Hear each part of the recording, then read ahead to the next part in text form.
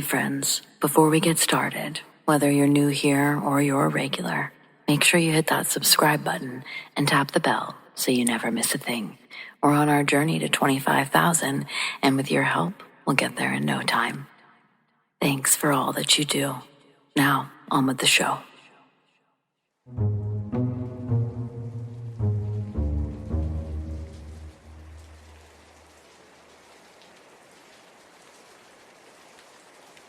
This isn't my story, but it's one that stuck with me for years. I think about it more often than I should, honestly. Usually late at night, when things feel just slightly off and I can't quite say why. Back in the early 2000s, I met a guy who worked at a theater in New York. This was in the 90s that he worked there, back when the city was still clawing its way out of the worst of the crime waves. He was a stagehand, lighting, rigging, behind-the-scenes stuff. Quiet guy, liked black coffee, didn't say much unless you asked. But when he did talk, there was always this strange calm to him, like he saw the world a little differently. He told me once that someone had broken into the theater one night, a robbery gone sideways. The guy was looking for cash and supplies, and when he got startled, he panicked and stabbed the man in the neck. Bad. Severed something important. He was alone at the time. No one found him for minutes. By the time paramedics arrived, he had lost a terrifying amount of blood and had no pulse. He said that he was clinically dead for nearly 9 minutes. But here's where it gets weird. He told me that he didn't go toward the light. There weren't any angels or tunnels. What he felt, instead, was his consciousness slipping, like a gear misfiring in an engine or falling through a trap door that he hadn't known was under him. He said there was this sudden, overwhelming sensation of being somewhere else. Another version of the same room, the same body, the same life. Except this time, he didn't die. He described it like stepping sideways through reality, that in the original version of events, the one that began when he woke up that morning, he bled out, and that was it. That world kept going without him, but his consciousness migrated, shifted, landed in this timeline, in this version. He survived, and he said it so plainly, so offhand, like he was telling me that he used to live in Queens before moving to Brooklyn. I asked him if he really believed that, and he didn't say, "I believe," he said, "That's what happened." There was no room for interpretation in his voice, no hesitation, just fact. That's what happened. I remember feeling cold when he said it. Not scared exactly, just rattled in some way I couldn't explain. Like he'd opened a door to something that I didn't want to look too closely at. Like a truth that didn't care whether I believed it or not. I never pressed him further. Maybe I should have. Maybe I didn't want to hear more. But sometimes I wonder, what if he's right? What if death isn't an end but a shift? A fold in the paper, a crossing into another version where you didn't die, where your body failed but your consciousness slipped into a timeline where it didn't. And if that's true, if we just keep falling sideways into the next nearest version of ourselves, how would we ever know? How many times have we already died?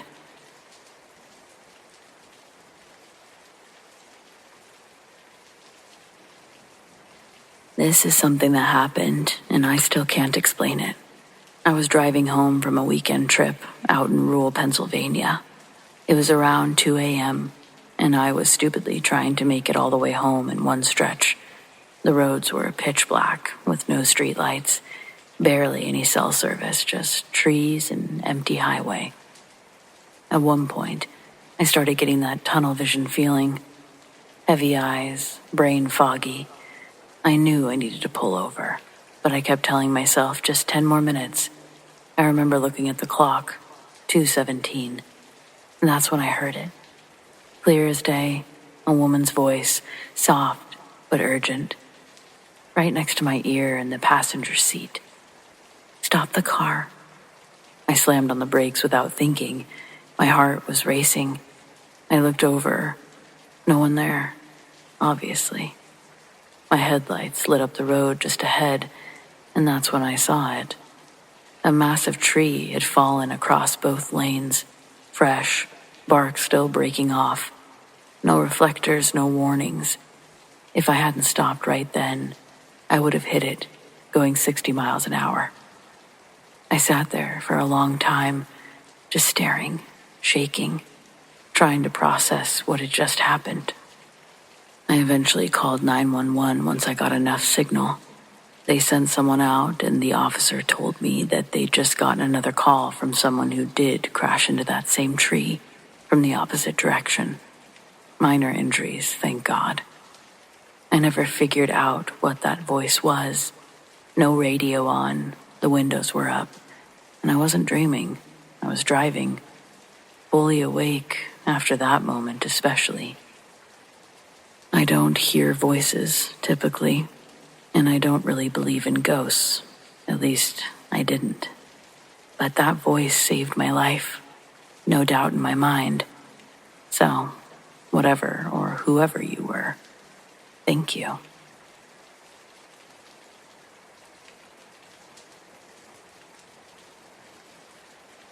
It was an especially cold morning.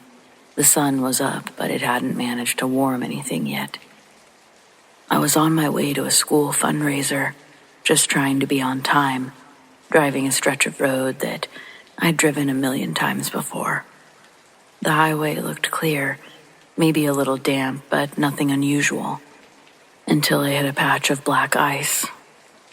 There was no warning or a chance to react. My tires just lost grip and everything stopped making sense. I don't remember the initial spin, just the feeling of weightlessness as my car left the road.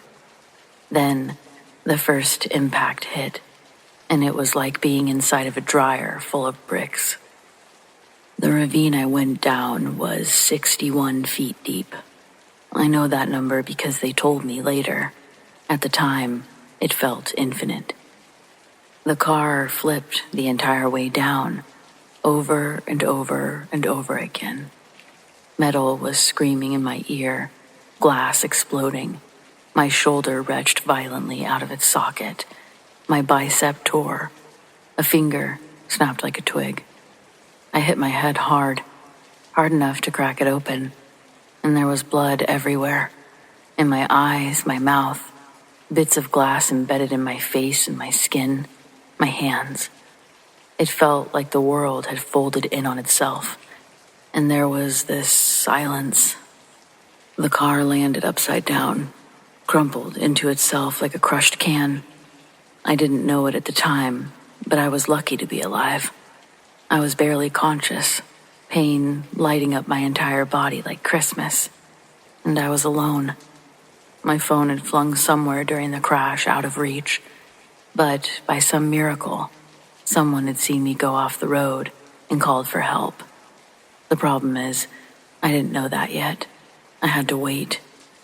It took 40 minutes for the ambulance to get me, and in those 40 minutes, I started slipping.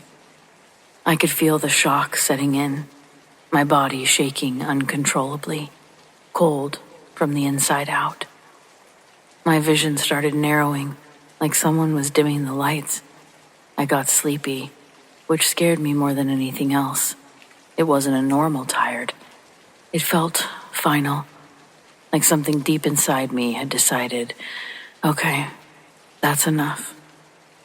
And then I heard it, a voice, soft, gentle, calm.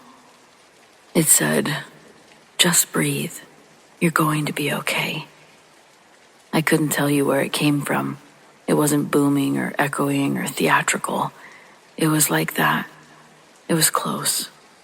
Like someone had leaned in next to me and whispered it just for me.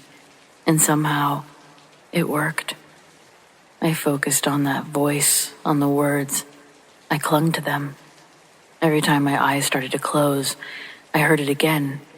Breathe. Stay with me. You're not done yet.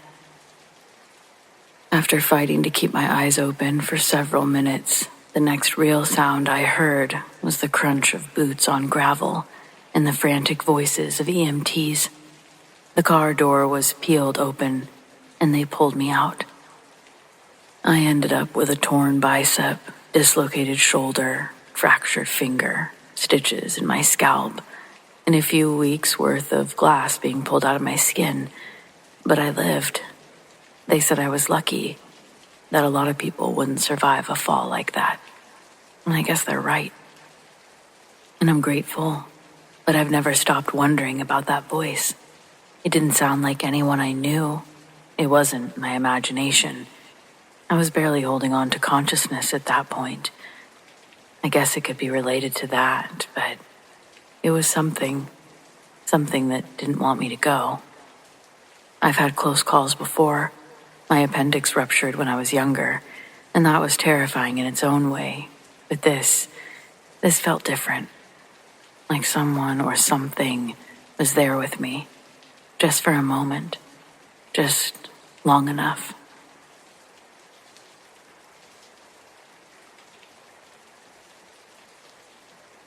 Okay, so this happened a few years ago. It still freaks me out when I think about it. I've told maybe 2 people, and I've gotten that you imagined it look both times.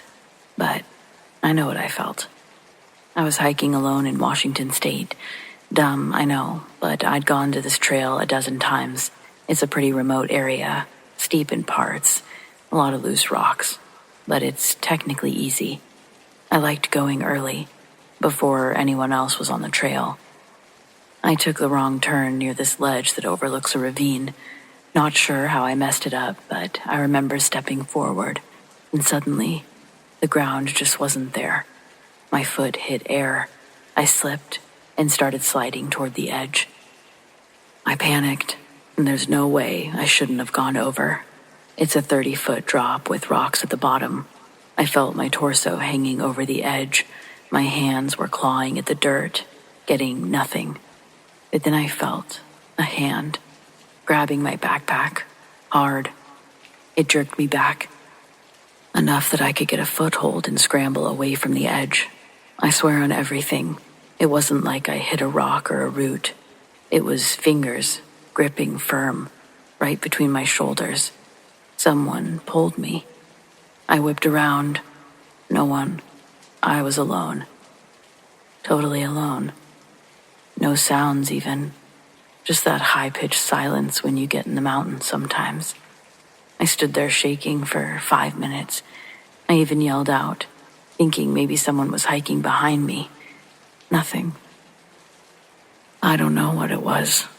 A ghost, a guardian angel, a spirit. Maybe someone who died on that ledge and stuck around. All I know is that I probably should have died that day, and something I couldn't see decided that I wasn't going to. Believe what you want, but I owe my life to whatever that presence was. I still hike, but not often alone. I never ignore that gut feeling anymore, and I'm always looking at the trail. Something's out there, watching, helping, maybe even protecting, but I don't want to risk it or press my luck. So stay safe out there.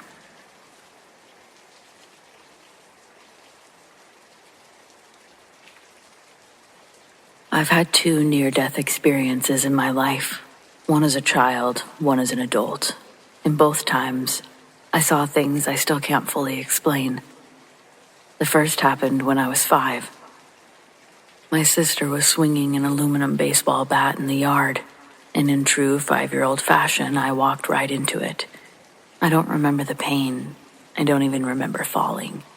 What I do remember is looking down at my body being carried away, someone rushing me inside, people panicking, and then suddenly I wasn't there anymore. I was somewhere else. The place I was, it felt bright, not just lit, but glowing. There was no fear, no pain, just this calm awareness. I could see all the things happening back at the house. My biological father beating my siblings with a belt, the buckle end, the way he always did. It was like I was floating through moments completely detached from them but still aware. And then I saw them, my great-grandmother, an aunt I'd never met. My great-grandmother had passed when I was 2, but I recognized her instantly. She looked exactly how I'd imagined her, and she smiled at me like she'd been waiting.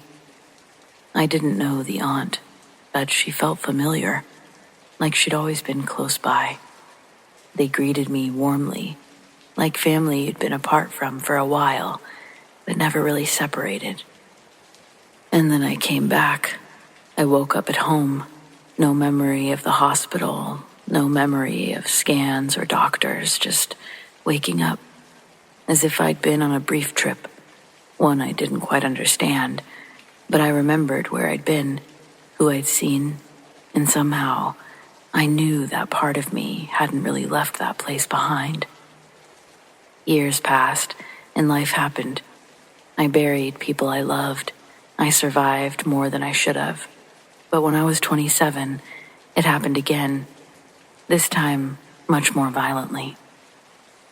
I was crossing the street when a car came out of nowhere, fast. I was hit, hard, and for a moment, I was gone. I floated above the scene. I could hear people shouting. One voice asked if they should call the coroner. I saw my body crumpled in the street, and then, just like when I was 5, I left. This place was different but familiar, bright again, but hazier, warmer. There were white pillars, windows, light that glowed without a source. It was peace, kind of peace that makes everything else feel small. And then a voice spoke, not out loud, but inside me. It said I could stay, or I could go back, that it was my choice. But before I chose, they showed me what would happen either way. I saw my mom crying at my funeral, my sister blaming herself. She was supposed to walk with me that night. I saw my family breaking apart, my mom sinking into depression, the weight of my absence. And then I saw what would happen if I did go back. My time would be short, but meaningful. I could help prepare them. I could help them let go. The voice told me I had already finished what I needed to do in this life. Returning wouldn't be for me. It would be for them. So I came back. Since then, I've lived with this sense of clarity that most people don't get. I've repaired relationships. I've made peace with the ones I couldn't save. I've recorded songs for my nephew, so he'll always hear my voice. I've written letters, told the people I love what they mean to me, and cut ties with those who only ever took from me. I've also warned the people closest to me that when my time comes again, and it will, they need to let me go. I've felt it since I was 5. Death isn't something I fear. I know what's waiting, and what's waiting isn't darkness. It's home. I live in Medford, Oregon, and I'll preface this by saying that I realize brass knuckles are illegal. But here's a story of how they saved mine and my boyfriend's life back in 2017. It was date night, and I met my boyfriend, who's now my husband, down at a little brewery called the Copper Plate. After a couple of drinks, we closed out the tab, and I suggested that we take a walk in the park across the street. It was a beautiful, clear night, without a cloud in the sky.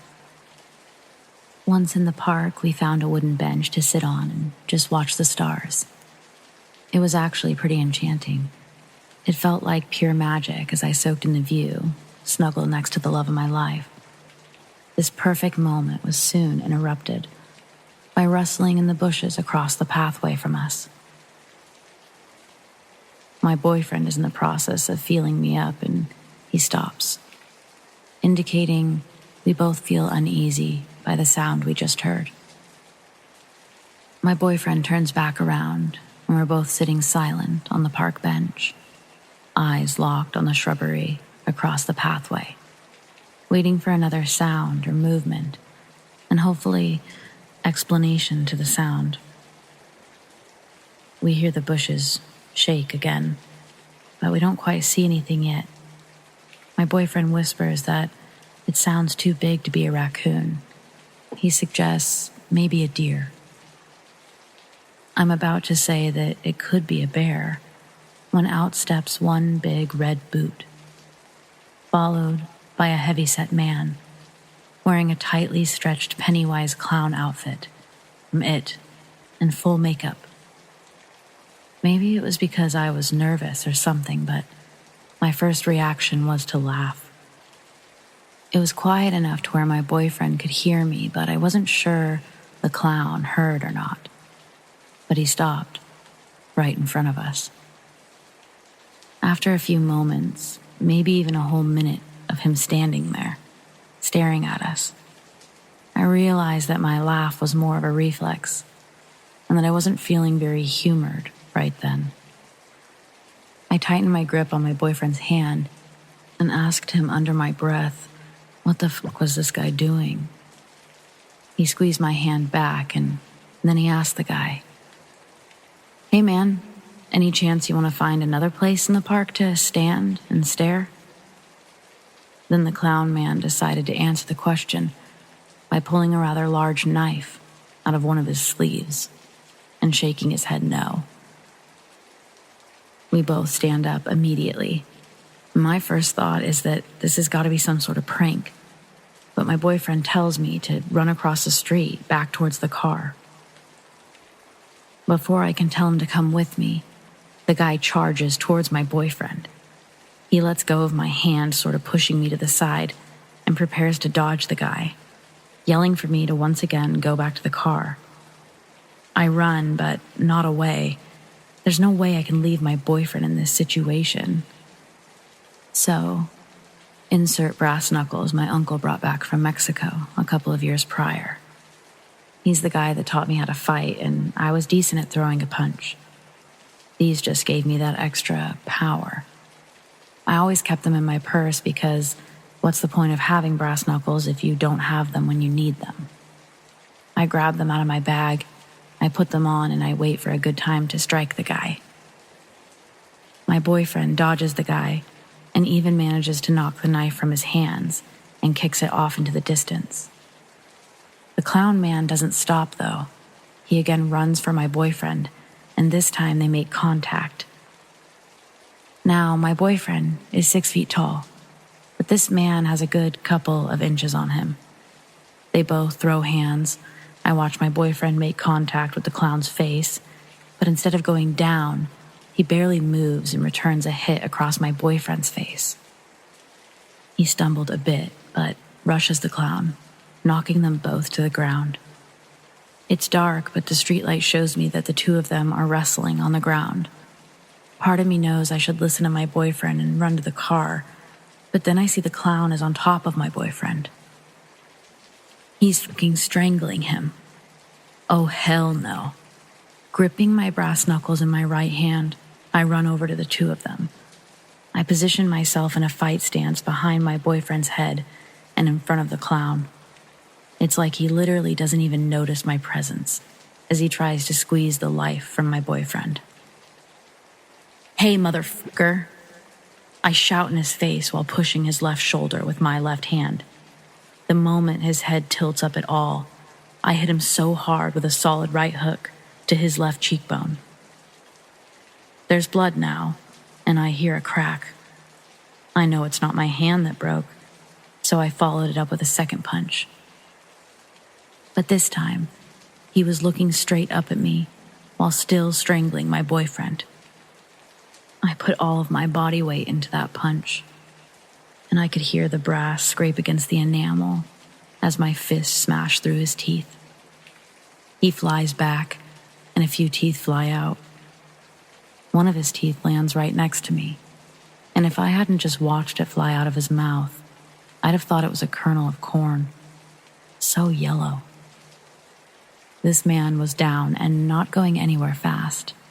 I grab my boyfriend's arm, and I tell him that we need to run to the car. He gets up, He's in one piece and he agrees we should go. Before running across the street, he darts back slightly and grabs the knife, telling me that if this guy gets away before the cops show up, at least he won't have a weapon. Knife in hand, we run to the car and call the police. Sitting in our car, we can't exactly see anything going on in the park. Where we were and where we left the clown is covered by tall bushes that border the park. After sitting there a while waiting for the police, I get a tinge of paranoia that they're going to arrest me or something. My boyfriend tells me no way, and I explain the brass knuckles. He tells me just to stash them, that whatever damage they find on that guy was from the two of us trying to fend him off. The police show up, and sure enough, the guy isn't there anymore. His teeth, however, were. One of the officers asks my boyfriend if the teeth are his, as he looks over his face, and he tells them no, that those belong to the clown man, along with the knife. After we finish giving our statements, we sit a while longer, curious if the guy will show back up, if for no other reason than needing medical attention. My boyfriend starts talking me up, telling me how it's the most badass thing he's ever witnessed, how I'm the man of the house, praising me for saving his life, blah, blah, blah. I kiss the guy, tell him to stop, and that I'm just happy nothing worse happened to either of us. He was right, though.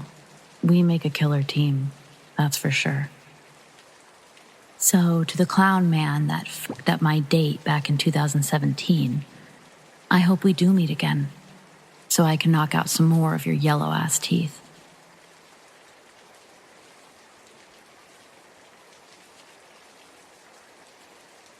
This happened to me a few years ago, and I still think about it more often than I probably should. A normal day, nothing special. I'd just gotten off of work and was heading to the bus stop. Same route I always took. Down Main, past the diner, up to the corner across from the Walgreens. I remember being a little out of it. Not tired exactly, but zoned out. One of those days where your body just moves through routine while your brain floats somewhere else. And I'm standing on the corner, waiting for the light. There's no one else around, just a few cars passing here and there. I had headphones on, but really wasn't listening to anything. The walk signal flickered on, and I stepped forward without looking. The next thing I remember is this arm, strong and sudden, grabbing the back of my jacket and yanking me back onto the sidewalk. And then, whoosh, this car flies through the red light, easily doing 50, maybe more. No brakes, no honking, just a blur of steel. It would have hit me, no question. I was already in the street. Half a step more, I'd be gone. I stumbled back and my heart was pounding from all the adrenaline. I spun around to thank whoever had pulled me, and there was no one there. Not in front of the shops, not down the sidewalk, no footsteps, no sound, nothing. I even said out loud like an idiot, "Hello?" Nothing, obviously. I stood there for a good 5 minutes, completely frozen, not because of the car, not even because of how close it was, but because I knew that I hadn't just been alone. Not before it happened, and maybe not now. I felt watched, not in a creepy way, in a present way, like someone had shown up just long enough to stop me from stepping into that intersection, and then left before I could see them. I've tried explaining it to friends, and they usually joke about guardian angels or say, "Wow, lucky break," but it didn't feel like luck.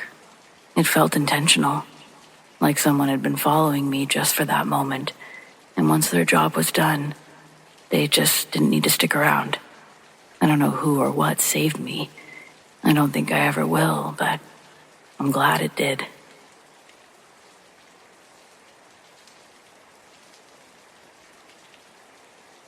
In '92, I was 16 and working at a grocery store. Our store closed at 9 p.m. It was after 8 p.m. when this random dude, probably a little older than me, walked through the sliding doors, walked right up to one of the cash registers, and just started pressing all of the buttons on it.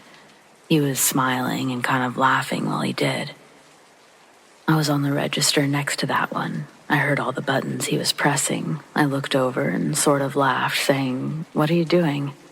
He didn't answer me and kept pressing buttons in a comically, almost exaggerated way, really trying to make anything happen with the register. He was laughing, and honestly, I can't tell you why, but I was laughing pretty hard. Then my assistant manager, a woman a lot older than me, walked up front and spotted him. She looked over at me while I was laughing, and she asked him, "What are you doing?" And she was more serious about it. I switched my gaze back to the guy, and he was now panicking, pressing the buttons to the register more frantically. He wasn't laughing anymore. Then he looked over at the assistant manager, then to me. Right when we made eye contact, he pulled out his gun. He walked closer to me, told me to open the register. The gun was so much closer now. I realized it wasn't a joke. He was seriously trying to rob the store, and that was a real gun. I didn't react because I was taking it all in, but my assistant manager walked over, ushered him over to his original register, the one he'd been playing on. She told him to please lower his gun. She said other stuff too, but I focused on that, really hoping he would. He didn't. Instead, he pointed the gun at her. While she was trying to get the register open, he was saying very hateful things to her, telling her, "Hurry up, bitch, open the damn drawer," pressing the gun into the back of her skull. She got it open. He took out the money, but then started coming to my register. He was again pointing the gun at me. I just stood there. He told me to open the drawer, and so I did. I just stood there while he was taking the money out. He didn't say anything else to me, though, but he pressed the gun against my back with force. Once he had the money, he walked away, and I shut the drawer. He focused his attention back on the assistant manager, and again was erratic and mean, yelling, "Where's the safe, you stupid bitch?" Things like that, hitting her. She told him she couldn't open it until the morning, and he told her that she was going to figure out a way, and continued with the obscenities. He acted like he despised her. He'd raise his voice so loud, wanting her to say one thing out of line so he could shoot her. He kept saying as much. Anything that she said would make him so mad. He got the money out of the 2 registers and even eventually from the safe in the office. While they were in the back, I reached for the phone and dialed 911. I was so scared that he was going to see me. I refused to hold the receiver to my head. As soon as I vaguely heard someone pick up, I started speaking, facing away from the office as best as I could.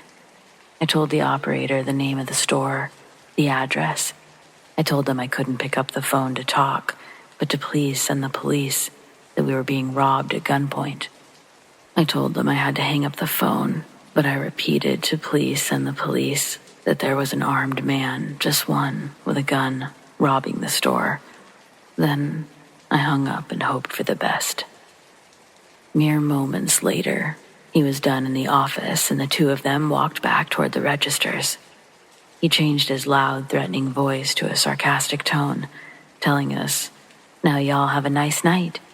And he turned to the assistant manager and said, "But fuck you, bitch," and ran out of the sliding doors. The assistant manager's face turned red. She was hysterical and crying.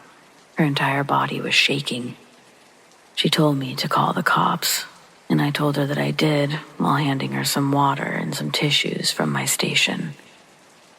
Once the police arrived, she was telling them what happened, very upset and crying, so they took a break from her, and then the cops came up to me, asking my side of the story. I told them everything.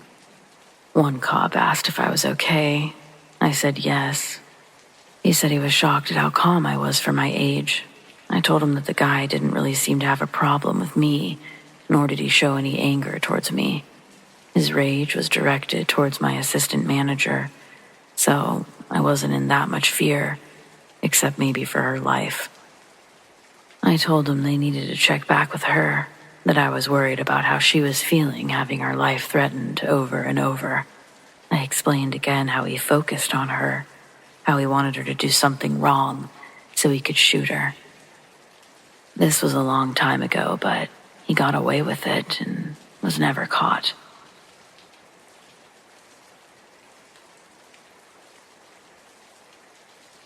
I got stabbed for talking shit to a junkie that fell into my car when I was driving home from work. In an attempt at an insurance claim, he leapt off the sidewalk into the street and then onto the hood of my car. I was only driving about 2 miles per hour tops because I was making a right-hand turn. I even watched him start walking all fast as I was pulling up. He already had me thinking that he was going to do something dope fiendish on my approach. I made sure my doors were locked before even making the stop. I turn, he jumps and lands on the car, then proceeds to crawl up and roll onto my windshield, cracking it in the process. His stunt didn't shock me like he thought it would. It didn't even surprise me. I was just pissed. So pissed that I didn't use my better judgment. Before I even thought, I should call the police to report this, I was outside of my car in a tirade, telling him to get the fuck off the car. He rolled off onto the ground, dramatically finishing his accident beneath the beams of my headlights. When he didn't respond, I had a moment to think, and that's when I thought to pull my phone out and start to call 911. I glanced down to dial, and in that time, he'd whooshed up from the ground and grabbed me by the collar of my shirt. He looked possessed. Just before 911 connected to the speakers of my car, I felt him jab me in the stomach twice. Then he threw me to the ground before running around my car and down the block he'd originally been coming from. I'm relieved to see him run away, but when I get off the ground, there's a pool of blood where I was, and then I feel a sting. I look down, and blood is still pouring from my lower abdomen, and another spot in my upper abdomen. When he was hitting me, I didn't see anything was in his hands. There's a lot of blood on the ground and on me, still coming out of me at a steady rate too. I tried to hold the wounds closed by pressing my left arm and the hand over them when I got into the car. The 911 operator is still on the speakers, asking if anyone's on the other line with her. I answered yes, and I told her what had just happened. She asks where I am. I don't know. I'm too woozy to get back out and see a street sign. I should know where I am, but I'm too woozy. The operator started asking me other questions about my condition, but I could barely focus. My energy was depleting fast. I interrupted the operator, told her that I'm going to drive myself to the hospital. She asks me to reconsider, telling me that dispatch was on the way. They've narrowed down my approximate location. They'll be in the neighborhood shortly. With how I was feeling, I decided to risk it, try to make it as far as I could rather than risking them not finding me at all. The hospital was near the freeway that I'd just exited. Turning the wheel is when I really felt the tears in my skin. It felt like there was stretching every time I moved the wheel. The pain was unbearable, and I was almost passing out more from that than the blood loss. That's a different kind of pass out, I found. You squeeze your eyes until a white ball starts filling your vision. You have to open your eyes and really get a grip on yourself not to fall in. Then the extreme tiredness. Reasoning with myself that it's okay to close my eyes for a couple seconds. I'm fighting both urges and about to crash out, but then I see someone sitting in the passenger seat next to me. Later on, recalling these events, I believe I was hallucinating because there was no possible way someone was in the car with me that night.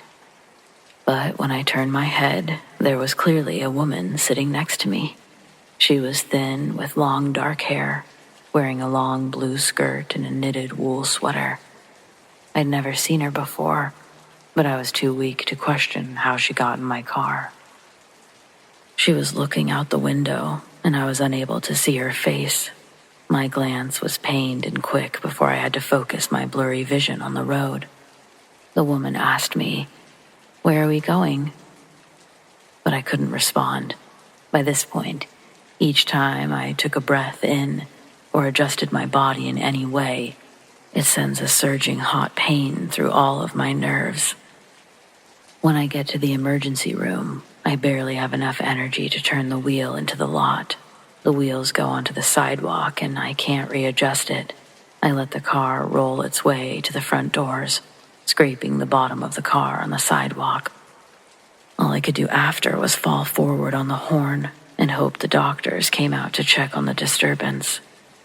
The scene I had made had already evoked attention before pressing the horn, so within seconds, doctors or nurses were banging on my window, telling me to unlock the doors.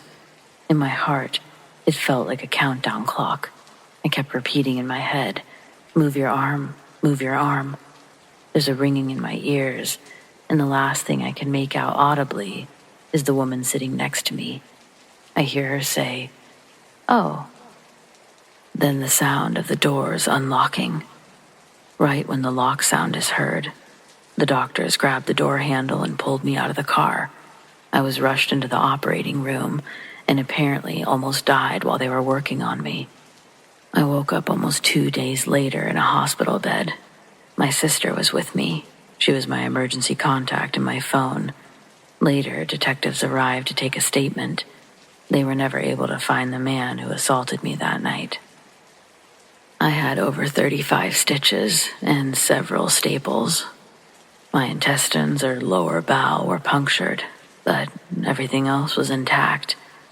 However, stomach surgery and recovery presented their own medical complications over the years. My life had for sure changed after that night. I'd lost the secure and safe feeling that I used to have and take for granted. But as a part of growing and moving forward, the experience has led me to accept that there will be scars I keep on the inside and out, that I will have to someday look in the mirror and believe in the reflection I see. Until that point, take it day by day. I'm lucky to have this opportunity to appreciate the world that I could have left.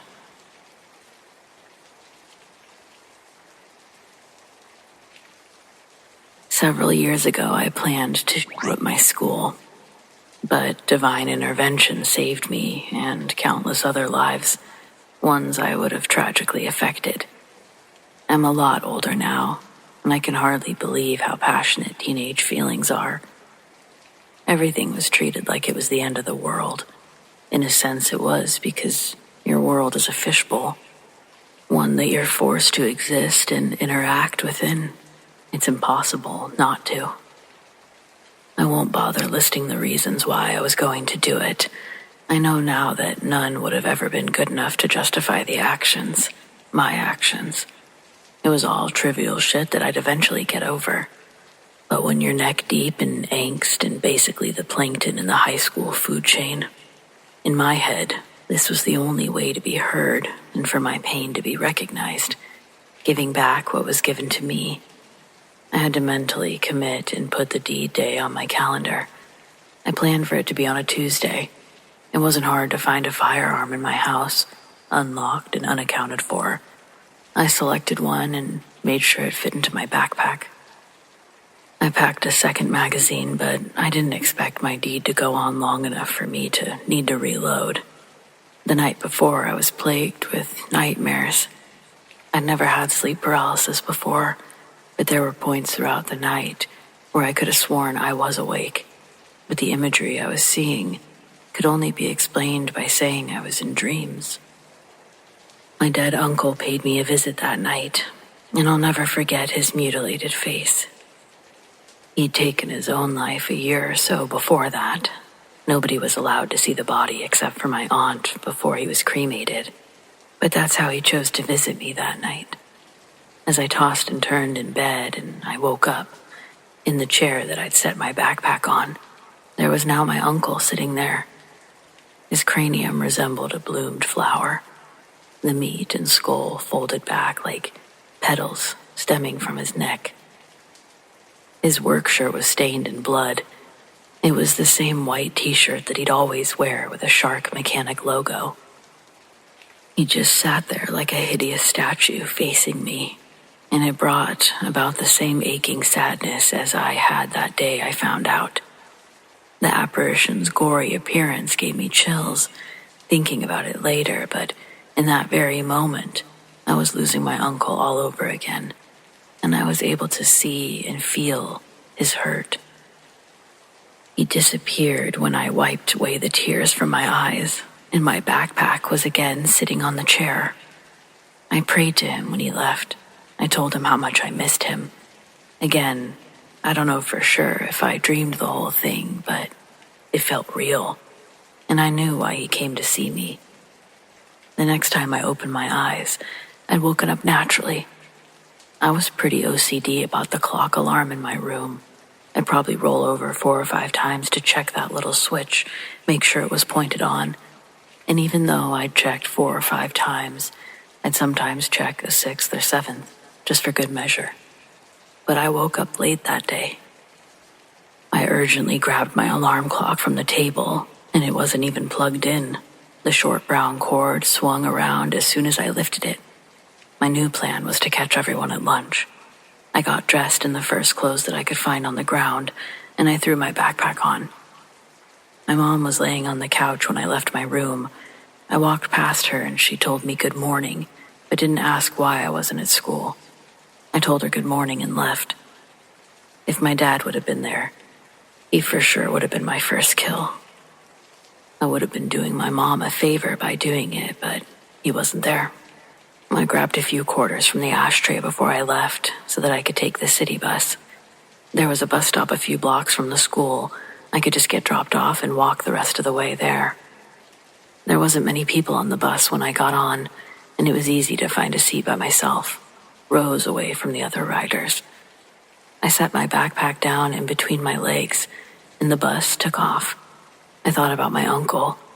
I thought about what I was about to do. I wanted someone to catch me before I went through with it. I was having an internal battle. There was an angel and a devil dueling on my shoulders, and the angel needed help.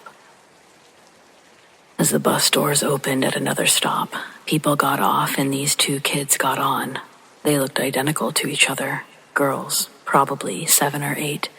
Young kids dressed in white button-ups and blue skirts. Looked like they were from a private school. One of the girls was being pulled by the fattest iguana I've ever seen. Instead of a normal meal like crickets, it looked like its diet consisted of cake and cookies. Its long tail whipped ankles as it made its way down the aisle, tugging on the leash. When I looked up, they were both already looking at me, smiling all weird as they moved down the rows of empty seats towards me. Then one sits right next to me, and the other, with the iguana, sits in the row in front of me, turned around in the seat so that her knees are facing me. In a nutshell, our conversation went like this. I ask, "What?" They respond in sync, "Hi." Most of the things they said were like that, between them, the same words at the same time. So they say hi, and I ask, "What?" again. They ask why I'm not in school. I say I woke up late, and that's where I'm going. I ask why they aren't in school. And they say, "We don't need school," and giggle together. I'm like, cool, whatever, and turn toward the window. From the seat in front of me, the iguana climbs down and under the seat, and I don't notice him in between my legs until he's got a hold of my backpack. I felt a tug, and I heard the metal clang inside. When I looked down, there was an obese lizard giving one of my zipper keychains the old-fashioned death roll. I started to unzip the bag, and I went to grab it, but I'm sure that only opened the bag more, because the gun, an extra magazine, fell out onto the bus floor by my feet. The iguana continued to twist the backpack with my arm now entangled with it, and I couldn't retrieve my fallen items before the girls simultaneously go, "Oh!" And the one next to me picks up the gun and the magazine from the ground. I tell her to give it to me, but she holds on to it. The other twin leaned way over her seat to get a good look at what her sister was holding. When I get my hand freed from the bag, the iguana keeps it tightly held in its teeth and skitters away to the seat in front of me with my bag. I ask them desperately to please give me my stuff back, but they ignored me, staring at the shiny gun. Then one twin hands it off to the other twin, and she puts the magazine and the firearm back into my backpack. I feel the bus slow down and the brakes approaching another stop. Both girls stand up like they're getting ready to leave. The one holding the iguana's leash throws my bag over her shoulder and starts to leave her tow of seats. That's when I grabbed her shoulder and said, "Wait." But as soon as I did, the other twin immediately starts crying and screaming, "You leave my sister alone, you pervert." She had real tears coming down her face as she fake pounded at my back with her fists. A few passengers turned around and see all the commotion. Someone says, "Let go of her." And at that moment, I knew it was over. The twins and the obese reptile get off the bus and run away.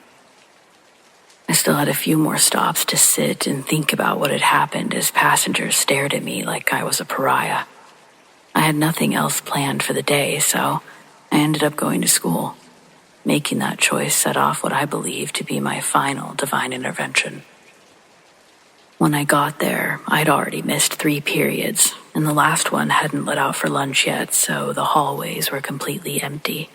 And the first person I saw was a school guidance counselor. I hadn't had many talks with her before that day, but she strolled up to me, asked why my eyes were red and glassy, why I was late.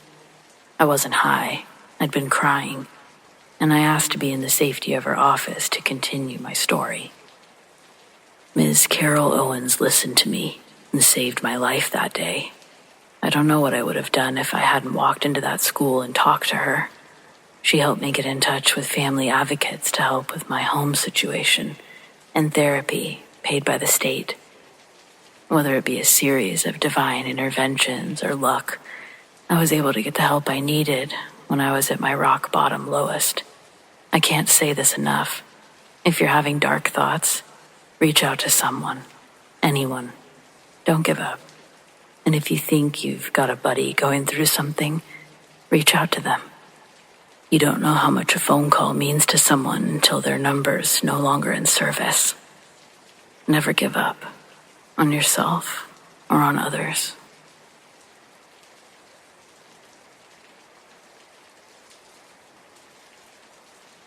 When I was 8 years old, I lived in a resort town called Garden Bay, British Columbia. We lived down by the water, and there were many, many log booms, which we decided to run across. Big mistake. I was in the middle of hopping across the logs when the logs divided, and I fell between the logs into the water, and then the logs closed above me. I immediately looked above and could not find a way between the logs. I started to sink. I remember the moment I entered the water as clearly as it happened a minute ago. It was dark, but not so dark that I couldn't see sun rays from beyond the log boom hitting the water as I sunk. I was extremely peaceful, although I realized I probably should be panicking. The next thing I knew, I hit the bottom and immediately passed out, or at least I thought I passed out, because the next recollection I have is that all the sand at the bottom of the water started to move in a circular motion around me, and a shimmering of light in those sand grains. In that very moment, I felt like I was connected to every rock, every animal, everything in the air, all the water. There was a sense of oneness that I'll never forget. Adults from the beach saw what was happening. Eventually, they were able to get me pulled out. I choked up water and then immediately told anyone and everyone that would listen that somehow I knew that everything in this world was indeed connected, and that there was no beginning to me, no ending to me, that we were all just one. And that feeling comforts me to this day.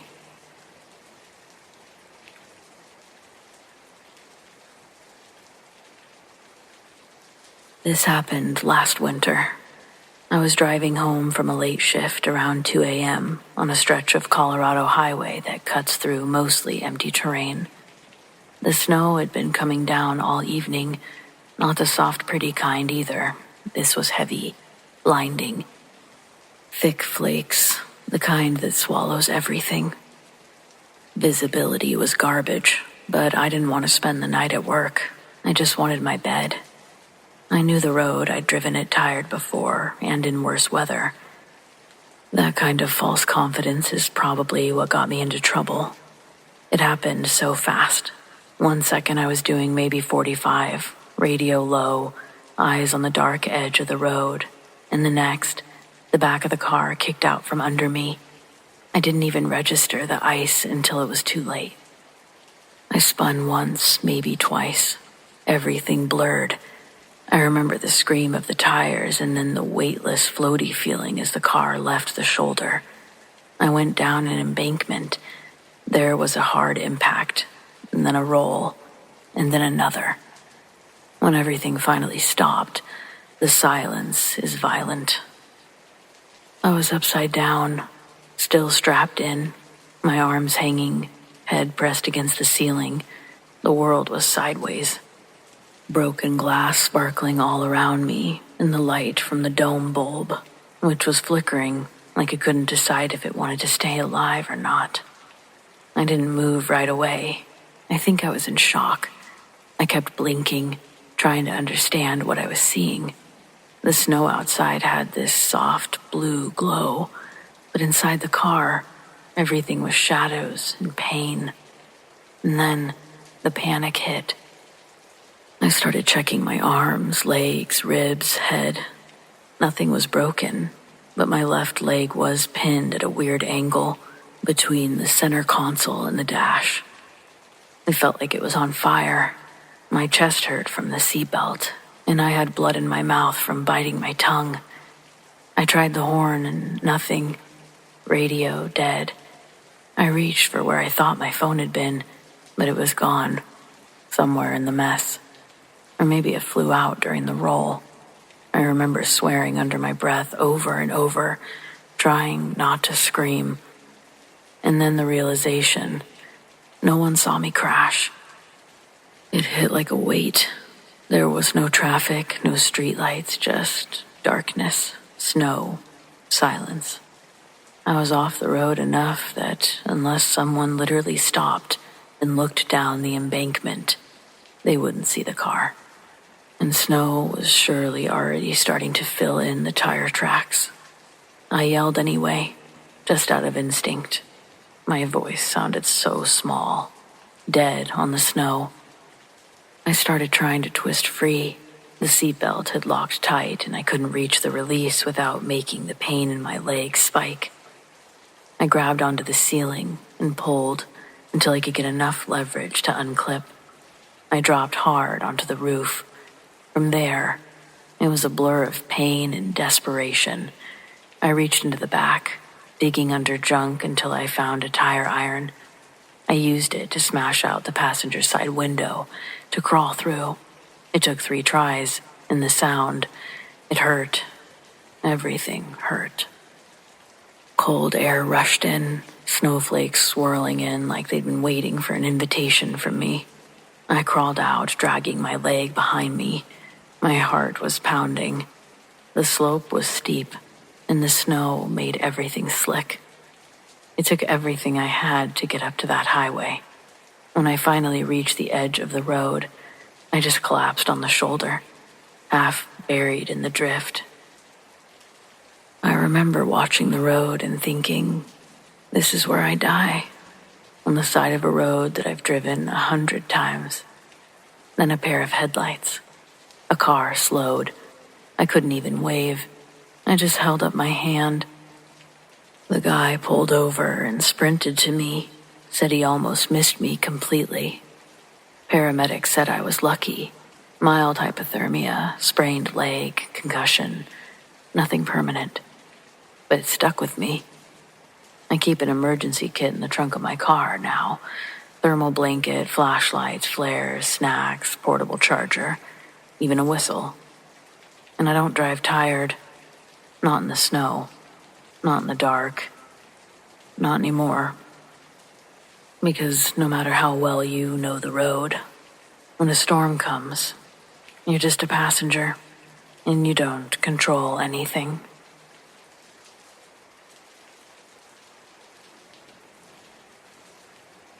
My late brother saved my life. His name was Morgan, and he died of COVID in 2020. He already had underlying health conditions brought on by his time in the military that made it unable for him to fight off the infection after he got sick. He served in the Army for several years, and when he appeared to me, he was dressed in his full military gear. Not his uniform, but tactical gear, like I'd only seen in photos of him overseas. It happened a couple of years ago. There was a fair in Winnipeg. I'm American and live in Minnesota.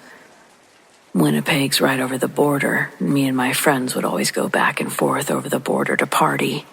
We saw advertisements at the gas station for the traveling fair. All of us got excited, and we knew we had to go. The next Saturday, me and my 3 friends all piled into my car with only our passports and some cash. It was later into the night, and the fair was slowly starting to clear out. There must have been an hour left before they officially closed. Most of the vendors and rides were in the process of shutting down. We'd been there all day, and I know most of us were out of money by then. It was exchanged for fair food and stuffed animals that we won from games. I still have a few stuffed cow keychains that I won that night. I worked hard for these stupid softball-sized cows, and I got quite a few. A lot of the games had them as prizes, and I made it my mission to win as many as possible that night. I know my final tally was in the double digits, more than 9, that's for sure, but I only ended up leaving the fair with 3. I was on the furthest left side of the group, with my hands full heading towards the exit, and from behind me, I heard my brother's voice shout, "Hey, shitstain." And that's what he used to call me. It was a nickname for me, a term of endearment. Instead of little bro, he called me shitstain, even when he was in a good mood. And my parents never stopped his behavior, so shitstain was able to slowly replace my real name over the years. Wild to think about later in life, but that's what we got going on during this period of my life. And remember, he fought for our country, so cut him some slack. So, from directly behind me, I hear, "Hey, shitstain." And instinctively, I flinch and dive, because most of the time after hearing that, there's going to be something launched in my direction following the greeting. It was an uncontrollable reaction that sent me flying down into the muddy ground on my knees. And that's when I lose the majority of my stuffed cow keychains, sinking into the muck in front of me. At that precise moment, though, I was more distracted, watching a helium tank shuttle over my head like a rocket after skipping on the ground a few feet in front of me. The canister barely cleared me and shattered the bones of the legs of the person behind me. If I wouldn't have ducked, that metal cylinder could have decapitated me easily, or caved in my chest if it missed my head. Either outcome, I'd have been without major organs functioning if it hit me. Some drunk carny was loading a bunch of tanks into the back of a truck. One fell off and landed just at the right angle to crack the top and send it like a bottle rocket. It was pandemonium for the people around that saw it happen.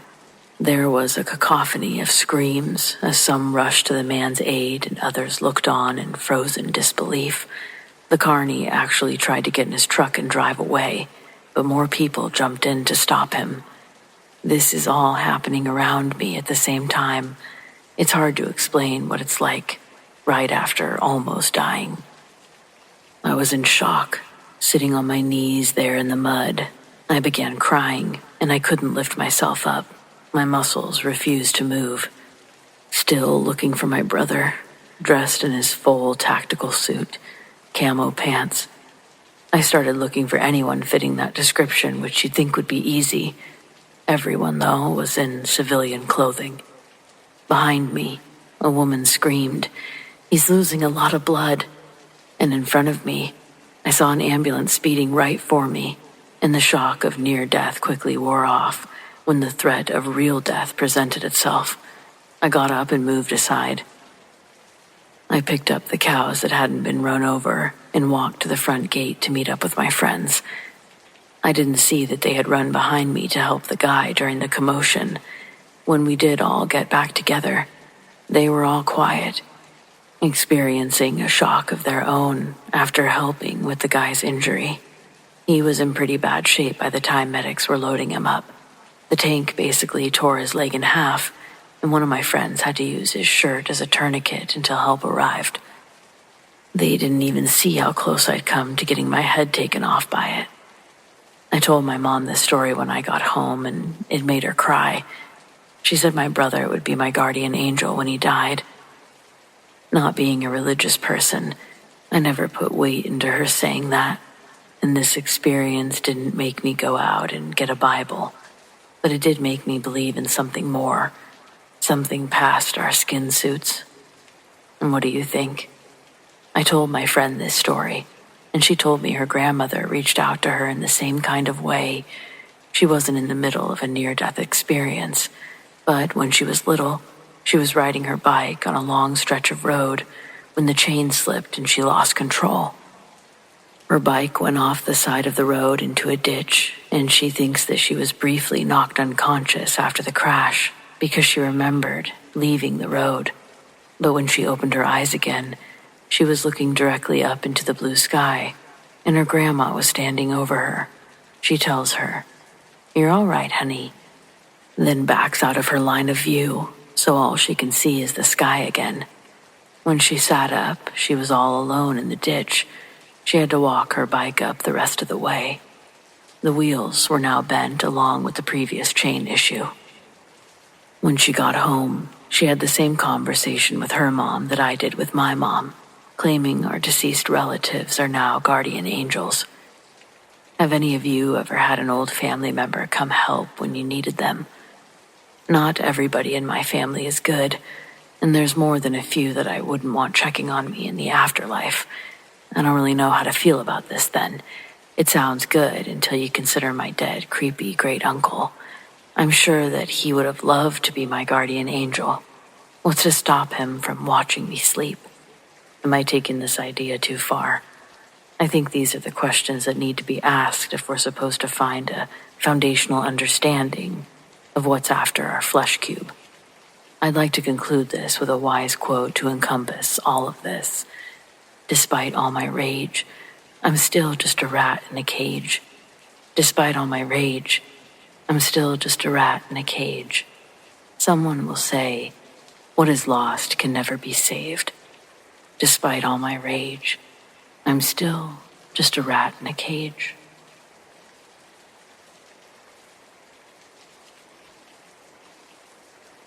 Alone, I didn't think I'd ever see the surface again. I don't talk about this much, partly because people assume I'm exaggerating, but mostly because reliving it makes my chest tighten up in a way that I can't really explain. It happened in southern Utah, summer 2021.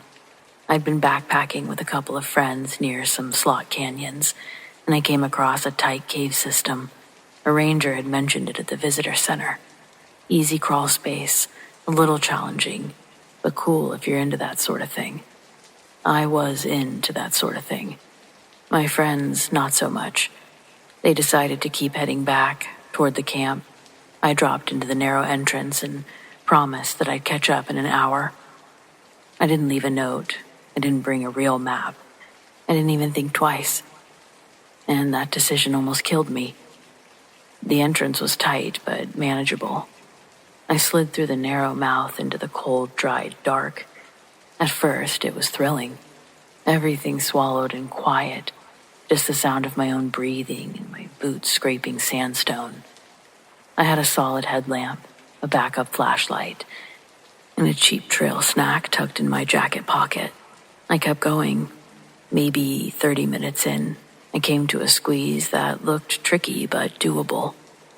It was a tight, belly crawl type space, where your shoulders barely clear the rock.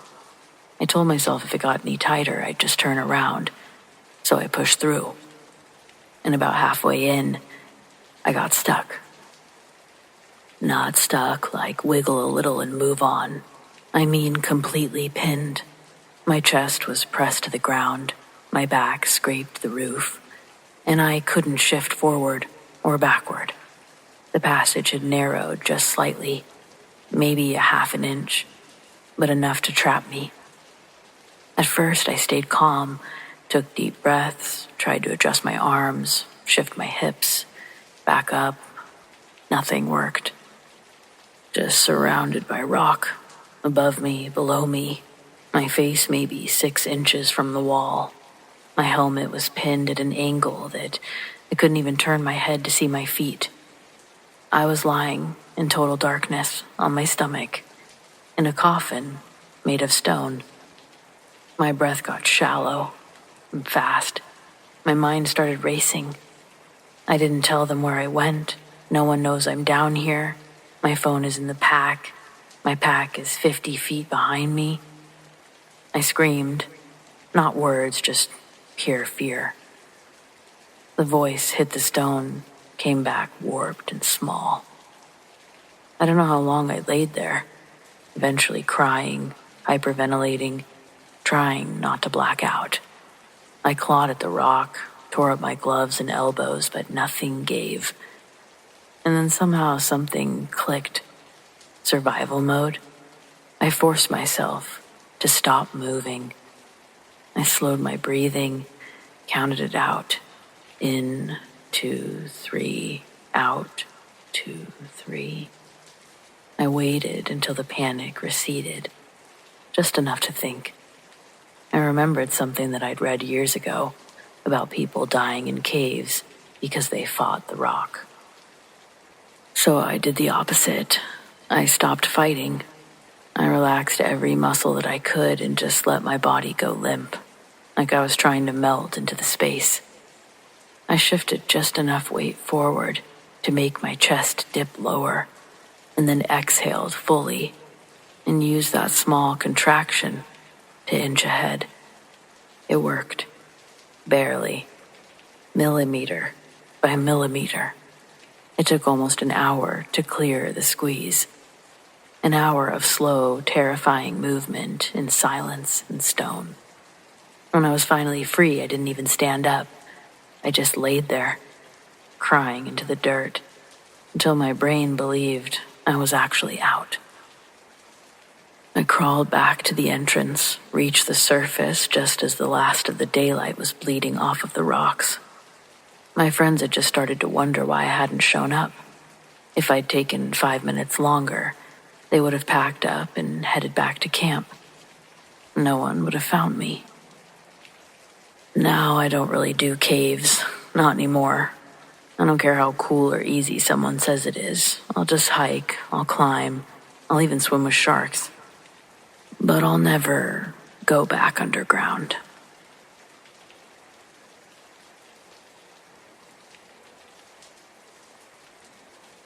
I tripped, and my leg got stuck in between the train and the platform. The conductor was going to take off without looking, and then this big guy pulled me up. I was obviously very grateful, but he had a neutral look on his face. He said that he did the same thing for an old lady a week ago, and now the Lord has him just saving people. The guy was already jaded over his new job of saving people's lives, but I was sure grateful.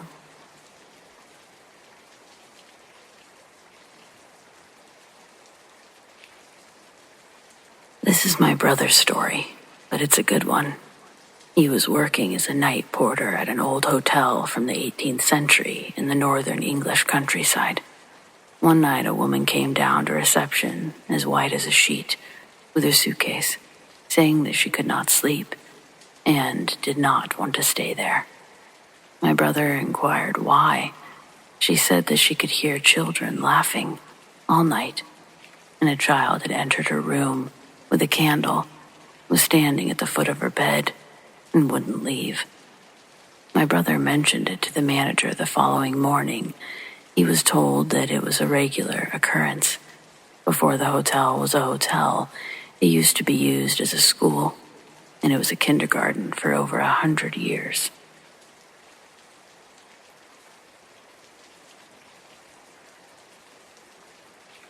About a month after my mom passed, I was at her house helping my sister clean out some of her things. We were going through drawers in the kitchen when her old clock radio, this beat-up little thing from the 90s that hadn't worked in years, suddenly clicked on. No static, no fuzz, just a few seconds of a song that she used to hum while cooking. You Are My Sunshine. It faded out after the first line, then shut off like nothing happened. Neither of us said anything for a while. Then my sister just muttered, "Okay, Mom," and kept sorting. We didn't talk about it again, but we know what we heard.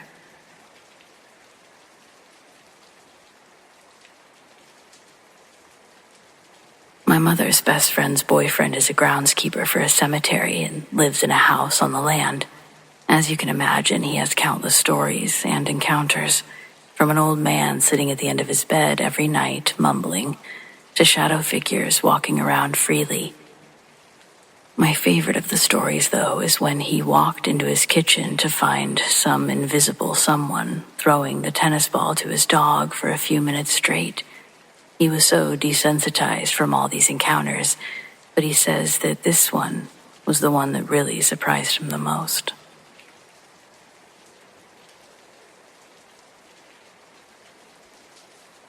A week after we buried my uncle, I started finding dimes everywhere, on the floor of my car, in the washing machine, even in a pair of boots that I hadn't worn in months. Always one dime, just sitting there.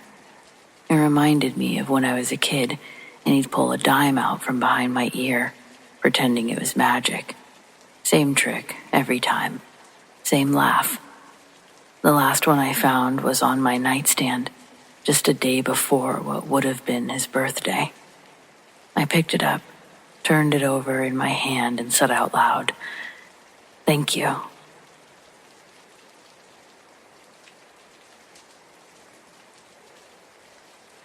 I saw a Sasquatch on a family trip as a kid. This was around 91, 92. We were traveling in my aunt's RV near Lodi, California, headed to her property in the county. We were on a desolate road with only trees around. It was about 3:30 in the morning, and I couldn't sleep, so I joined my aunt in the front of the car as she drove. Suddenly, we see a figure walking on the side of the road. The figure was massively tall, covered in hair, walking on two legs, and its arms were at its side, and it had a conical-shaped head. Sadly, I wasn't aware or smart enough to turn around and look, so I only saw it from behind. But I saw it, and my aunt did too.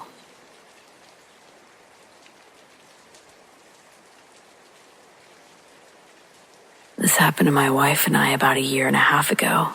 We were sitting in the living room on a sunny day with all of the curtains open when everything just blinked out of existence. It just went black for a split second. I jumped up and shouted, "What the f-?" My wife said, "Oh my God, you just saw that too."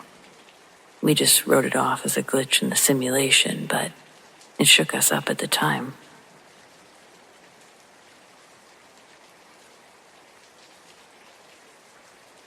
I've never known what to make of this, but one time I took my kid to get crickets for their lizard.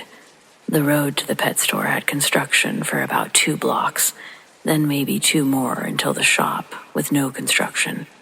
We drove slowly through it, workers, signs, etc. everywhere. We got to the store. She ran in, got the crickets, no line, less than 2 minutes. On the way back, the road was totally clear. Not even a hint of construction. The type of work they were doing, no way it was cleared up in that time. We still talk about this 2 years later.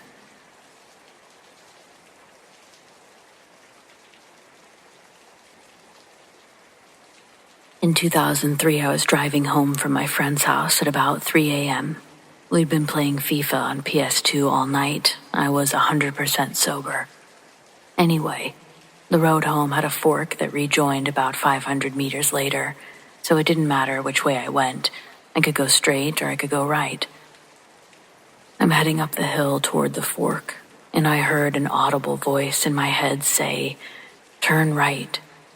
It was so real, I actually responded with, "Okay," and slowed down for the intersection. I had a green light. As I slowed down, a car blew the red in the opposite direction at a speed that was likely 160 kilometers per hour or 100 miles per hour. My going straight would have resulted in me being T-boned in the driver's side door and my instant death. I'm a secular person. I don't believe in a higher power or anything, but I'm not quite certain what to make of that night.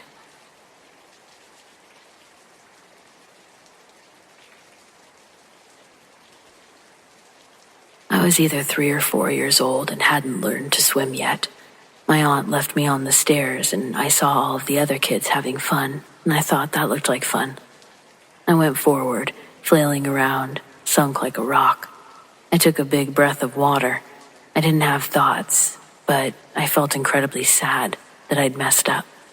I was pulled out and given CPR by a lifeguard, and when I came to, I was instantly crying, saying how sorry I was. Not my only near-death, though. When I was 19, I was run over by a truck going 45 or 50 miles an hour in a crosswalk. I didn't see it coming. I had my back to the truck while skateboarding across the crosswalk. I felt the truck impact my entire back.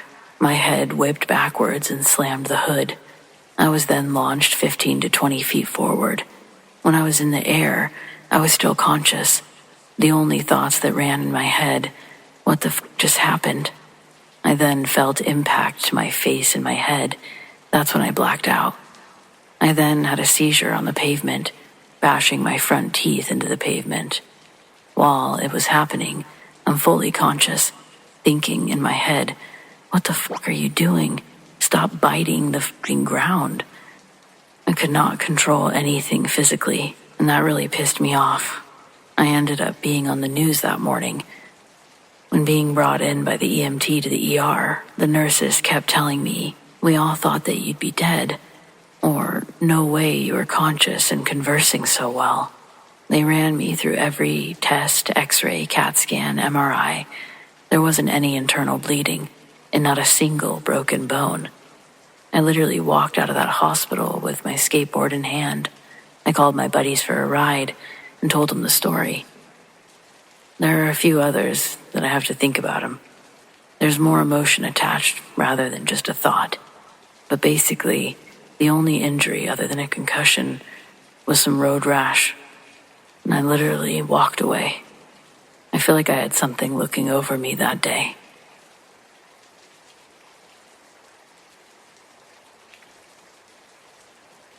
This happened when me and my parents were on vacation to some place near Spain when I was still young. We went to a little beach at some coastal town, where I then immediately jumped into the ocean with my swimming goggles on. I then crawled onto some rocks and walked around until I noticed a crab sitting on the rocks. I then traversed them carefully while trying to catch it, but it kept crawling away. This continued until I then followed it to a point where the little bay I was in ended and the open ocean began. So then little me decided that it was a good idea to jump into the open water to see if there was anything cool down there. I then jumped in, and I was immediately hit with the cold temperature of the actual ocean water. But the worst part was that even with my goggles on, I couldn't see anything down there. I was met with a giant black void. No fish, no plants, no rocks, nothing. I then immediately turned around, began swimming back as quick as I could, and since that moment, I haven't gone beyond the shallows ever again.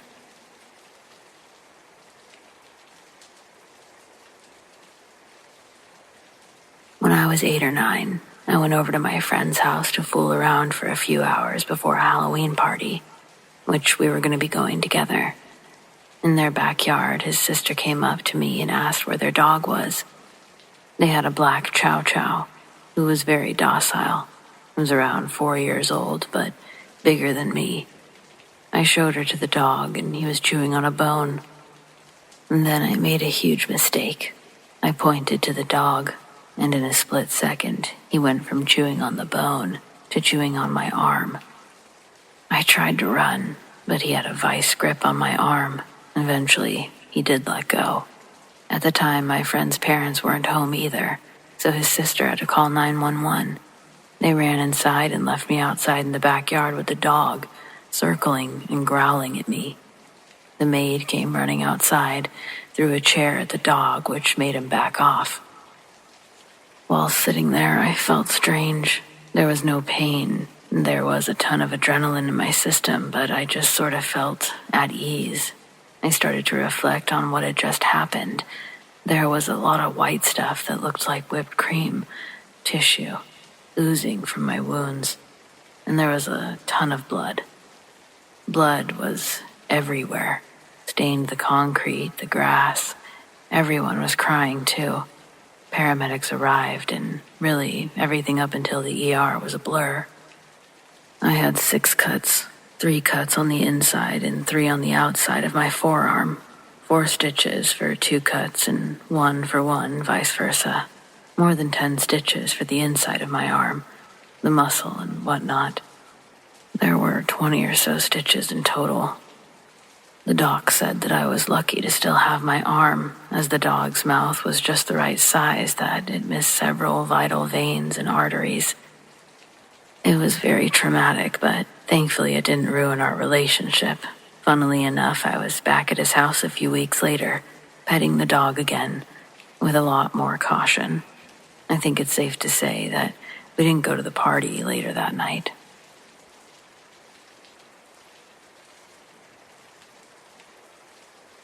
This happened about 6 years ago, and to this day, I don't have a good explanation for it.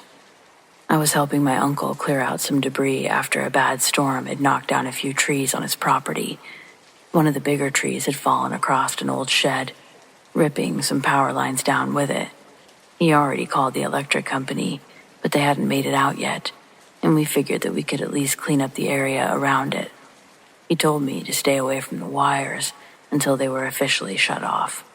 But I saw one draped across a metal fence and thought, it looks dead, probably already shut off. Stupid, I know. I figured I could just unloop it and move on.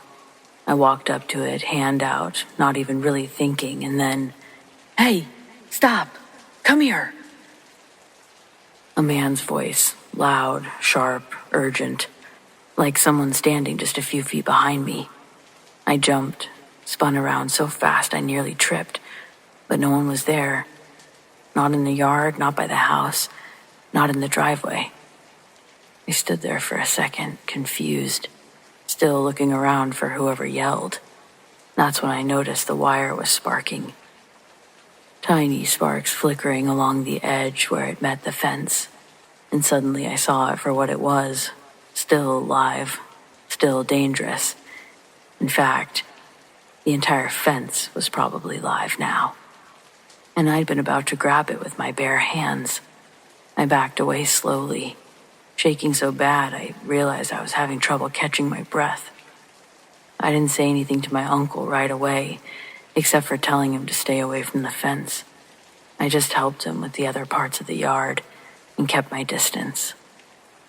Later that night, when we were sitting on the porch having a beer, I finally told him what happened, much in the context of asking him if he'd called for me earlier.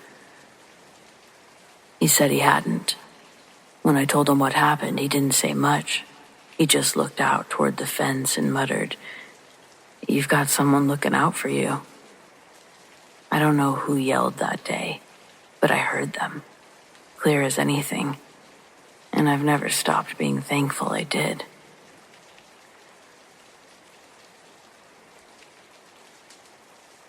I'm a 25-year-old female, and I've always been fairly in tune with the supernatural.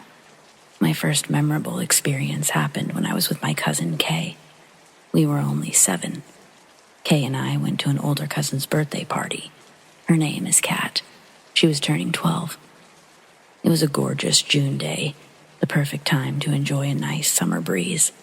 Kat's party was at Duncan Park in Natchez, Mississippi. While this park had its usual picnic tables and playground equipment, it was surrounded by weeping willows, which aren't that uncommon to find in this part of Mississippi. However, unlike other parks, this one was sitting right next to an old plantation house, an abandoned YMCA that closed down in the 70s, and the front of an old locomotive that the city was forced to fence off because people like my aunt had defaced it in their youth. My cousin Kay and I ran around the park while waiting for the rest of our family to show up and enjoy the festivities. That's when we saw them. 2 women dressed in pastel, lacy dresses with bell skirts and bonnets, the style resembling that of the Civil War era. However, in our 7 or 8-year-old brains, they were dressed like Barbie princesses. So we followed. We still had that childlike naiveness when it came to stranger danger. They walked up the steps to the front porch of the Greek Revival-style home, where we saw a few men in tailcoats, adorned with top hats and what looked to be afternoon tea set up on a table. My cousin and I watched at a distance, at first completely entranced by the scene in front of us. It was like something out of a fairy tale. We got a bit closer. I remember we were going to ask them something. What were we going to ask them? I don't remember. I do remember that as soon as the word "hey" came out of our mouths, the ladies in dresses, the gentlemen in suits, stopped what they were doing and floated through the walls of the house, disappearing completely. My cousin and I stood there, looked at each other for a few minutes in disbelief at what we'd just witnessed. Kay and I came to a silent understanding that no one would believe us, since we were just children. We would have been written off as having overactive imaginations. We went back to Kat's party like everything was normal. Didn't utter a word of what had just happened to anyone. Fast forward to when we were teens. We finally told my mom what we'd experienced all those years ago. My mom told us that the Auburn plantation had reenactments in the spring. So what we must have seen was former residents enjoying the summer breeze like they were still amongst the living.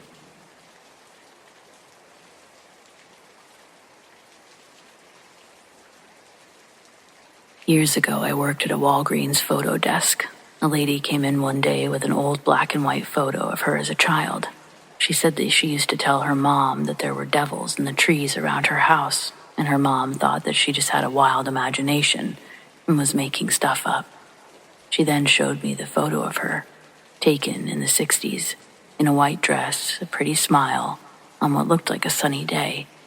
But what the fuck is that in the trees? It looked like demon faces all over and around the trees, on the bark, in the branches. Worst case of pareidolia I've ever had. She wanted to make an enlarged copy, said that she would give it to her mom to prove she wasn't crazy. That photo still haunts me.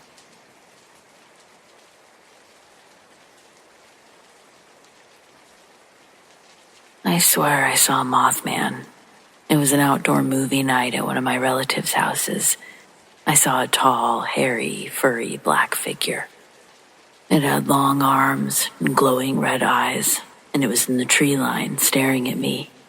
It was hard to see since it was mostly dark outside, so I can't be sure if there were wings. But it just stood there, didn't move, apparently until I walked away.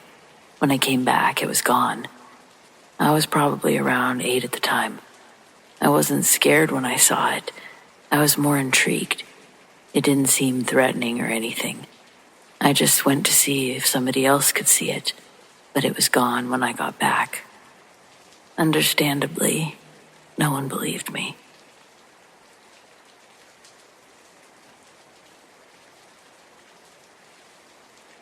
I was sitting on my porch reading when I hear, "Oh shit, look out," and had just enough time to see my roommate dropping a 50-pound air conditioner directly above my head. I fell forward and the corner buried itself into the back of my neck. I had to go to the ER for a bruised spine, paresthesia in my toes. Doesn't sound like much, but air conditioners are fucking dangerous.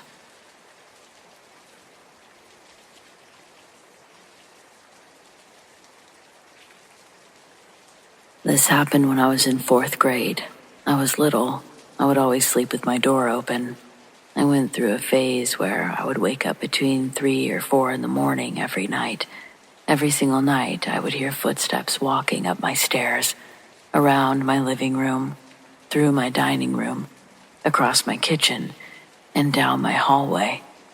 They would always stop right before my doorway, then turn around and go back into the basement. But one night, they didn't stop. What I saw was a shadow of a little girl or boy, I couldn't tell. But they walked right in front of my doorway, looked at me for a few seconds, and then walked away, back down the stairs, to the basement. I slept with the door closed after that.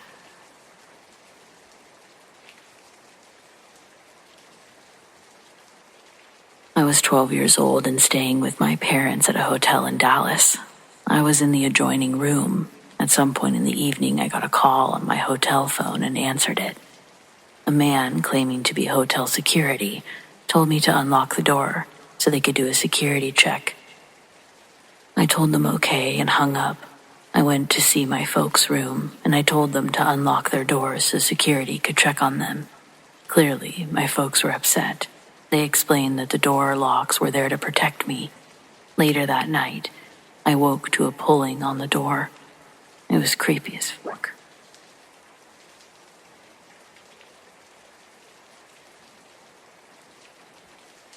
I was playing at the end of the trailer park, and a guy pulled up in a convertible. He said he knew my mom and held up a Polaroid across the front seat. I saw that the lady didn't have the right hair color, and I said so. He got frustrated and insisted I should come closer to be sure. I said, "No, I'm actually going to get lunch now, sorry." He gave me a fake smile and left, so I turned around. My neighbor, who later again saved my life quite literally, was walking up with an odd expression and her purse. I found out later that she had a gun in there and that there was a serial killer killing young boys in the city for about 3 years around then.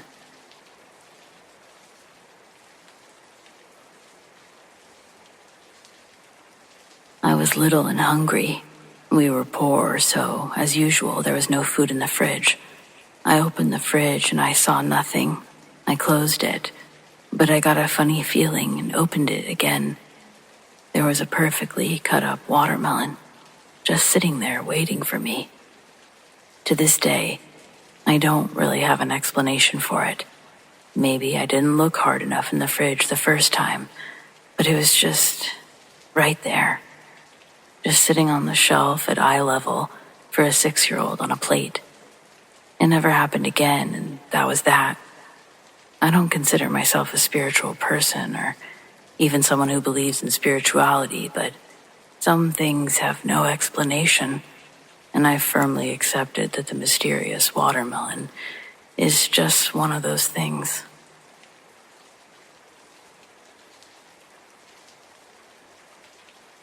In the 80s, my late friend Ariel went camping to the desert, to the Mapimi Silent Zone, which is famous for being the place where a lot of UFO sightings happen.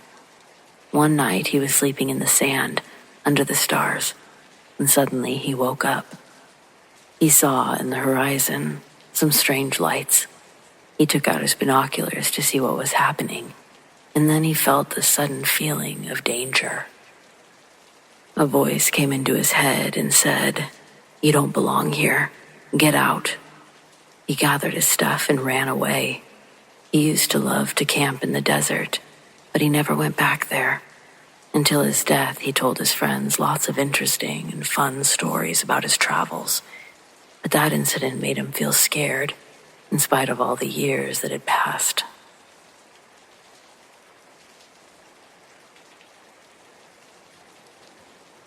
Decades ago, I took a midnight swim in the Atlantic Ocean.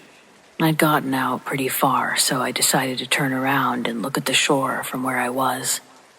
All of a sudden, next to me in the water was a man. He said something like, "You're out a bit far, don't you think?" I responded that he was right, and then he said that I should head back to shore. I thanked him and swam back. When I got out of the water, I turned around to see if I could see him, but there was no one there. Why it never occurred to me to ask him to swim back as well, I'll never know.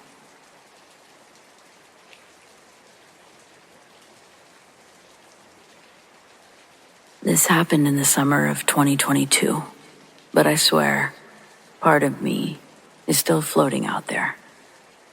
I took a small fishing boat out on Lake Powell, solo. Not uncommon for me. I've always been the type who enjoys the silence. No phones, no people, just water and time. I left before sunrise with a cooler, a backup battery for the trolling motor, and my usual emergency gear. But I made a mistake. A few, actually.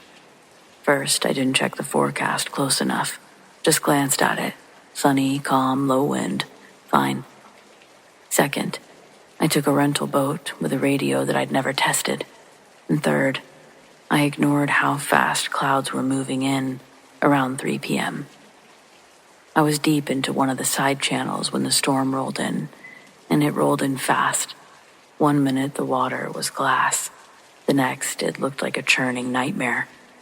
Waves started rocking the boat. The sky went black, like someone cut the power, and the wind turned vicious. I pulled an anchor and I tried to make it back to the launch ramp, but visibility was shot. I had no idea which way I was actually facing. I grabbed the radio. Dead. Not low battery, just dead. Wouldn't even light up. I felt real fear set in. Not the jolt of adrenaline kind, but the quiet kind. The kind that makes your stomach spread outward, slow, cold. I still had GPS on my phone, but guess what? No service in that part of the lake. I could see the map, sure, but with the storm overhead, no signal meant no real-time location. Just a blinking dot stuck in place. And then the light started fading. Storm clouds turned the afternoon into night. I tried to steer using landmarks, but the cliffs and canyons all looked the same. Just jagged silhouettes against a darkening sky. I couldn't tell if I was going in circles or further out. Eventually the wind died down, but so did the battery on the trolling motor. I was drifting now. No engine, no anchor. No noise except the soft slap of water against the hull. I kept thinking about how big that lake is, how deep, how empty. The silence was actually suffocating. Even the birds had left me. I tried yelling once, just to hear something. My own voice came back weird, flat, like it didn't belong in that space. As night fell, I started to worry about hypothermia. I had water, but no food, no extra layers, just a thin hoodie with a rain shell that was already soaked through.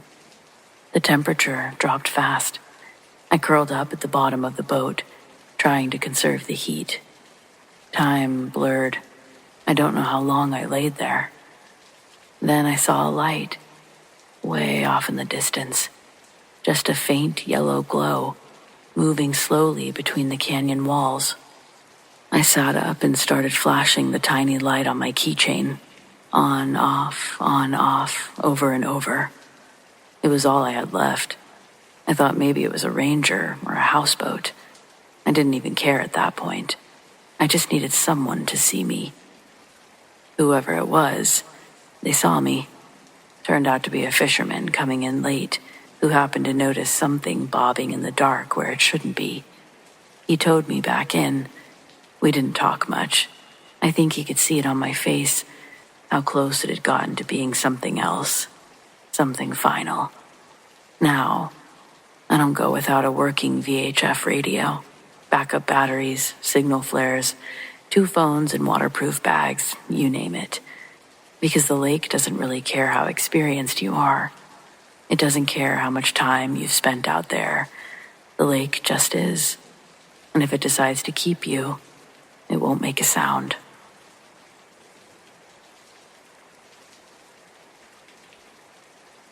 I've had people ask about my family's paranormal experiences with a cult, so here it is.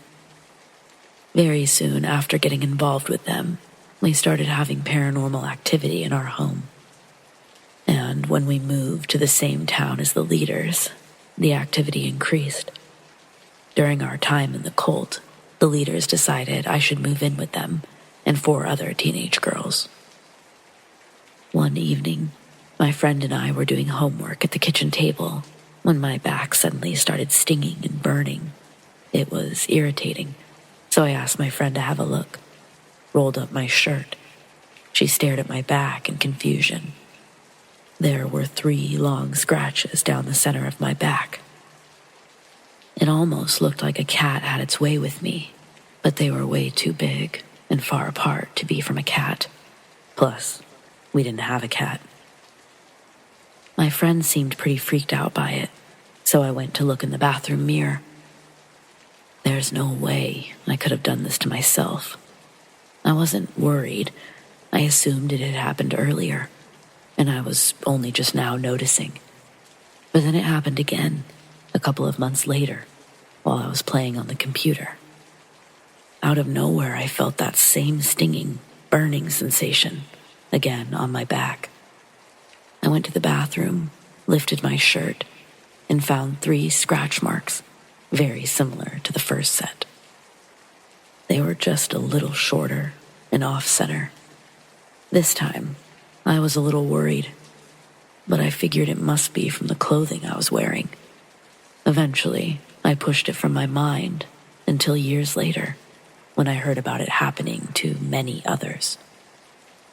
And it happened to me again, just before I moved out of the cult house. It was late morning. My sister and I were chatting in her room, which was in the basement. Next to her room is the utility room and the staircase. Her door was closed, and we were about to go upstairs when we suddenly heard a growl. It was coming from the utility room. It wasn't like a cat or a dog. It was the deep, low sound of something like a lion or a bear. It's so hard to describe. When I first heard it, I was confused and frightened. My mind was racing, wondering how a wild animal could be in the house. Then, I thought someone must have an aggressive dog outside, even though it sounded nothing like a dog. I was just trying to make sense of it. Some sort of primal instinct kicked in. I became filled with dread as the growling got louder. It sounded like it was getting closer to the door. Panicked, I looked at my sister, and I see she's completely frozen. Her face was filled with fear and confusion, and I was seriously considering an escape out the window. She said to sit still and be quiet, but I couldn't. The growls were getting louder and closer. I couldn't sit there doing nothing, so I started screaming for my mom. The growling stopped immediately. I screamed for a solid minute before stopping to listen, and it was totally silent. My heart was pounding, but I told my sister we had to run for it. She tried to stop me, but I opened the door and didn't see anything. We raced upstairs and told our mother everything. There was an incident when I spent the night in my sister's room. We had just gotten into bed, and as soon as the room was totally silent, there was a loud whisper from the end of the bed. It said my name as clear as day, and nothing else. I couldn't tell if it sounded male or female. I grabbed my sister, totally freaked out, and she had heard it too. I clung to her, terrified, trying to process what we had heard. She said not to give it any attention, but I was too frightened to stay there. I got a glass of water to calm down and slept on the couch that night.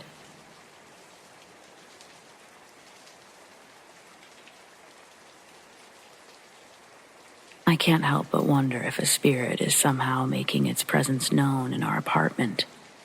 It all started when I suddenly felt a chilling sensation on my lower legs. I was sitting on the couch in the living room, and it was as if an icy breath brushed against my skin. It caused all the hairs on my body to stand up, and at that very moment, my daughter comes rushing to me, visibly scared and pointing towards the kitchen area where her little play kitchen is. She tells me it's too scary in there, still pointing to the kitchen. However, she doesn't elaborate, just cuddles up to me and doesn't move for the remainder of the afternoon until lunchtime. The combination of these two occurrences left me questioning my sanity because I felt scared. The feeling did eventually pass, but just a couple days later, something new started happening. The smell of smoke, repeatedly. There's nothing burning in the house, around the apartment. We don't have fireplaces, nothing. But the smell is so apparent, it might as well be happening inside the house. Deeply concerned after day 3 of this, I decided to confide in my best friend about the strangeness. I share with her that I've been repeatedly smelling smoke, as if a fire was burning in my room, even though there's no source of fire or smoke to be found. I told her at first I'd brushed it off as an oddity, thinking nothing more of it, but as the days go by, the scent of smoke returns, lingering in the air of my room. She's not as concerned as I am, understandable, but the smoke smell won't stop. The persistent phenomenon urges me to try and dive deeper into any possibilities, driven by madness, curiosity, fear. No, it's fear. I researched online the best that I could for all possible explanations as to why I can smell smoke in my room when there's no logical source. As I immerse myself in the research, I get past all the obvious explanations that just don't fit my situation, and I'm led down a more paranormal path. Reading, I'm forced to imagine that it's possible we might have a ghost attached to our apartment, or worse, something attached to one of us. Last night, my daughter was in bed, and while I was busy feeding the dog, something extraordinary caught my attention.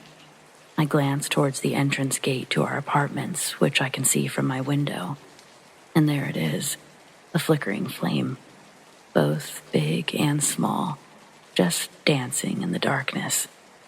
This next part, I can't explain in a way that doesn't make me sound crazy, but it feels as if the ghostly entity is attempting to convey a message to me, using this display, or using fire as its medium.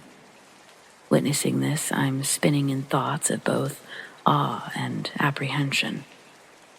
As I got closer to the window, the flame seemed to grow greatly, before disappearing entirely. Now, as a mother, I find myself standing at a bit of a crossroads. I'm for sure unsure about next steps. Part of me wonders if I should embrace this connection and even try to decipher potential messages being sent my way. But the other part of me says that I need to seek assistance in banishing this presence from our lives. The uncertainty weighs surprisingly heavily on my mind. I want to protect my family, provide a safe environment for my daughter. I can't afford to move right now, so what should I do? Any advice would be greatly appreciated as I navigate through this situation. Thank you.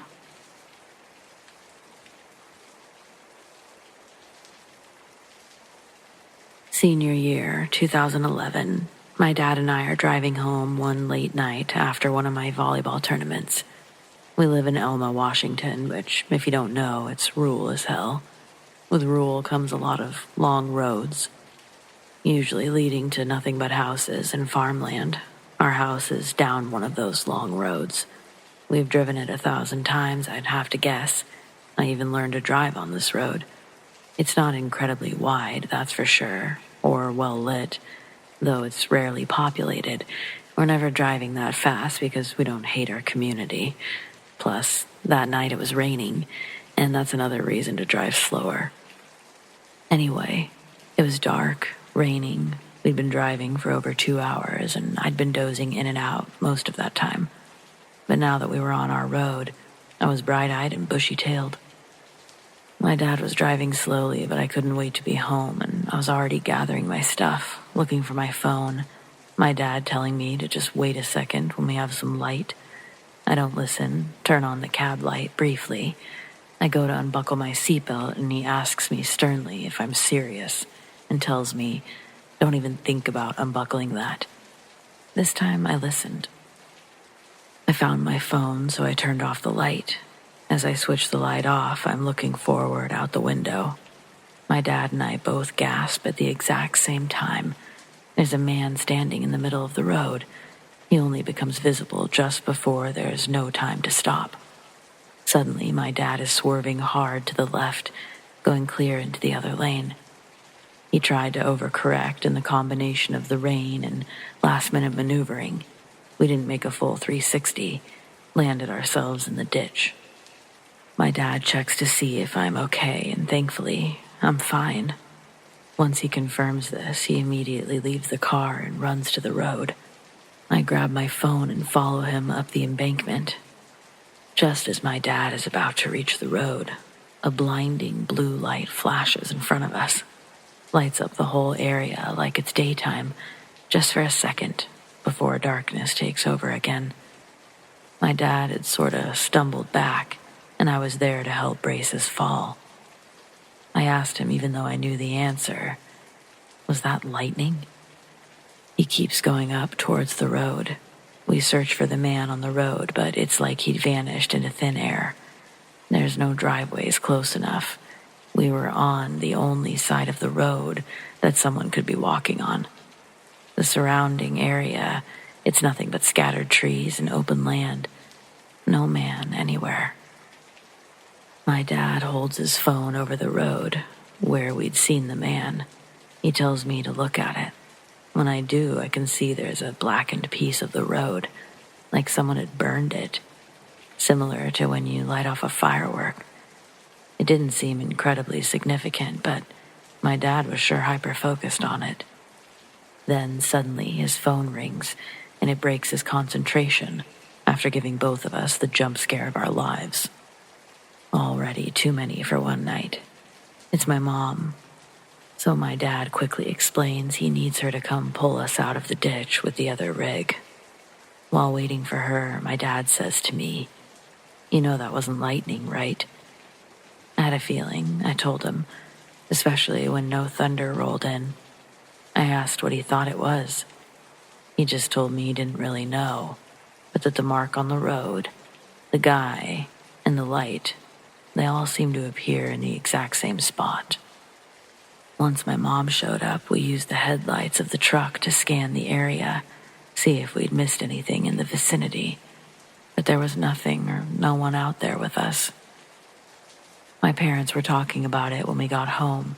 My dad was still fired up about the whole thing, kept wondering if he should go out there and look for the guy or what. My mom convinced him to stay inside, saying that she's going to report what we saw to the police and let them check it out. When she asks us what he was wearing, what we saw, we both just sort of look at each other. What had they been wearing? I told my dad I couldn't be sure, but it looked like maybe he was wearing all one color. He sort of shook his head, no, but agreed verbally that, yeah, maybe all one color, like gray or some sort of blue. We couldn't seem to agree on the color. In fact, the more we thought about it, the less we could recall. Also, now sitting in the light of the dining room, it's obvious that my dad has some sort of markings or burns on his forearms and face. They look like sunburns, but in a line going horizontally across his upper body. We decided that the only thing that could have caused this was the bright light that flashed for a moment as we made our way up the embankment. My mom starts checking me over, looking for marks. Nothing, but she ordered both of us to take showers. This is probably a good time to mention that my mom is big on X-Files. She loves her aliens and fantasy shows. My dad too, but sci-fi, if you will, it's her favorite. She starts talking about how she saw that flash of light, chalked it up to lightning, till there was no thunder. She says that she knew my dad was about to call her, and that's why she called my dad. She also points out how it's odd that neither of us hit our heads, but we seem to be having memory problems from the last hour. We couldn't deny that what she was saying wasn't entirely insane. It was actually odd how we couldn't really recall any details of the figure in the road, and that we'd even started calling it the figure instead of the man. But I felt like I'd retained enough to grasp onto the fact that who or what we saw was a man. He was at least in the shape of one when we almost collided with him in our car. The whole thing, it still just leaves this unsettling oddity feeling. Like my dad and I try to laugh it off sometimes, yet it always leads back to this place where I know we're both just sitting there, thinking about it, wondering, speculating. Just something we'll never really have an answer for, I suppose.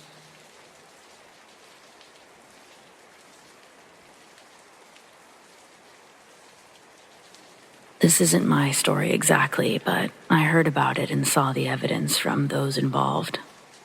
My mother's late boyfriend, who we'll call Steve, grew up in a small town called Oakville. Steve would often take my youngest sisters and my mother to visit family there. He's big on photography, so he was always looking for fun and cool places to take the family where he could take photos. While my brother and I had already moved out, my mom and sisters were still living with Steve at the time. I had already had 3 kids, so it wasn't feasible for me to join them on these trips. On one particular visit, Steve decided to take them to an old mansion called Graywood Manor, which wasn't far from Oakville. The sun was shining, and it was perfect weather for a hike and some photography. After returning home from the somewhat uneventful visit, Steve had the photos developed. This was almost 25 years ago, so they were using rolls of film. Surprisingly, every photo, except one, captured the joyous atmosphere of the sunny day. The odd photo, however, showcased Graywood Manor at night during a fierce thunderstorm, with lightning illuminating the sky. Strangely enough, the negative for this photo was sandwiched between the normal photos that depicted the sunny day. No one noticed anything unusual when the photo was taken. It was only discovered by the person developing the film. Steve kept the photo and the negative until his passing this summer, and none of us could explain the inexplicable occurrence. I had the opportunity to see the photos and negatives myself, and they left us all bewildered. I wish I'd taken it with me. To this day, the mystery behind that particular photo remains unsolved.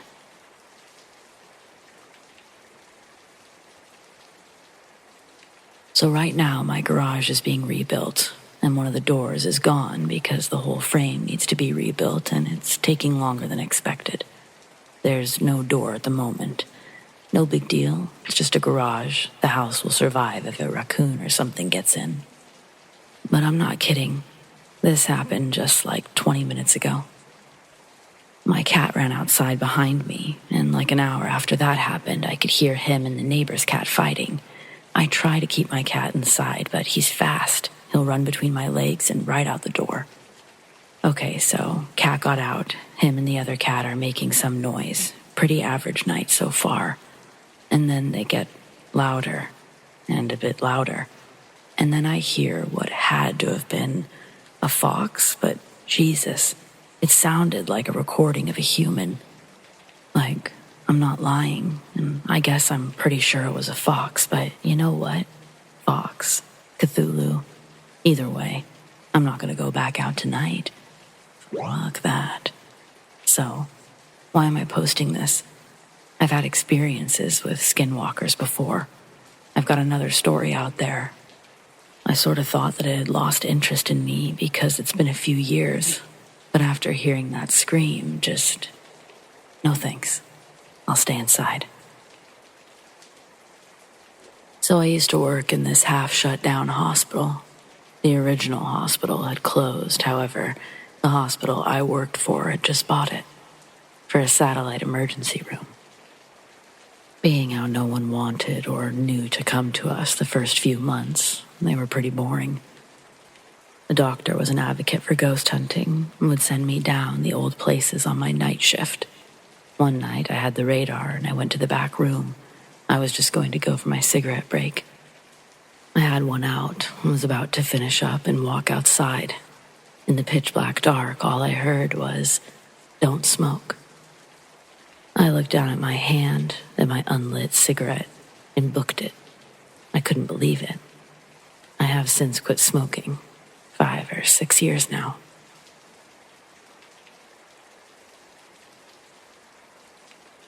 A few nights ago, I woke up in the middle of the night and saw a small black orb with tentacles floating towards me from above. Initially, I deemed it was a spider dropping from the ceiling, but as it got closer to me, and as I focused, it just dissipated. This thing was pitch black, about the size of a bouncy ball or a quarter. The tentacles were also pitch black. They were thin and hairy or inky. It was by all means there, and then it wasn't. It was strange enough for me to get out of bed in the middle of the night. Of course, I looked this up online and found a few stories, including some on here, all from people who have seen or experienced the same thing. I don't know. Maybe it was something I misinterpreted, but maybe it was paranormal. Spiders don't just evaporate.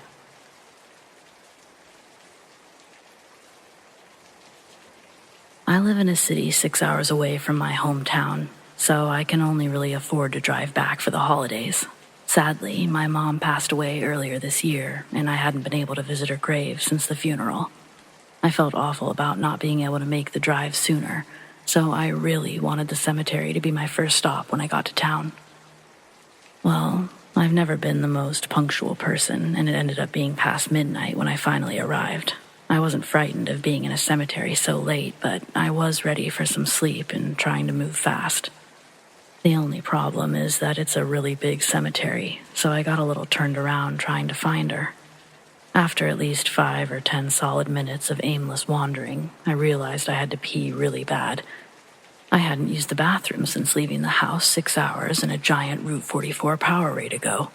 It was so late, and I was so far away from the road that I really didn't see anything wrong with stepping away from the graves and relieving myself on a tree. Sue me, I was dying. Afterwards, I decided to make the loop one more time before calling it quits, but right before the turnaround point, I suddenly heard a set of footsteps behind me. I spun around, shocked that anyone else would be there, but I saw no one. That freaked me out. I was positive that I had heard someone on the narrow concrete path just behind me. I called out a few tentative hellos, but there was no response either. Creeped out, I quickened my pace and focused more on getting back than looking for Mom. Ahead, a stretch of the pathway was lined with shady trees on either side, forming a dark tunnel. Inside, there was a tall, dark shadow figure, barely distinguishable from the darkness around it. The sight of it made my blood run cold. It's like it was radiating malice. I've never felt such a sudden and intense shift in the very atmosphere.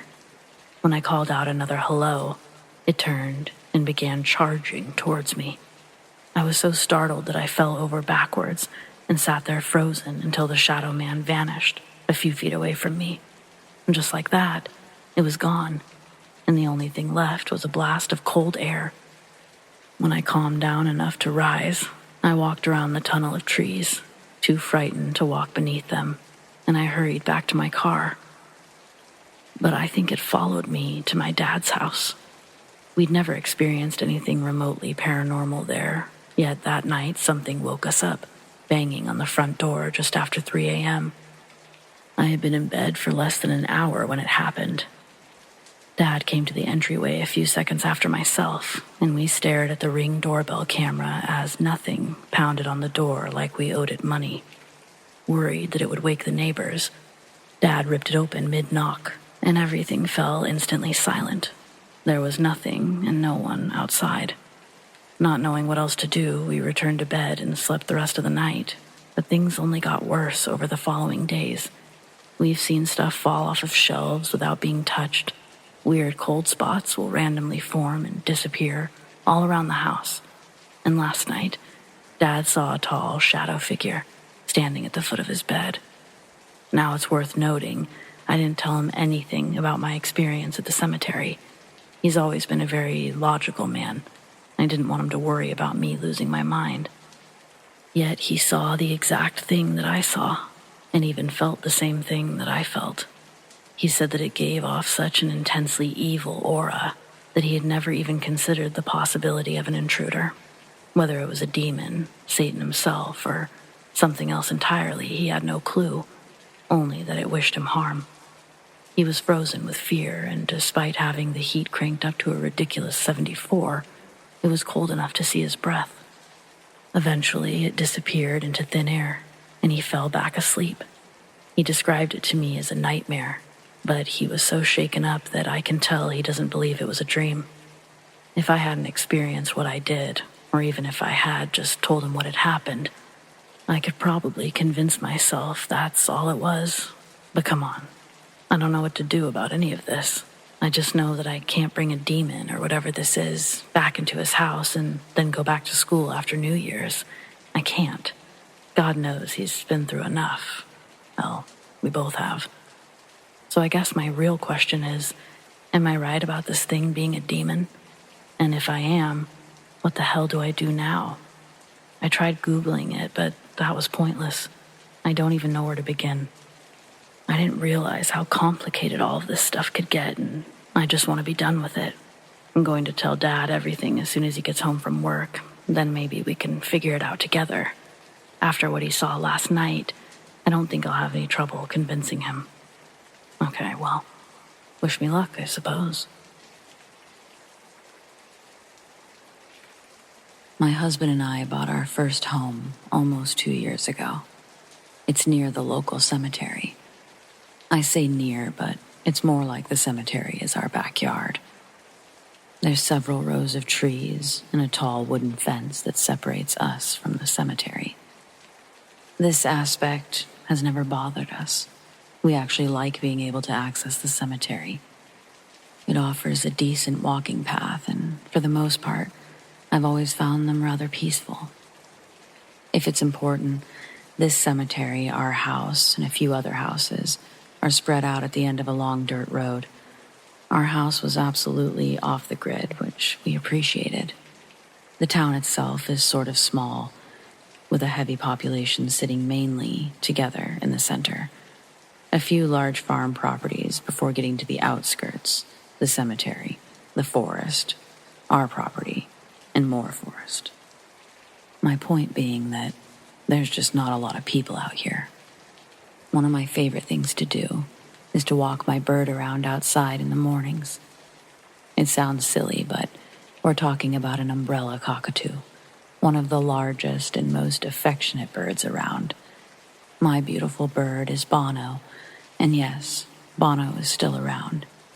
He will likely outlive me and my husband. But anyway, Bono normally asks me to go for the walk. Sort of how you would ask a dog to go for a walk. This is because shortly after I got Bono, I moved in with my husband, who was my then boyfriend. And shortly after that, he decided to adopt a dog, whom we named Snoopy. The two animals had coexisted for the first 4 years of Bono's life. The first phrase Bono ever learned was naturally the one that he'd heard the most. Or maybe he just was fond of Snoopy's reaction to the question, "Want to go for a walk?" Sadly, Snoopy passed away due to a form of terminal blood cancer. It was 4 years after we adopted him. I wouldn't say that Bono was totally depressed, but he certainly missed his pal. When my husband and I stopped asking to go for a walk, Bono started asking instead. It made me incredibly sad. However, one day he started adding, "Bono, go for a walk." And this made me laugh. I picked him up and I took him outside for a walk, and the rest is history. He doesn't fly, he just sits on my shoulder, walks around on my shoulders, that sort of thing. So our routine was to take a couple of laps around the walking path, and then I'd let Bono chat with me and maybe other birds while sitting on this really large stone bench. The bench has a perch that Bono likes to sit on. One morning, early into our move to the new place, my morning walk with Bono was a little different. We had been walking our second and last loop before sitting down. I felt like Bono was being extra fidgety, hopping from shoulder to shoulder a bit more frequently. And then he started making noises. I started to get nervous until I realized that the sounds were familiar. The noises that Bono was mimicking was a whistle. He just hadn't made them since Snoopy passed away. I felt a little less uneasy, but I was curious. Maybe there was a dog in the park. I hadn't seen anyone walking their dog, but maybe someone had a new morning routine. I turn around and we're alone. No people, no pets. Bono then starts to rock back and forth, excitedly. Another move that he would do when Snoopy was around. Suddenly, I felt something brush past my legs. It startled me so much that I jumped and likely made a noise. This caused Bono to laugh at me in his best bird laugh, and he immediately followed it up with, "Silly Snoopy." And I froze. Standing there, I listen as Bono repeats it over and over. "Silly Snoopy, silly Snoopy." I see nothing, no explanation for what has just brushed past me. Within a few steps, we make it to the stone bench. Bono proceeds to hop onto his perch, and he says things like, "Good Snoopy," and "Snoopy kisses," followed by kissy noises. While sitting and observing my bird, a sudden warmth is felt to my left, just below Bono's perch. I can't really explain why I did this, but I found myself moving my hand over to pet the warmth to my left. When I did, I felt nothing physically, but I swear my entire body was saying, "Snoopy." And then I felt the warmth sort of disappear. For about a half a second, I felt really silly. But almost immediately after the warmth had left my side, I hear, "Good Snoopy. Bye-bye, Snoopy." Turning to look at my bird, I see he's still excited, rocking back and forth. "Bye-bye, Snoopy." He stops with all the familiar noises shortly afterwards, and for a few minutes we just sit. I remember crying, but not because I was sad or anything. Honestly, I was sort of moved by the whole thing. What I find so special and so strange about this encounter is Bono had never made these noises or had these conversations, not on our walks through the same area, and he hasn't done it since. Shortly after, I recall asking Bono on one of our walks, "Snoopy?" And he actually responded to me, saying, "No, Snoopy, ha ha." And also, just to say it, before this, I had never experienced anything like it, and I haven't since. The feeling of a phantom dog or phantom anything brushing against me, the warmth, it all felt like it really meant something. Oddly enough, my husband had a dream about Snoopy that same morning. We just hadn't talked about it yet. He's not sure about the whole thing being paranormal or connected, but he agrees that it's definitely strange and cool. When Snoopy left to the puppy hospital that day, over a year ago, none of us knew that it would be the last time we saw him. But at least my husband and I got to say goodbye, you know? Part of me feels like this was actually Snoopy saying goodbye to Bono, so I don't know that we'll ever encounter him again. But I'm glad we all shared this moment. Hug your pets and have a blessed day.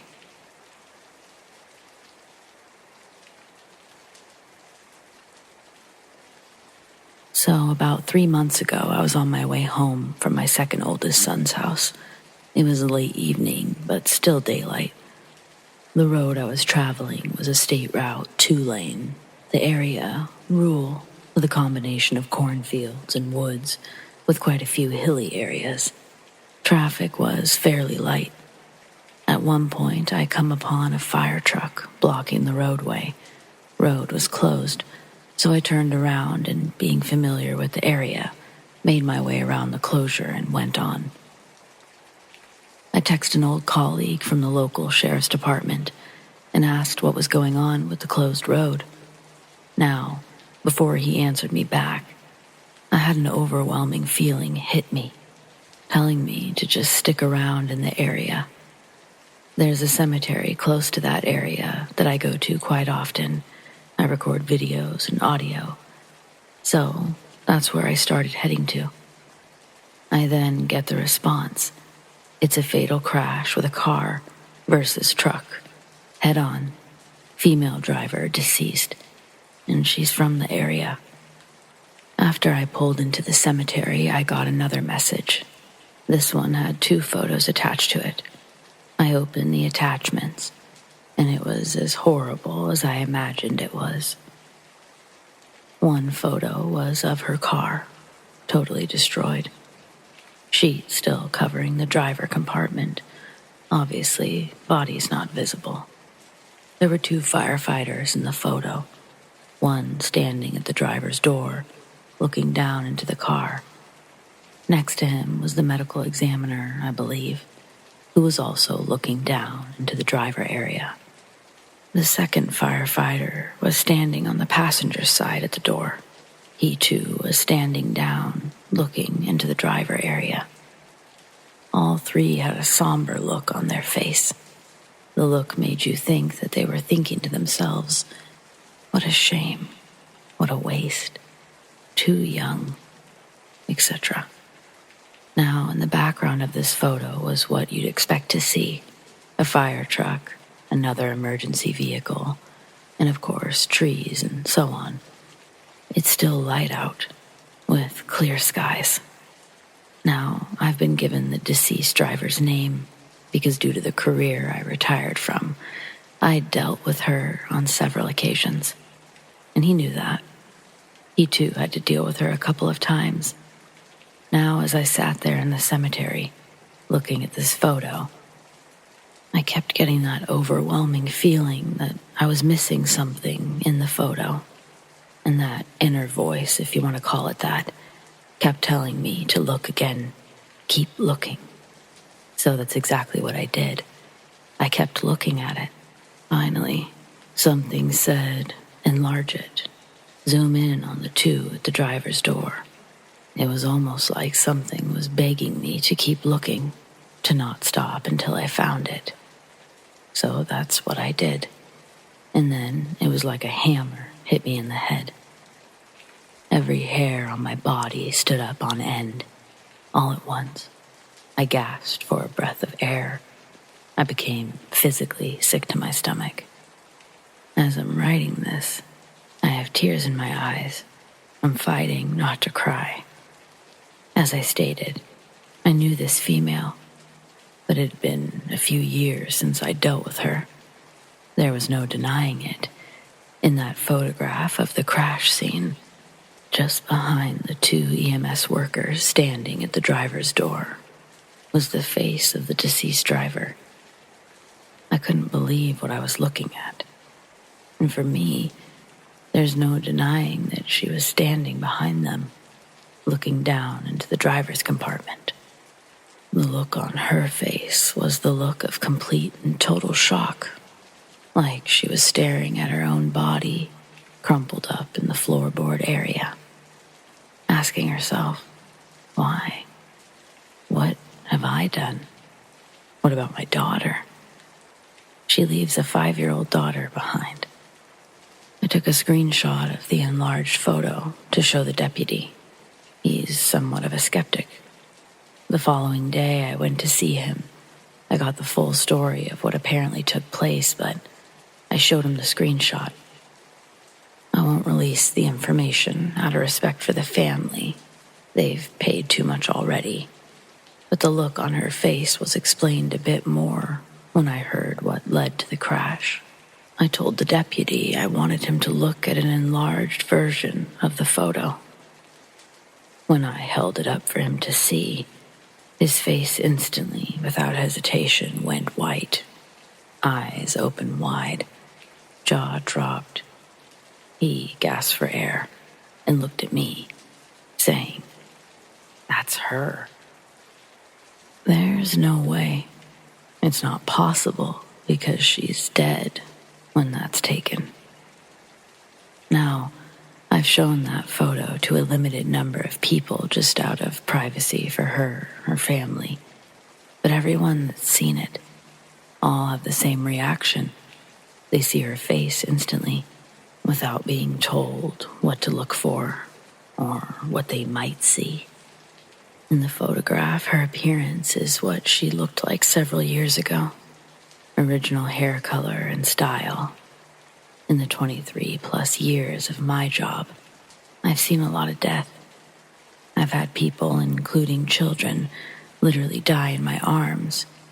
And I've handled a lot of crashes with fatalities, where I took the photos, etc. And I have never had this happen. I had heard of it, but didn't really believe it could happen. Well, I'm no longer skeptical of this type of thing taking place, where death was instant and traumatic.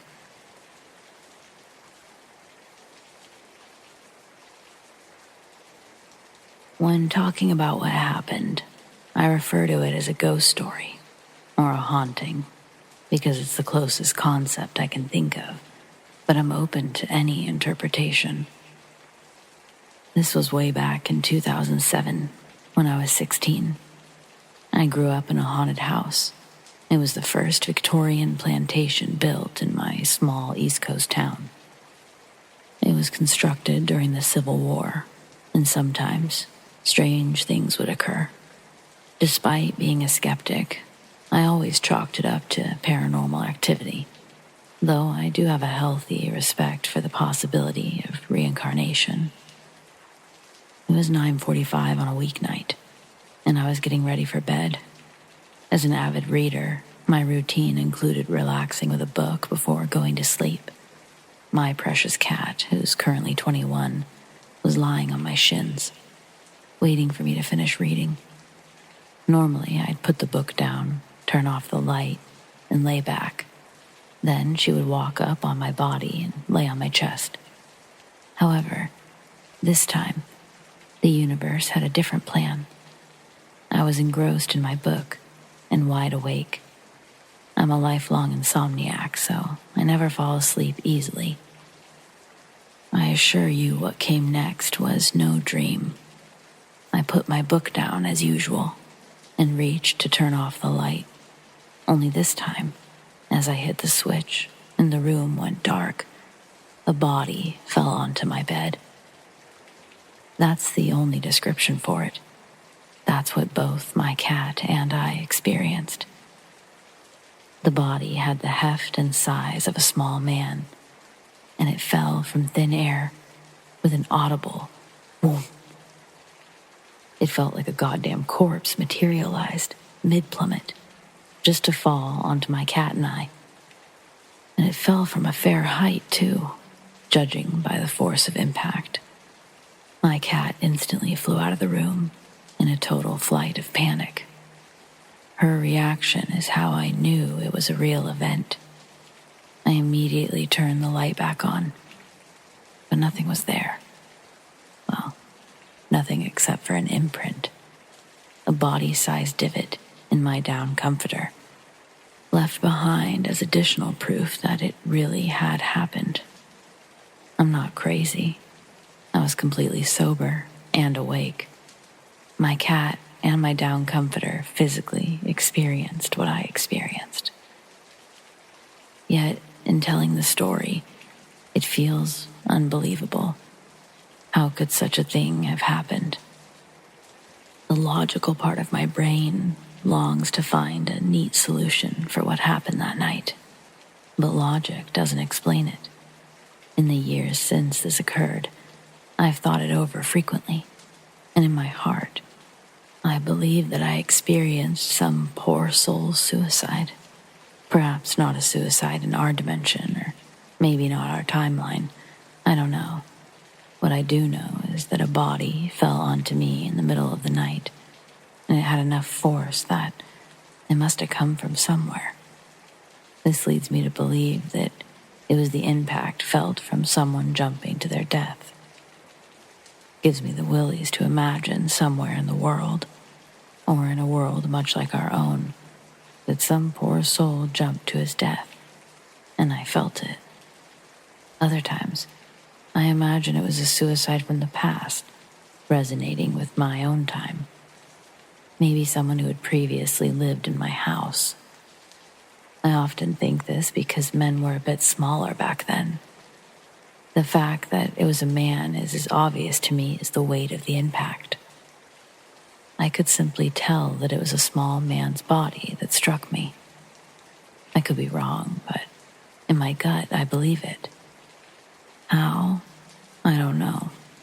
Only the complex, unknowable universe knows how it happened.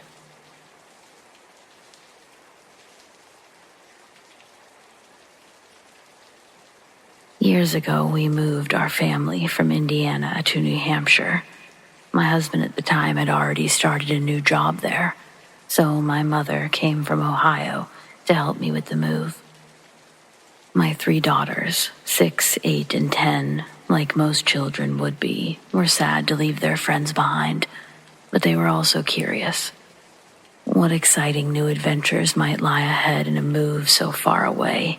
The house was clean, the moving van left, so we packed 3 children, Mama, me, and a couple of suitcases. We also had a calm terrier, a styrofoam cooler with sandwiches and milk, and a howling cat, all into our Toyota station wagon. Even with the back seat folded down, it was crammed pretty tight. I should probably mention that it was night, the dead of winter, and snowing like gangbusters as we headed east on the interstate toward New Hampshire. 2 hours down the road, it was snowing so hard I couldn't see the lines on the road, and at times, the road either. My wipers struggled with the heavy snow on the windshield. Driving very slowly, I was relieved to get behind an 18-wheeler, and I kept my eyes on his tail lights, the red guiding me. When he turned off at one of the exits, Mama and I decided that we had no business being on the road in that kind of weather either. It was really late, and at that point, snowing so hard the wipers had all but given up. I couldn't see the road anymore at all. My only clue was the faint glow of our headlights as they lit up the mile markers to the right of the road. A mile further down, I took an exit which promised several motels. I drove to the front door of the first one that we came to. I stopped, took a deep breath, relieved to be off the road. I was about to turn off the car when Carrie, my oldest, said, "Mommy, we can't stay here. There's a fire coming. This motel will burn down and we'll die." Mama and I looked at each other. We looked at the well-lit, snow-covered building, part of a famous motel chain. We assured her that all was well, that there was no fire, but there was no placating her. She was adamant. Mama leaned over and whispered, "Pick your battles, honey." And I agreed. It wasn't worth the aggravation of an argument. I drove on down the street to the next motel, just a few blocks away. We got a room for what was left of the night. In the morning, we were greeted by a sunny day. The snow had stopped and it covered everything. It was beautiful, like a Norman Rockwell painting. After a nice continental breakfast, compliments of the motel, we recrammed ourselves, the suitcases, the cooler, the dog, the howling cat, back into the Toyota to resume our long drive to New Hampshire. As we passed the first motel from the night before, we were stunned. Sometime during the night, the motel had burned to the ground. I'm a DJ from Michigan who'd like to remain anonymous purely because if I ever make it big, I don't want the story of how I almost died in a vocal booth to follow me. But golly, I'd sure like to share my recent experience. So, like I said, I'm a DJ, and recently my associates and I purchased an underground space to set up our recording studio. Upon purchasing this space, we also splurged and spent thousands on soundproofing it. Like, once you close the door, silence. Nothing on the outside can be heard from within, and vice versa. Pros are that we can artistically explore the whomps and fat stomps of our music without bothering the haters. People always talk shit till they see you at Coachella. But soundproofing this bad boy and going underground meant no cell reception. In order to make a call, you had to go out the studio doors, down a hallway, up some stairs, to the outside. No distractions down there. But sometimes your girl gets mad, asking you why you ain't picking up. You with those girls, huh? And you just gotta brush it off. That's the sacrifice for art. Okay, so back in late 2020, just before Christmas, I'm down getting our new Midas 64-channel digital mixer board all hooked up. And as I'm under the board plugging in cords, all the lights in the studio go off. I don't flinch, though. Just get up and flick them back on. When I go back under the board, they turn off again. I won't lie, I got a little shook. I just laid there in the dark, waiting for one of my buddies to come in, because I thought someone had to be fucking with me. I wasn't expecting anyone, but it would be right up their alley to do something like this. Eventually, when nobody came back through the studio doors, I got up and turned the lights on again. I then looked out the studio doors and even went up the stairs outside to the parking lot. My car was still the only one there. I go down, shut and lock the studio door this time, and continue plugging in this massive mixing board. An hour later, the board's done, and I enter the rectangular cuboid that is our vocal booth.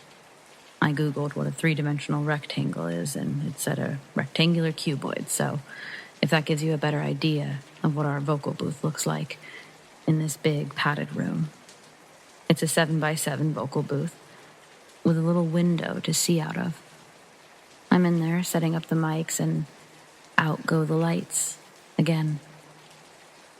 As I scramble for the door handle, I realize it's jammed. The whole door is stuck. I'd eventually discover that somehow our rolling chair was pushed under the vocal booth handle from the outside. No panicking for me, though. At least not yet. I reached into my pocket to grab my phone, only it wasn't there. I peered out the small little window, but it was pitch black. I was sure that I'd left it on the mixing board, but I couldn't really be sure. Then it hit me that none of that mattered. There was no cell service in this place.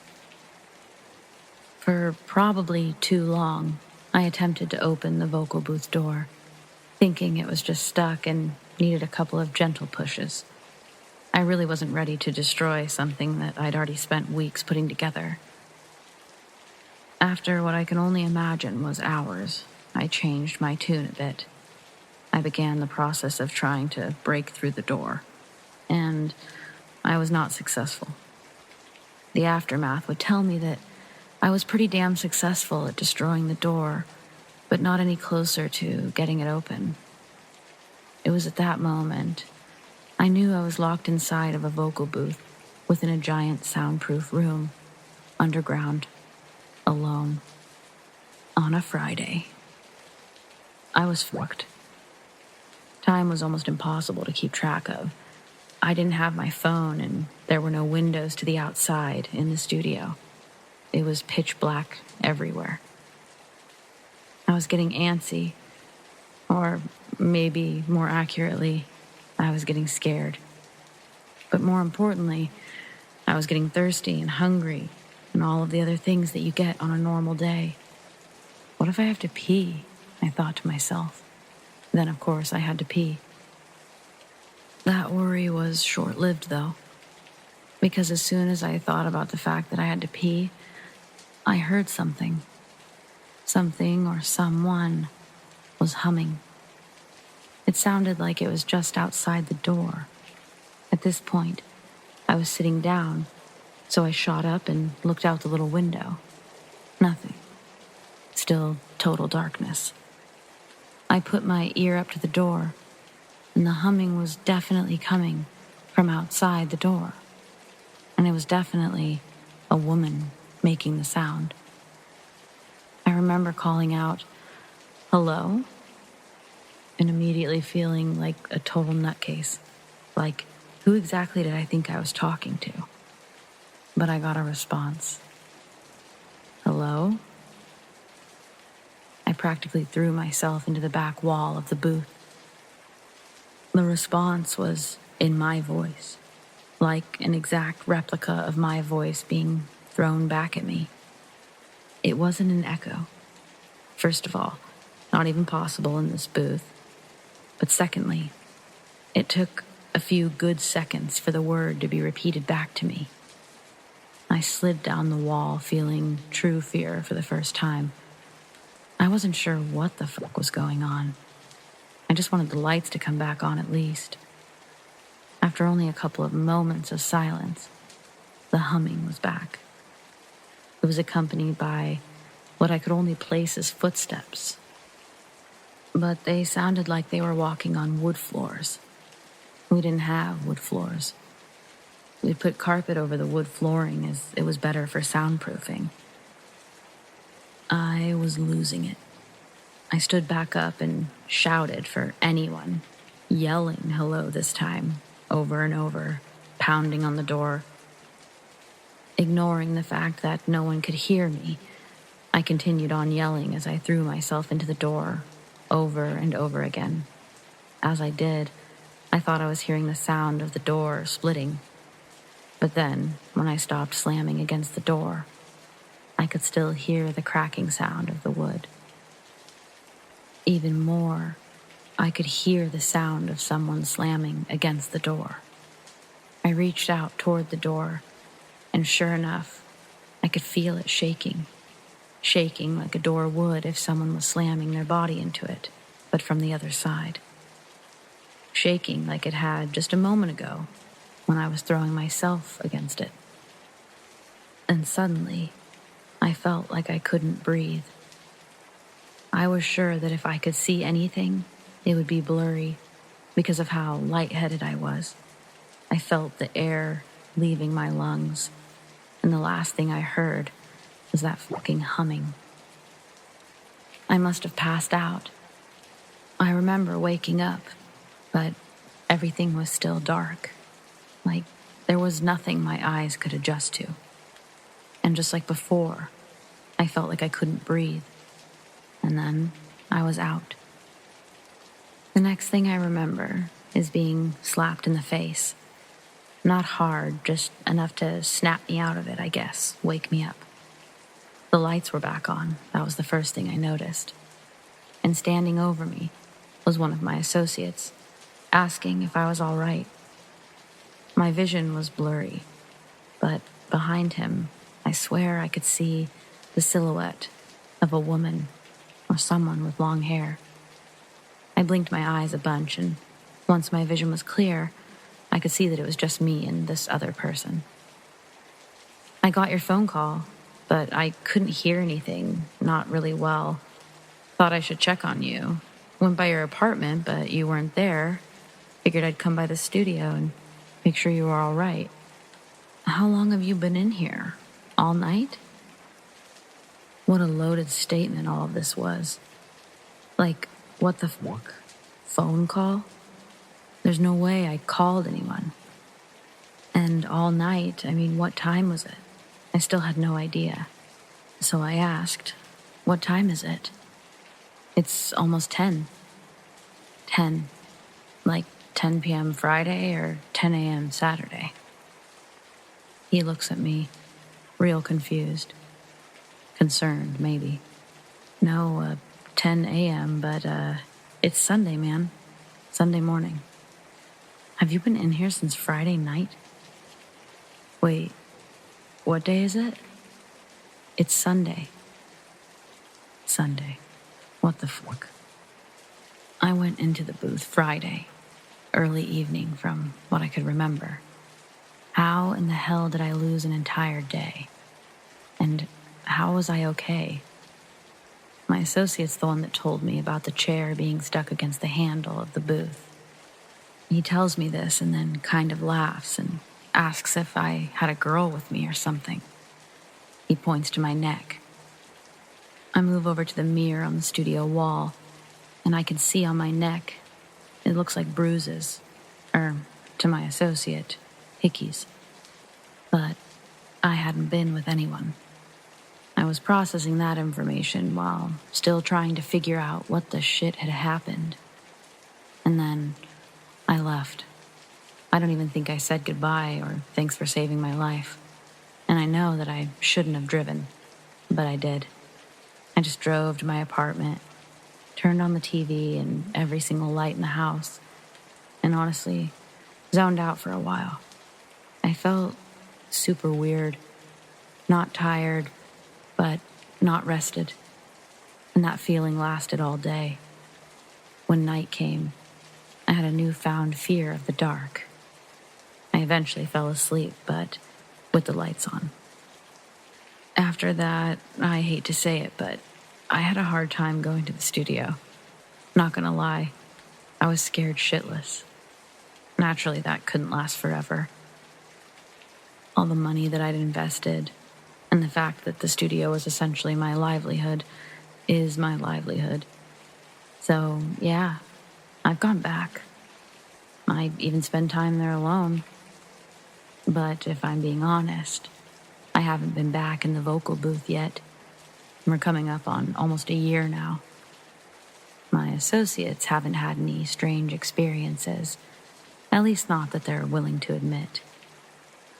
Every now and again, since then, I hear those familiar footsteps, though. The ones that sound like they're on wood floors. Yeah, I try to tune those out the best I can.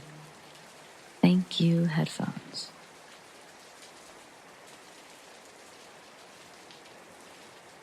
I am an American Civil War reenactor. I was attending an event deep in North Carolina cotton country at the beginning of November, where we set up camp in the original fort that was on site. One of the things reenactors do to add some authenticity to events is to send out 4 or 5 guys on what's called picket duty. It's basically a safety watch that stands guard outside the camp at night. I wasn't too terribly tired that night, so I volunteered to be one of the 4 sentries to go and stand watch that night. Now, before we go to our respective posts, we all determine a call sign. So that way, should anyone come up to us, they can call out the call sign, make their presence known, and enter the camp. Our call sign for that night was, "Oh, Virginia." Fast forward about 2 hours or so. It's now approximately 1:32 a.m. I was posted along a stretch of trenches leading up to the main fort, about 25 yards outside of camp. I was leaning against a tree, letting my mind wander, when I saw movement coming from a section of woodline. A figure emerged and began slowly making his way towards me. I snapped the position of port arms and said to the figure, "Halt, and make your presence known." The figure stopped only for a breath before saying, "I am friendly." The figure came up to me and he revealed himself to be a middle-aged man in Confederate garb with sergeant stripes on the sleeves of his dirty jacket. I distinctly remember a strong scent of pipe tobacco coming from him. He made a brief bit of small talk with me, asking how my post was going, did I kill any Billy Yanks, so on and so forth. As he finished his conversation and began to turn, he looked back and said, "Got enough rounds in your box?" Referring to my leather cartridge box that held my blank reenactor rounds for my musket. I only had a few left for the day's event, so I said if he's offering, I could definitely use a few more. He dug around in his pockets for a second or two and produced 3 cartridges, and he placed them in my hand. Immediately, I knew they were live rounds. I felt the weight of the lead bullets in my hand. This is a serious no-no, as you're not allowed by any means whatsoever to bring live ammunition or bullets to a reenactment event.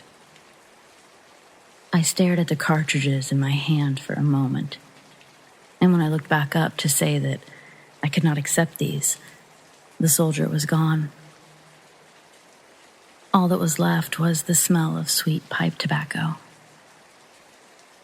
I pocketed the rounds, finished my guard shift, and in the morning I put the 3 live rounds in my truck.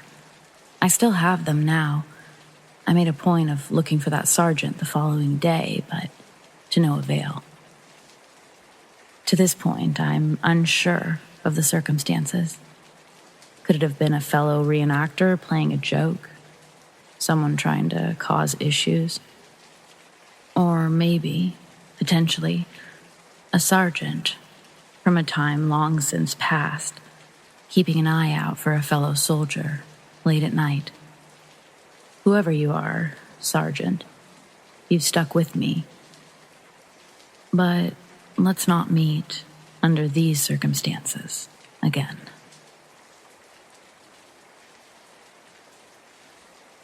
So a few years ago, the night sky was clear, and my mom and I had gotten off of work at about the same time that I usually do, 2 or 3 a.m. The moon looked beautiful. We decided to go watch the sunrise over the lake. We lived about 15 minutes from Lake Michigan, and it's pretty regular for us to talk for hours. We took a back road through a wooded area to get to our usual location. Some info you need to know about the location in order to imagine this. The road we took was a very small road that had thick woods and swamp on both sides. The road is so small that if cars were going both ways, sometimes you have to pull off slightly to the side to let the other car pass. Lots of greenery surrounds this road, and there are slight dips on either side. No street lights or anything, so the only illumination is the car's headlights. Okay, so we're driving and chatting, and I'm a passenger. Mom's driving. As she's talking to me, I'm looking at her, and she's looking at the road. She stops mid-sentence, and I could tell that something was happening in front of us, so I glanced over. I said, "What's a kid doing out here this late?" I saw what I can only describe as a creature that looked like it was made to blend in with its surroundings. It was standing on the left side of the road. It seemed to be made of twigs and leaves and branches, almost, but not quite, resembling a tumbleweed. It stood at most 3 feet tall. It seemed to be covered in patches of some sort of orange, copper, red fur, but not quite fur. As soon as the words left my mouth, I realized that's not a kid. My mom shouted my thoughts and slammed on the brakes. If you've ever seen TV shows depicting the way vampires move, like super fast, almost glitching across, that's how this thing moved to get in front of us. It was on the left, and then right in front of us in a split second. If I had to guess, we were maybe 7 feet away from it. It lifted its head, I guess. Its whole body was kind of one big mass, and it looked at us with its eye. Yes, it's correct. One eye. one completely black eye. We sat there in stunned silence for a moment. Just as I was asking, "What is that?" it got down and slithered like a fucking snake, past the car and into the brush on my side. My mom took off at full speed. I had researched a lot about how one person's thoughts and recollection of a situation can influence another person's until the story is no longer the same. There was even a study done about people who had never been on a hot air balloon, being shown a picture of one, being told that they were on it when the photo was taken, and asked to remember the day. Most people said that they remembered it and make up a story about it. It's really interesting stuff, absolutely worth looking into. So both of us knew this prior to the event. I asked her what she saw, and she asked me what I saw. Both were the same. At first, we tried to rationalize it as tumbleweed, but no, it surely looked at us. Maybe a deformed animal, but no animal around here looks like tumbleweed. Maybe a really skinny deformed fox. Couldn't be, as it glitches across the road. It's the only way I know how to describe it. We then moved on to more paranormal creatures in our search engines. This proved fruitless, as nothing that we could find matched the description of what we saw. When telling this story to friends, I often find myself referring to it as a realistic and nightmarish version of the Lorax. To this day, when recalling this incident, it feels like we saw something we weren't supposed to. Like we saw past what we all know is fact and real and tangible, and saw part of what this world really is. This feeling doesn't make sense, and neither does this story. If anyone has any suggestions about what this could be, I'm open to answer any and all questions. I just want to know what we experienced, even if it's just an animal that we never knew of. This happened when I was about 6 years old, but I still remember it very well. Like many kids that age, I was scared of the dark, to the point where a Scooby-Doo movie could give me nightmares for weeks. So I often moved to lay with my head at the foot of the bed, as it allowed me to peek out the door and into the living room, where my parents usually watched TV after tucking me in. This particular night was no different. It was dark and quiet when I woke up. My parents must have gone to bed. Then, I saw a slender woman who looked to be no older than 30. Her fair hair was long, almost down to her waist, and she wore a simple dress that reached her shins. She wasn't transparent, but she had this weird, faint glow, and she held her arms to her chest as if she was carrying a tiny infant. I knew instantly that it wasn't my mother. She had short hair, almost a bob cut, and never wore more than underwear to bed, maybe a t-shirt at most, but certainly not a long nightgown. Furthermore, my younger sister was a toddler at the time, far bigger than the infant-like thing that this woman was holding. She walked silently with her face directed down toward the infant, paying me no attention as she slowly made her way past my bedroom door. I knew it wasn't my mother, yet I felt absolutely calm, despite my usual night terror.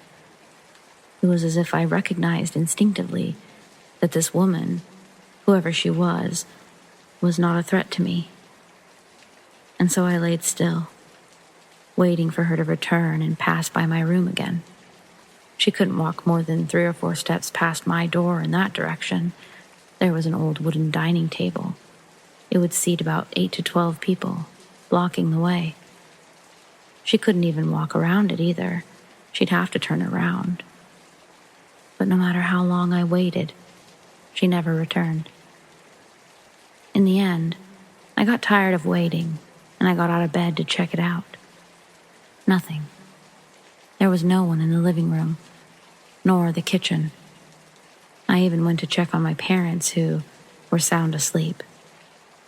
Puzzled, I headed back to bed and eventually fell asleep. I asked my parents at breakfast the following morning who the lady from last night was, as I'd never seen her before. Had they held a late-night get-together? But my parents had no clue what I was talking about, and I ended up just shrugging it off. I never saw her again, but my fear of the dark ended soon after, as if the encounter had somehow assured me. And more than 2 decades later, I still feel her presence in the house. My parents and sister have noticed it too, although they've never seen her. Sometimes we all joke about it, except my sister, who feels uncomfortable and creeped out about it. My childhood home isn't particularly old, but it had been owned a few times before my parents purchased it in their late 20s.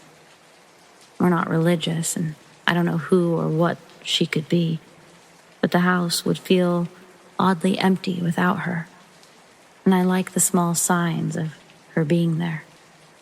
I do wonder, however.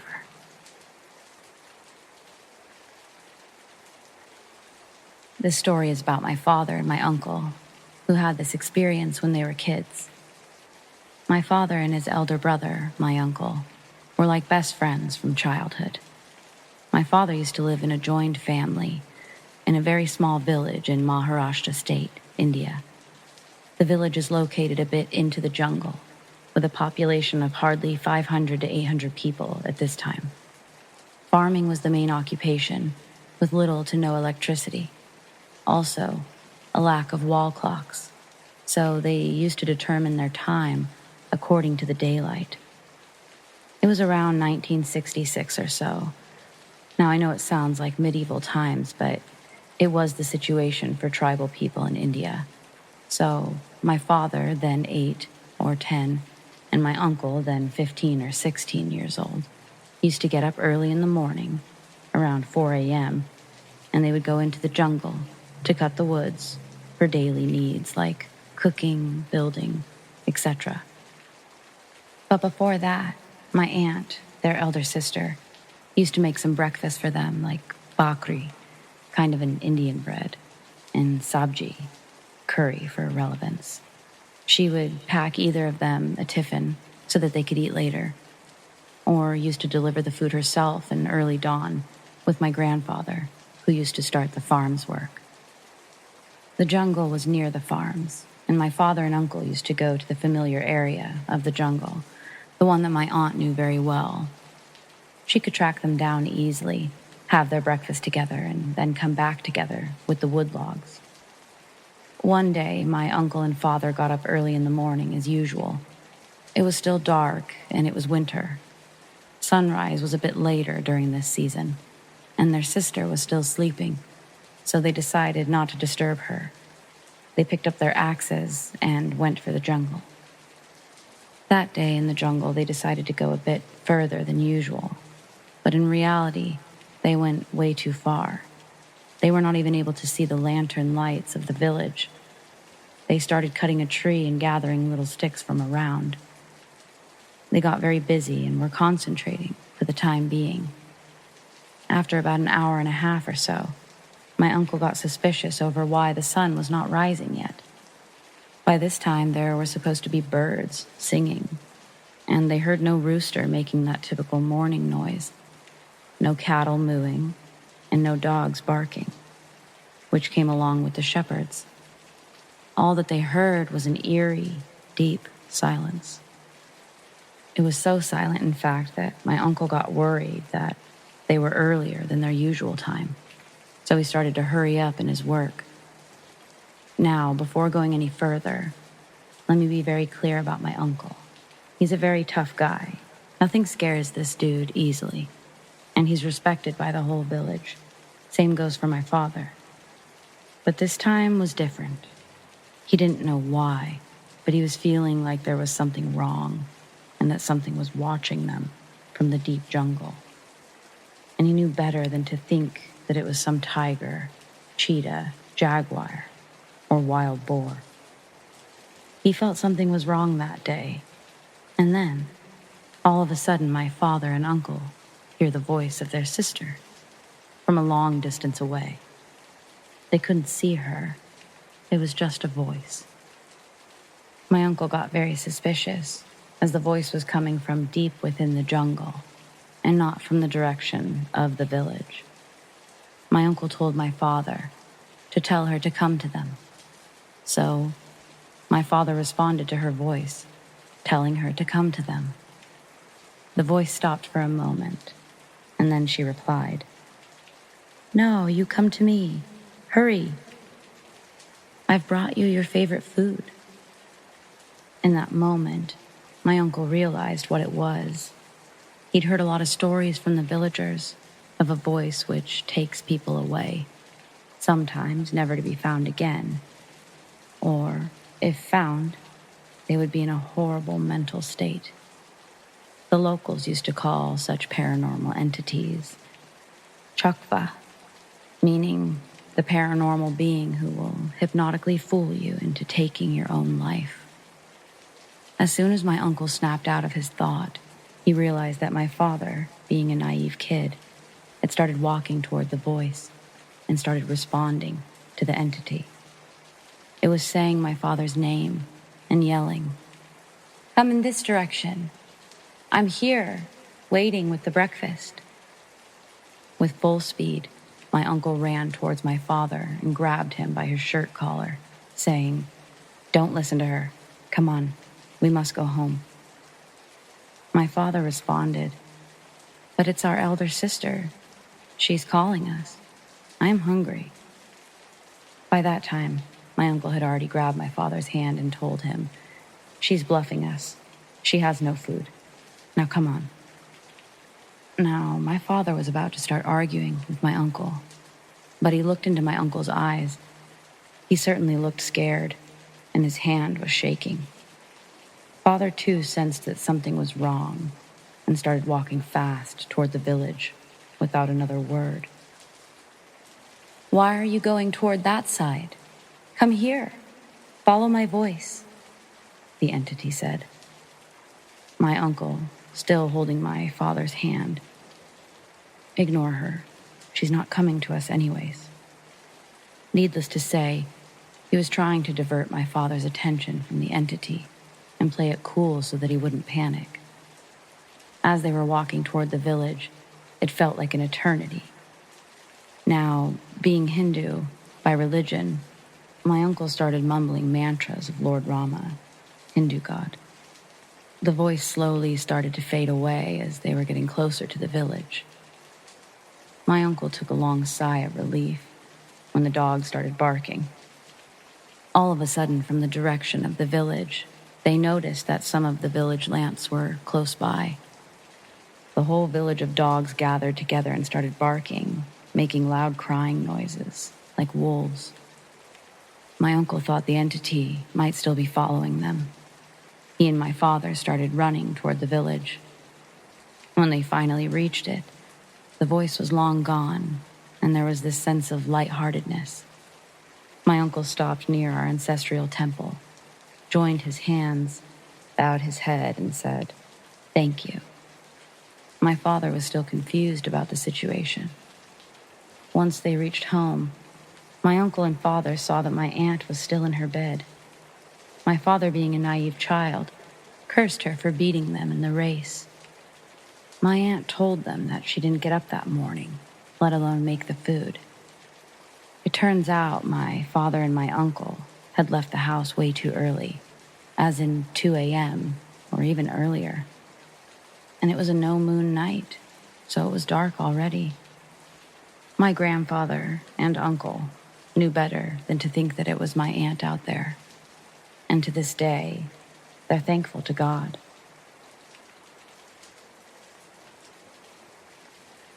I live in a small, small town. You blink and you miss it. The best we can boast about is a single stop sign and a gas station, which we only have because of the nearby highway. Any actual semblance of a town is 25 minutes away. So when things get scary out here, it's amplified. The occasional homeless person is no big deal. They're often drifting through. Drug addicts run rampant and will steal everything they can from your house, but it's the normal out here. However, what happened a few years ago certainly wasn't normal. Originally, I was dead asleep in my bed. I only woke up because it was burning hot in my room, but it was summertime and not much I could do. I just remember tossing and turning until I got a creepy feeling that fell into the pit of my stomach. I glanced over to the bathroom door that was open with the light on. Everything was normal. I left the light on so I wouldn't trip and die if I had to pee in the middle of the night. Next, I glanced at the window directly across from my bed. I had no curtains, but I had a shitty set of blinds. Part of the blinds were broken from wear and tear, and the crappy AC unit beneath it would make them move back and forth, so you'd get a glimpse outside every so often. The yard light was still going, but what made me stop was the outline at my window. The figure of someone was directly at my window, almost like it was waiting for the blinds to move, to watch me. I didn't have an imagination as a child. That had been trained out of me, but the sight was enough to pour every horror film into my head at that moment. I squeezed my eyes shut, and I pulled the blankets over my head and slept in a cloth oven that night. By morning time, the figure was gone. I remember running to my mom's room on the verge of tears in the morning, telling her what had happened. She laughed at me like I was an idiot and told me that it was probably just a stray cat that had climbed up there for one odd reason or another. I almost believed her since my window was pretty high off the ground, but something didn't sit right. Later that day, when we were doing yard work, I glanced over at my window and saw one of our metal patio chairs had been pushed up to it. I pointed it out to my mom, who proceeded to chew me out. "That's how the cat probably got up there, moron. Stop leaving furniture everywhere." But I hadn't moved it. It was heavy enough that I struggled with it. So we moved it back, and so began a pattern. At night, I'd see the figure, complain to my mom, and we'd find a chair moved back every single morning. This went on for weeks. My mother stopped caring about my concerns, until one morning, we saw where the outside screen of my window had been sliced open. I still remember her shaking her head and complaining about those damn stray cats that we still had yet to see. I could tell that she was unnerved by that development, though. I couldn't handle it anymore, and I opted to sleep in our living room that night. The only problem was our kitchen and living room were connected, which meant there were always several windows. The first night of my move went well, despite my back hurting from the couch. I avoided my room like the plague. It wasn't until about 4 days later we ran into an issue. I woke up and glanced at the clock above the fireplace. It read a little past 3 a.m. I couldn't understand why I'd woken up until it happened again. There was a beam of light shining in from the kitchen window, almost like someone was shining with a flashlight. I saw it trace along the walls and land on the love seat across from the couch I was on. I was horrified. When I told my mom, she continued to laugh at me. I gave in and decided I would sleep in my dad's room, even though it had a gigantic window. He slept in the recliner with a huge TV, so I felt more safe having someone around. The yard light was directly outside the window. It seemed foolproof. That was until I woke up out of habitual fear and watched through the window across from the bed. Everything seemed normal as time wore on, and I felt like a moron. Maybe my mom was right.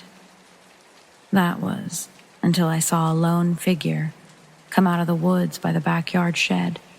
walk directly under the light and head to the patio furniture, like he'd been there plenty of times before. I still remember the large build of the man and the confidence, like he was the one who lived here and wasn't creeping around my yard in the dead of night. I just remember listening to the TV until I fell asleep again, hoping to get another glimpse. My dad would have been pissed if I woken him up. He was grumpy on a good day and terrifying on a bad day.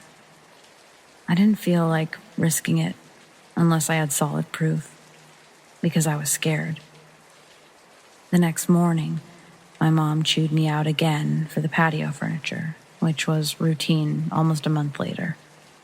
But this time, something new happened. She demanded I stop playing in the toolboxes of the garage. A bunch of tools had been taken out and left on our doorstep. Screwdrivers, a large hammer, flashlights, etc. It wasn't me. I begged with my mom and pleaded with her, just stay up with me, one night. We couldn't close our garage because it was an open carport, and I wasn't going to get my ass beaten for touching tools because of someone else. It was driving me mad. Finally, she agreed. That night, we would stay awake in the living room. I finally fell asleep before my mom did, but I remember her waking me up in a panic. She pointed to the window that overlooked the garage. We could see the top of someone's head as they walked back and forth. There was the sound of someone placing metal tools down on brick steps, as if they were trying to be quiet but couldn't fully muffle it. She whispered for me to go wake my dad. My dad was angry, having been woken up in the middle of the night by his frantic daughter. He grabbed his pistol and headed out from the back door, towards the front of the house where the garage was located. We heard my dad screaming and someone dropping tools, then the shot of a gun, twice. The frantic footsteps pounding out of the garage felt like they were coming from my chest. My mom peeked out the window and then opened the door. My dad stumbled in. He had missed both shots because of his unstable aim, but he told us that there was a man crouching at our front door, looking at our door handle. None of us slept that night, and in the morning, the law from the closest town arrived. They didn't do much besides ask if anything had been stolen, for a description of the man, and then told us to install cameras. That was it. They said the guy was probably just looking for something easy to steal, for quick money. If that had been the case, why hadn't he stolen the tools, the generator, the welder, or broken into any of the vehicles just sitting in the garage? We finally set up hunting trail cameras around the house, but nothing's happened since. Coming home from college for the holidays, I still have nightmares about the incident years later when I sleep in my own bed. I don't know what he was looking for or why he did the things he did. Whatever the case may be, man at the window, let's not meet.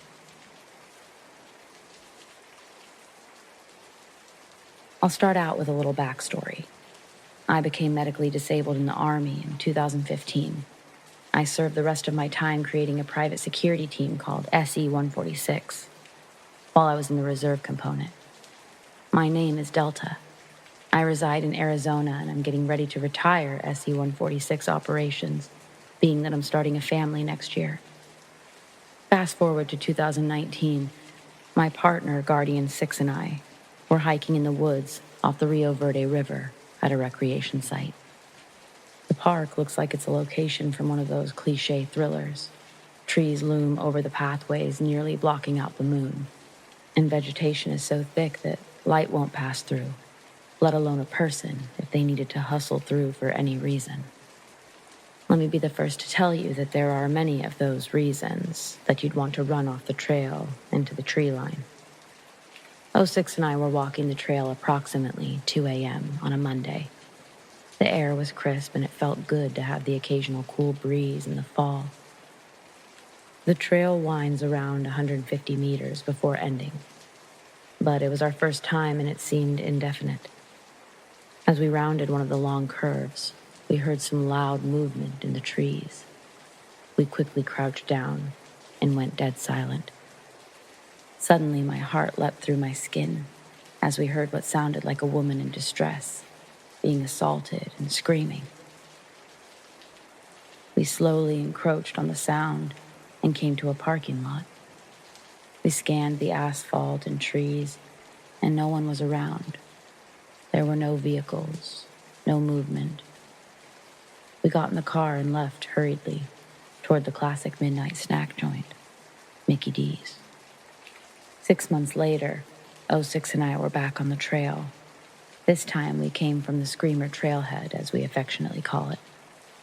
As we finished up the trail, we noticed a gray Mustang drive up fast, and we quickly dove into the trees, started crawling under the canopy.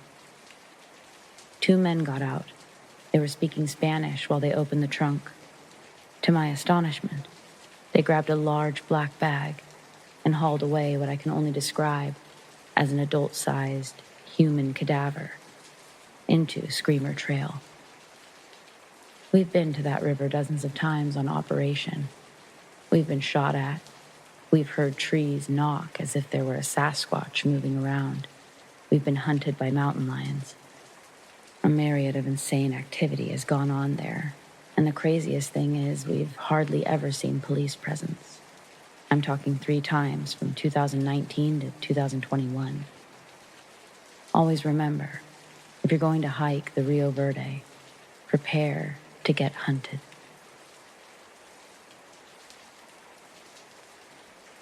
I always loved hearing ghost stories, but didn't fully believe in it. One of my friends decided to take me to their grand's house that was supposedly haunted. I was at first skeptical about this, thinking they were going to try to scare me or something. We decided to spend time in each part of the house alone, trying to see if we could hear or see something. I remember being in the bathroom with the door closed and the lights off, only having one candle. I sat in there for around 30 minutes until I heard a knock on the door. At first, I thought it was one of my friends trying to scare me, so I opened the door, and I saw no one there. My first thought remained, it was them playing a prank on me. So I closed the door and sat down on the floor. After a few minutes, I heard the knock again, and I opened the door. But as soon as I opened the door, the faucet behind me in the bath turned on. I remembered being scared, trying to call my friends. When they got to me, I explained, and they didn't believe me at first, knowing I was always the one joking around with things like this. But then we heard running in the hallway, coming toward the bathroom. We shut the door, turned off the water, and stayed in that bathroom for about an hour. Yes, we were the typical people who hid in a place where it started, but we didn't have anywhere else to go since the running came from the only exit. Now, I'm not saying this is 100% a ghost, but I've spent months trying to think of an explanation for what I've witnessed. I still can't think of a logical one. I might still be a bit skeptical about it, but for me, it was one hell of an experience that I couldn't explain. A few months ago, I was at the local coin laundromat. The laundromat is pretty small, closer to the edge of the beach town that I live in. The town is pretty well known for drifters and people experiencing homelessness. Most people are friendly, and though there's a lot of drug use, I've never really felt scared. I went late because I had been studying that day. It was around 10 p.m. Everything was fine until I went to move my laundry to the dryer. I was listening to music on my headphones, but not super loudly. Suddenly, I got the feeling that someone was watching me.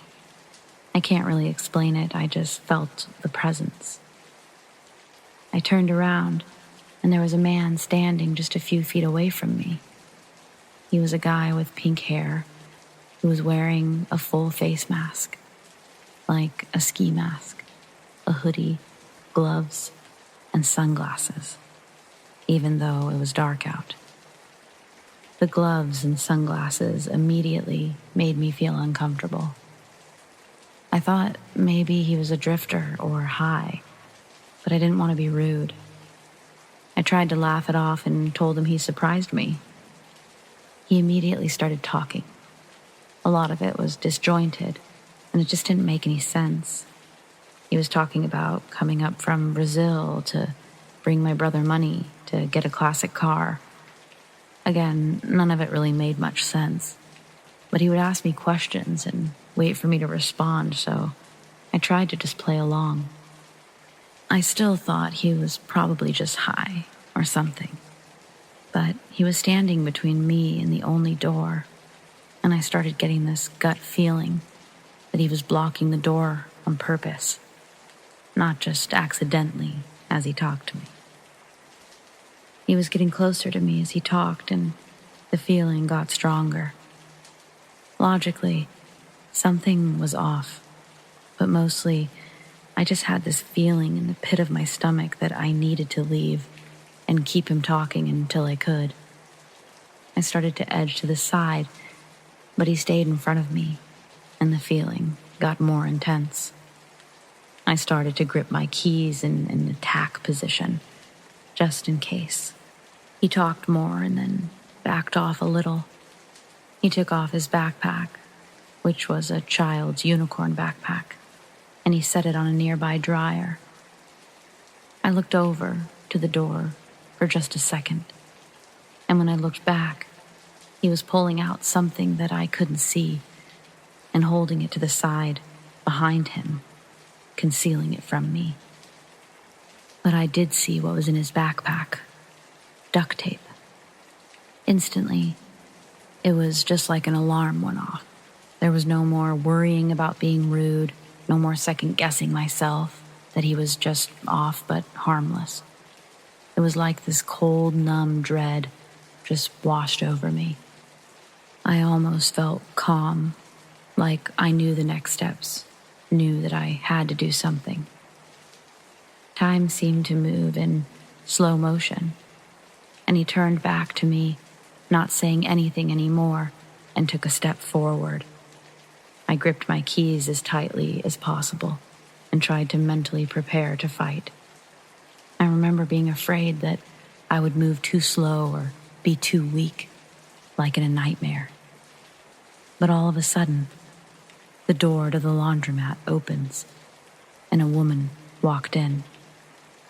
Barely even looking at us, she just went to get her laundry. It was like a scene in a movie, a moment of intensity just interrupted by something innocuous, and suddenly, it's over.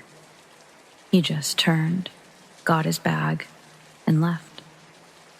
I was so scared I just stayed there a minute, until I could get my laundry and just go home. I didn't report it. I never knew what to say since nothing had actually happened. But when I think about it, I think the scariest thing is that he left as soon as someone walked in. If he was just crazy, it wouldn't have mattered. I think a stranger's laundry timer saved me from something terrible. I don't go to the laundromat anymore. I joined a laundry service. The extra cost is worth it to never go back. So to the man with the pink hair and the unicorn backpack, let's not meet again.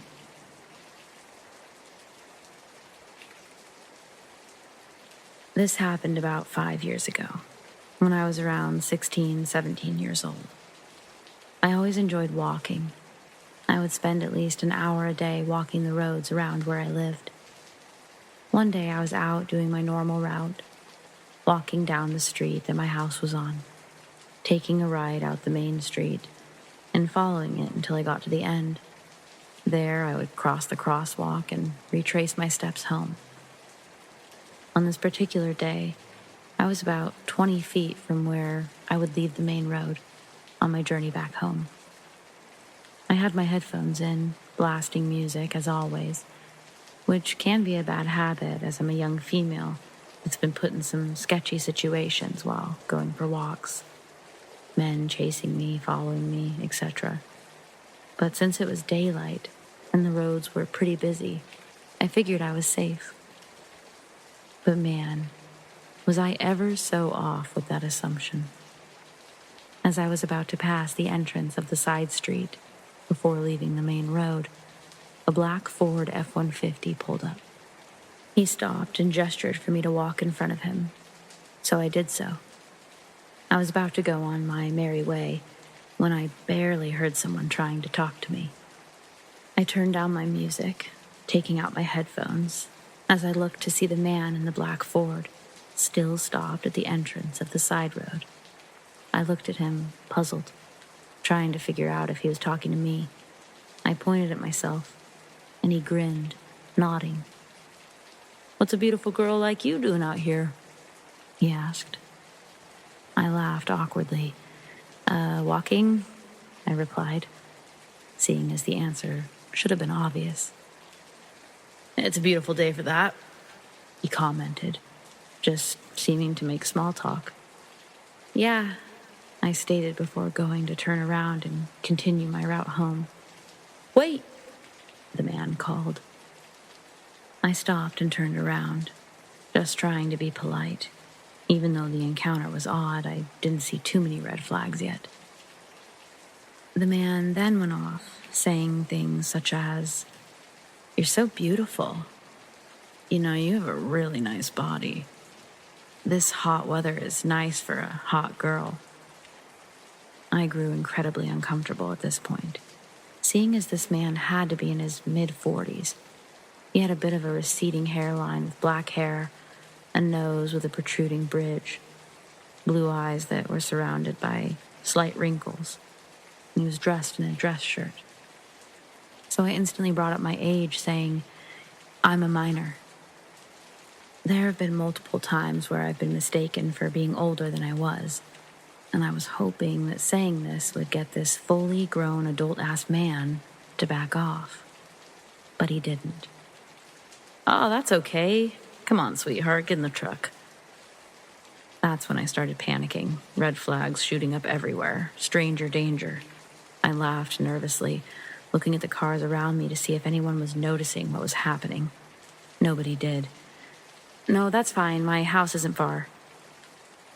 "No, really, get in the truck. I'll bring you home." "No." "Come on, just get in the truck with me," he called as I turned and started walking away. I was hoping he'd just drive off somewhere else, but he didn't. Instead, he drove extremely slow, following me, complimenting me, and trying to pressure me into his truck. I thought fast of multiple options for different scenarios, but I chose one simple one. I pulled out my phone. While still walking, I lifted it to my ear, pretending loudly to answer a call. "Hey, Dad?" "Yeah, no, I'm just on," insert street name here. "I'll be home in 10 minutes. I stopped pretending to listen to the reply. "Okay, you're outside waiting for me? Awesome. Yeah, we can do that when I get back. Love you." After he heard me say that, he took off, tires screeching. I ran back home, and I made it within about 6 minutes, actually calling my dad on the way, who had made a call to the police. They showed up shortly after and took my statement and description. Turns out there was a man on the loose in my area who was exposing himself to minors and trying to pick them up for sexual acts. But they never really found out exactly who it was. So, creepy man in black Ford F-150, let's not meet again.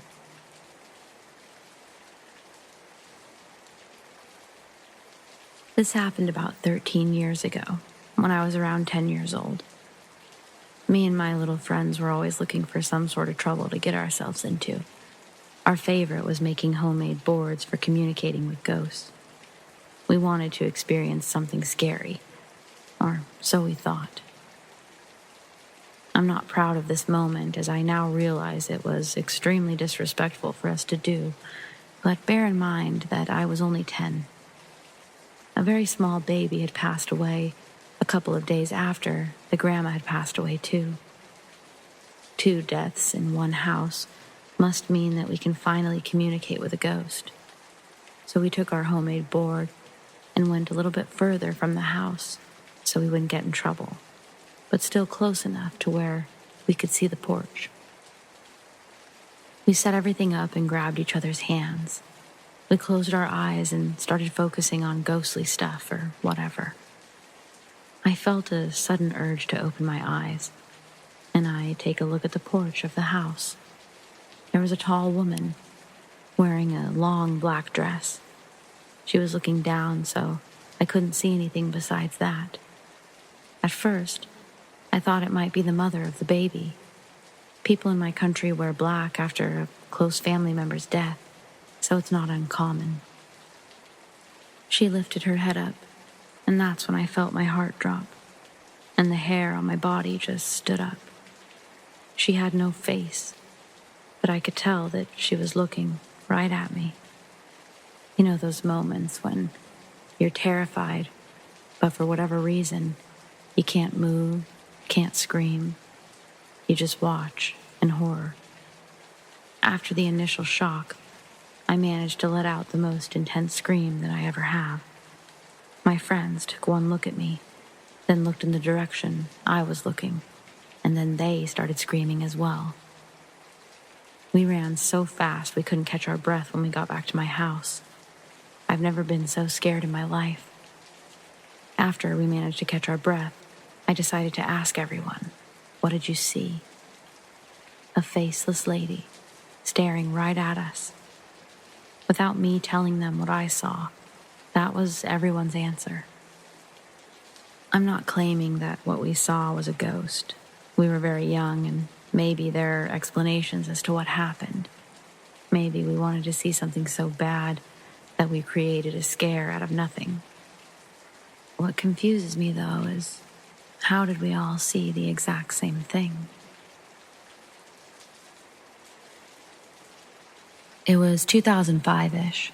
My best friend was in town, and she was able to get us a nice hotel room near the bars. We got back to the hotel late, but before midnight. We were intoxicated, but not blackout drunk or anything. We go get ready for bed, put on our jammies, and fell right to sleep in the queen-size bed.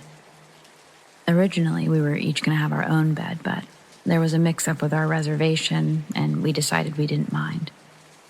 Anyways, several hours later, I woke up with bleary eyes, and I saw a man staring at us, and in my stupor, I calmly asked, "What are you doing here?" My friend then woke up at the sound of my voice and asked what was going on. The man seemed frozen, like a deer in headlights. He told us he was hotel security and that there had been a report of a disturbance. He was here to ask us to quiet down. Confused, we told him that we'd been asleep for hours, and he told us okay and to have a good night. He left out the door, and we went right back to sleep. The next morning, we went down to talk to management, because as we discussed the previous night together, we realized something very strange had happened. Management talked to my friend and then called someone more senior to talk to her. I was on the phone watching from a distance across the room. As they brought out the second person and they spoke to her, she became sheet white. They had no on-site security team, and no one had called in any disturbances the night before. They immediately moved us to a different room and upgraded the rest of our stay. To this day, I wonder if that room was targeted because it was only supposed to have one woman in there with the one bed. And when the person saw the two of us, they panicked, decided not to move forward. I also wonder What would have happened if our reaction was not tempered by alcohol or a dreamlike state? If we had screamed, would that have triggered something more sinister? About 7 years ago, I was at my boat. It was an old wooden cabin cruiser that I kept at an old broken-down marina on the Chesapeake Bay. I slept on the boat in the main salon on a pull-out couch. I was lying on my back when in the middle of the night, I awoke to find myself with a giant black Labrador retriever straddling me, with legs on either side of me on the bed. He was just standing there, looking around like I wasn't there at all. I immediately thought I was dreaming. I said I was going to shut my eyes and open them, and it would be gone. I shut them and reopened them, and it was still there. It was not mean or aggressive, just huge. I shut them again and reopened them, and it was gone. Later that morning, a worker at the marina fell to his death off the top of a travel lift, which is a big crane that hauls boats in and out of the water. I had never heard anything about black dog apparitions in my life, and I thought that it was just a dream, but Googled black dog apparitions, and apparently they are often seen near water and can be an indicator of death. I was pretty blown away after that. The boat I'm currently sleeping on is also haunted. I know it's haunted because the ghost would always play tricks on me, turning on switches to things I knew I had turned off. The ghost's favorite thing was to turn on my fresh water pump after I left. It was a pull-out switch that was on the console, and it wasn't easy to pull out either. It got so bad that one weekend I had my friend watch me turn it off. I got back the following Friday, and it was back on, of course. I believe the ghost is the original owner, a friend of mine. The boat was his pride and joy.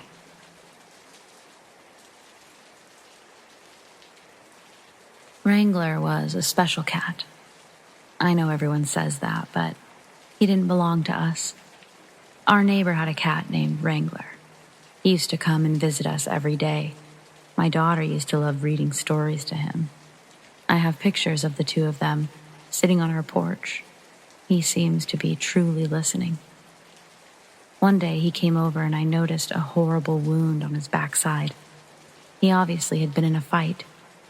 I went to my neighbors who owned him and asked if they knew about the wound.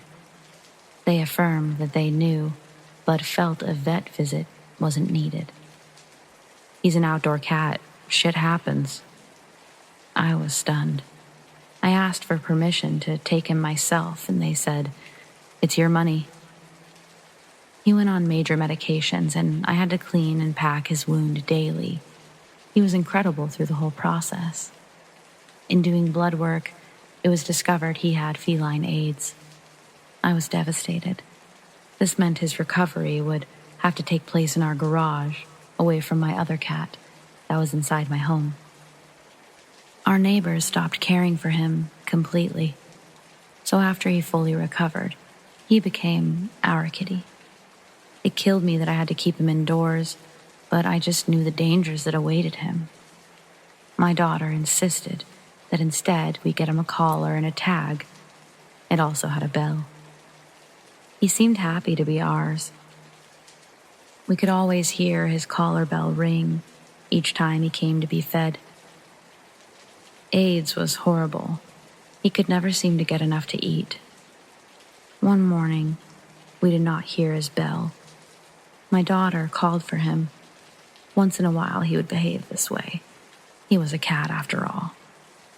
My daughter asked if she could go look for him. I agreed and continued to make breakfast. Suddenly, I heard my daughter screaming. She ran into our home, clutching me, sobbing. I asked, "What's wrong, honey? What's wrong?" Through sobs, she said it was Wrangler. A coyote had got to him, and he was what was left of him, on our neighbor's lawn. I grabbed a blanket and I went to him. Almost all of him was there, albeit in pieces. Obviously, the coyotes could tell that he was ill. I scooped him up, and we buried him under his favorite tree in our yard. For weeks after, we would hear his bell ring outside the door, and we would always check. But there was never anything there. We knew it was him, our wrangler, letting us know he was okay.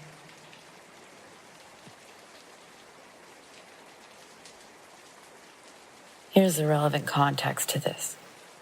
5 years ago, I lived with my late mom in the basement of my step-grandpa's house. My mom wasn't doing so well at the time, and she was addicted to alcohol and some type of pill. I was addicted to my laptop. I had to share the same bed and the same room as her. She also believed in the paranormal, and we would binge shows together like Ghost Adventures, Mountain Monsters, etc. I don't really know when I first began seeing the weird shadow figures. I say figures because sometimes they wouldn't be humanoid. I could just see them from the corner of my eye, but I assume that they're the same shadow creature. I've seen them quite a few times, though it was usually from the corner of my eye, except on 2 occasions. The first one was when I was sitting up in my bed, watching TV with the door closed. I saw something black brush up against the bed, but I didn't think anything of it. I just thought that it was one of my 2 dogs. I later get up and try to pet them, and there's nothing in the room except for me. The second occasion was at night or early morning. I was talking to some friends on Skype while my mom was asleep next to me. She usually left the TV on so it wasn't totally dark. I'm chilling, and then I see a man with a cowboy hat in the corner of my eye next to the TV. I never told my mom about my experiences, but one night she drunkenly spilled that she saw them too. She called them demons of addiction. Addiction demons or something like that. We smudged the basement a few weeks later, and I felt uncomfortable the whole time, like something would jump out at us. I don't think it was because I was sleep deprived or anything, but I also don't know if it's a shadow man, shadow shape-shifty thing or what. It was pure black though, like it was solid. I haven't seen anything like that since, and I haven't seen it since moving to a different state with my other grandparents after my mom passed. I'm not sure if this is possibly connected, but one night, my mom was insisting that there was a demon. I thought she was out of her mind until she told me to look up alabaster on Google. I did, and I went to Google Images. I'm swearing on her grave right now. It was filled with demonic pictures, like the old medieval types of demonic pictures. We never mentioned anything about it again, though, and I never got those results from Googling it again. What do you guys think? Things haven't been going well for me these last couple of years, and I've had to move back into my mom's house for the first time in 15-ish years to try to get back up on my feet. I'm really grateful for the space, and I'm trying to stay positive, but I really wish it didn't come to this. I have bad memories here, and I dread any prolonged time I have to spend here, especially when it comes to sleeping. Sorry if I go on some tangents. I'm just kind of describing some of the normal reasons this place probably creeps me out so much before I get into the actual creepy thing. Just after high school, I had a traumatic work injury, near-death fall. I moved back in just for a couple of months while I couldn't work. I had to drop out of college, get out of a lease, about 3 months before I could walk again, and 6 before I could use my left hand and forearm again. In those couple of months, I had really vivid, horrifying dreams. probably exacerbated by all of the pain relievers I was being prescribed while recovering. So bad dreams, lots of them. Sometimes falling out of bed, waking myself or others up while yelling in my sleep. Waking up drenched in sweat with my heart racing. I'd have dreams within dreams, all usually taking place in the room I was sleeping in. So when I did actually wake up, I couldn't even be sure of it. Also, I was having sleep paralysis, usually when I dozed off. If you haven't had sleep paralysis, it usually feels like your eyes are open, like after a dreamless sleep or coming out of a dream. And then you notice you can't move your body, and then you start panicking because you can't control your breath. And it's so slow and faint that you feel like you're suffocating. If I was coming out of a dream when this happened, I'd see specific parts of the usually horrifying dream mixed in with the real world, all while not being able to move or breathe or call for help. After a couple of months, things got really tense. I moved out for the next half of my life, dreaded any time I needed to look after the place overnight. It's about 2:30 a.m. now, and it's just me and this creepy house. When we moved in, I was 8 years old. I shared a room with my little sister, next to the water heater and breaker box under the stairs. In that room's closet, there was a small access door into a portion of the wall opposite the utilities. I've done some home contract work and handyman stuff over the years. I don't really know why a section of that basement wall had a crawl space in it.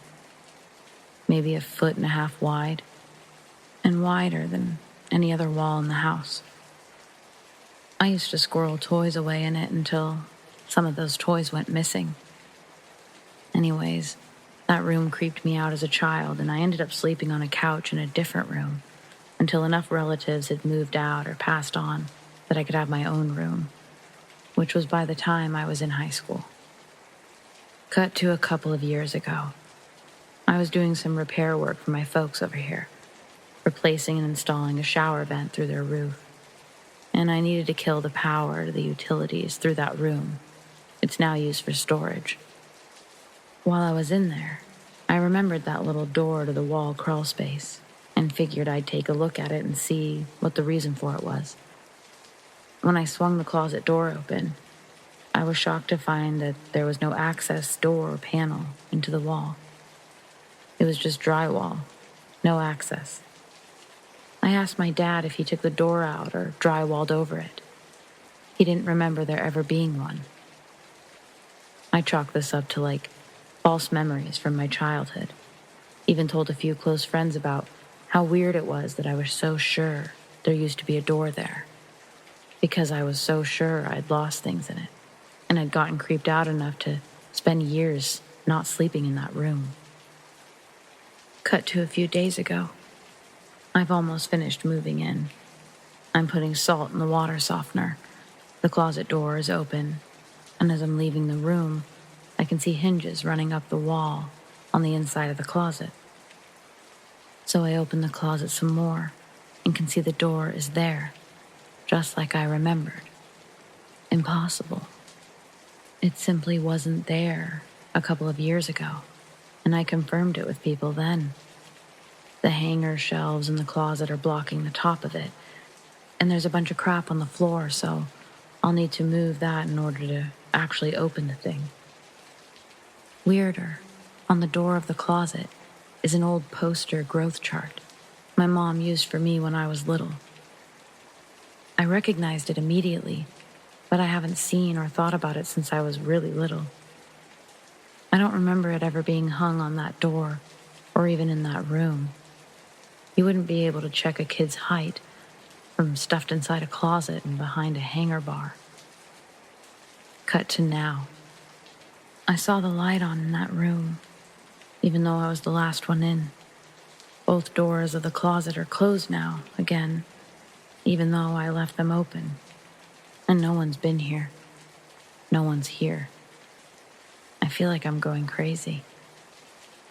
After work tomorrow, I'll empty that closet out and take pictures of the access door inside the wall and post it in a reply. Sweet dreams.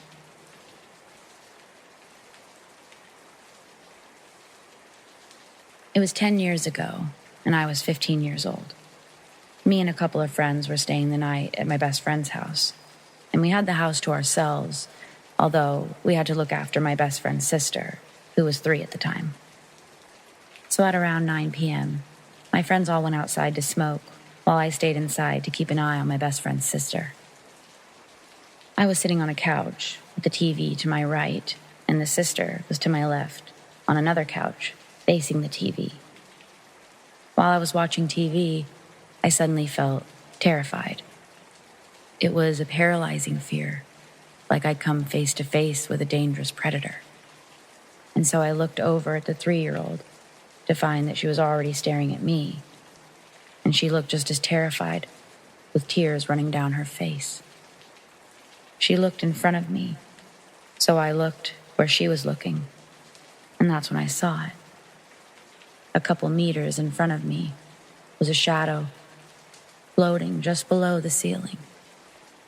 My fight or flight response kicked in, and I immediately jumped the couch and ran for the back door, completely forgetting about the little girl. I ran outside screaming for my friends. They came running, and we ran back inside. When I got inside, I saw the sister was not in the living room, and then she came running out of the hallway screaming and crying. The entity had gone. I don't know if what I saw was a demon or just an angry spirit, but the guilt of being so afraid I abandoned a 3-year-old stayed with me for a long time, and from then on, I became a superstitious person. They still live there to this day, and I don't like visiting, even though I don't feel a presence when I'm there.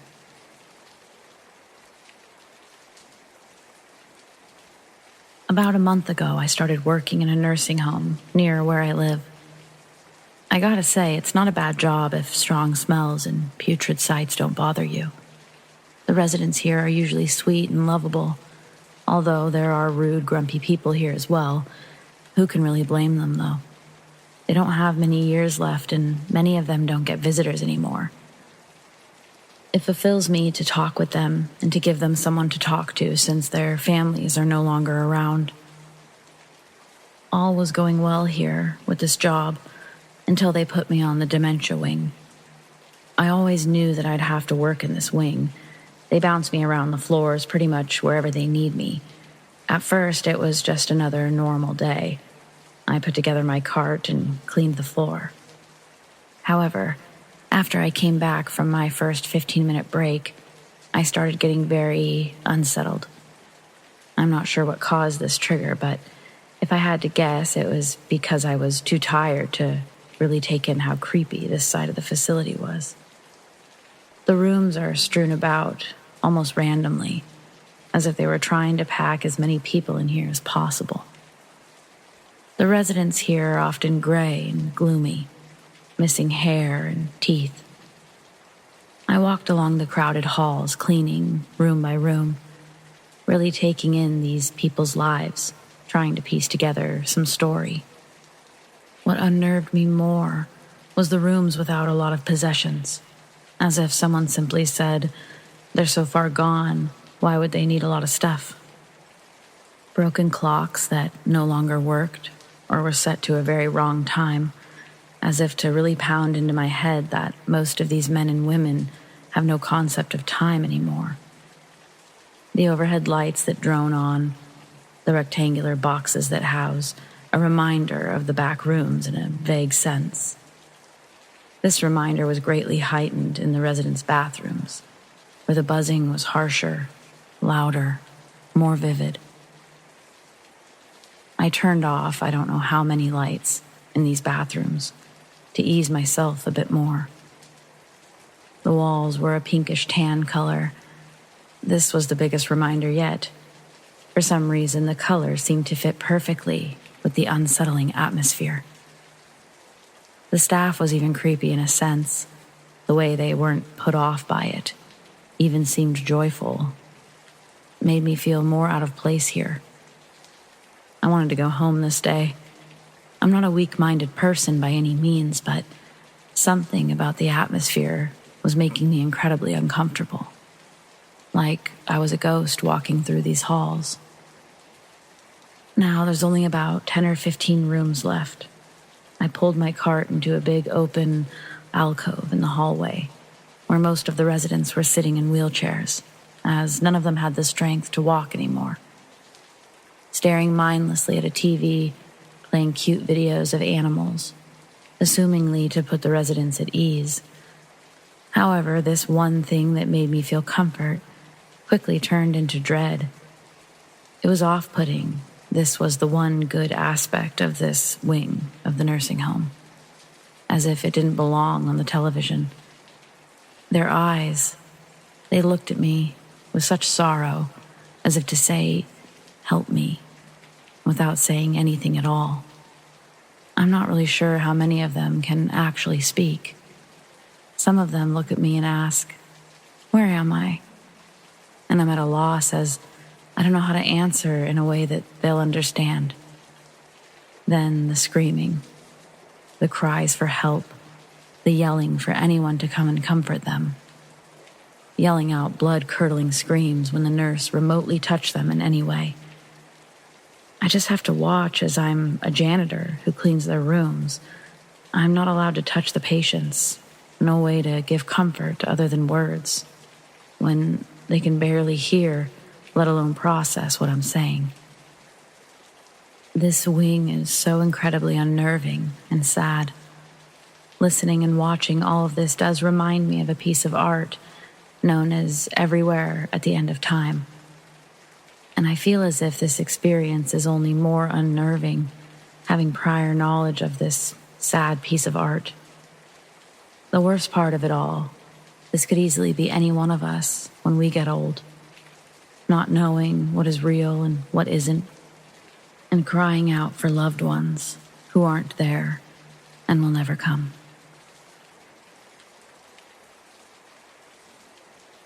Back in 2000, when I was 20, a female friend of mine decided that she wanted to get an apartment and asked if I'd be her roommate.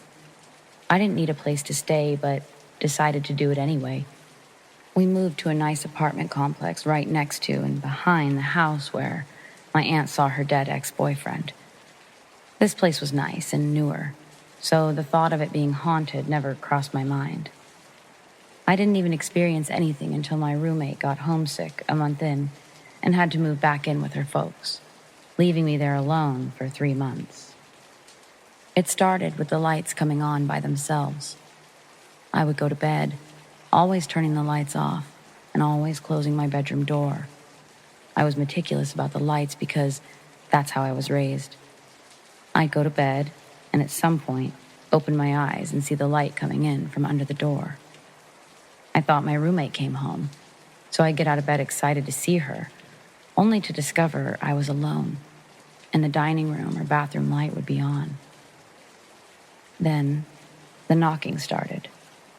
Right after I'd lay down, there would be 3 loud knocks on my bedroom door.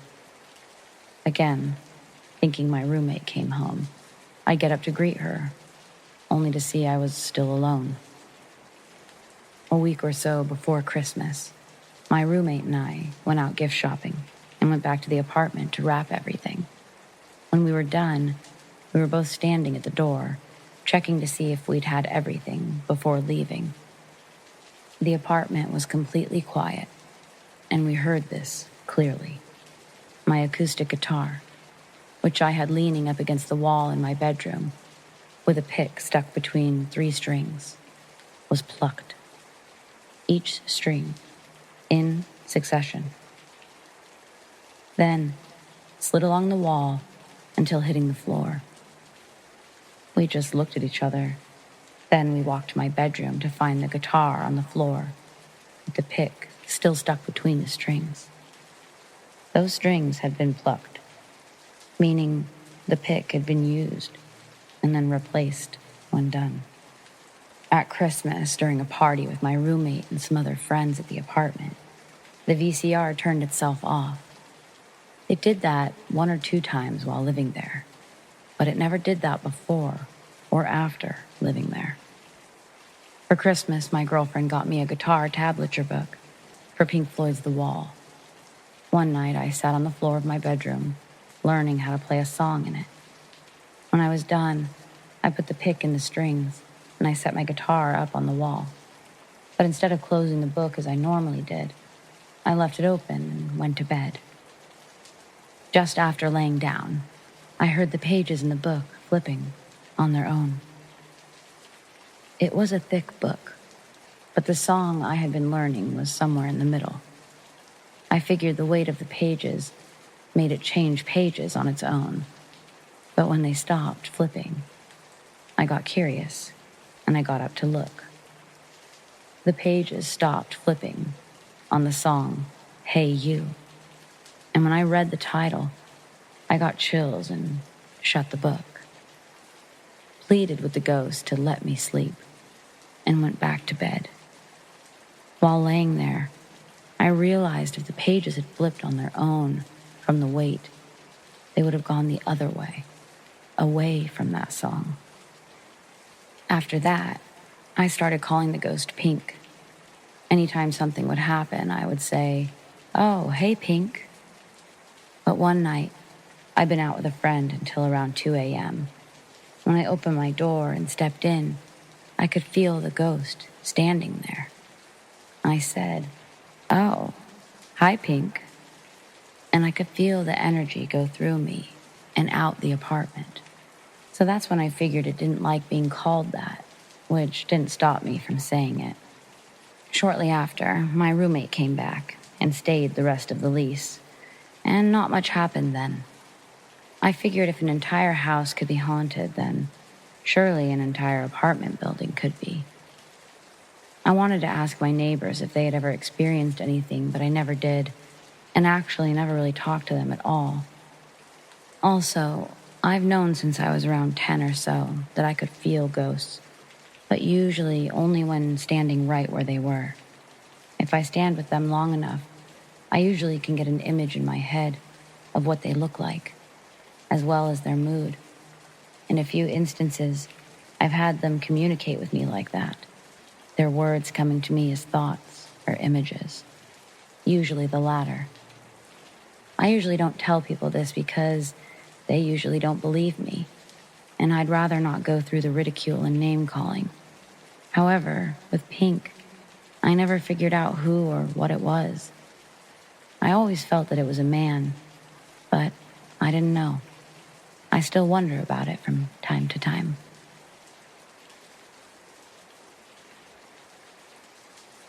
Growing up, when I stayed over with my grandparents while I was supposed to be asleep, I would sneak out of my bed to sit in the hallway, and I would listen to them and their friends play cribbage.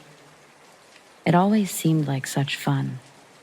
They would have some sort of rapid jazz playing in the background, and I could hear the familiar sound of drinking glasses clinking, followed by roars of laughter.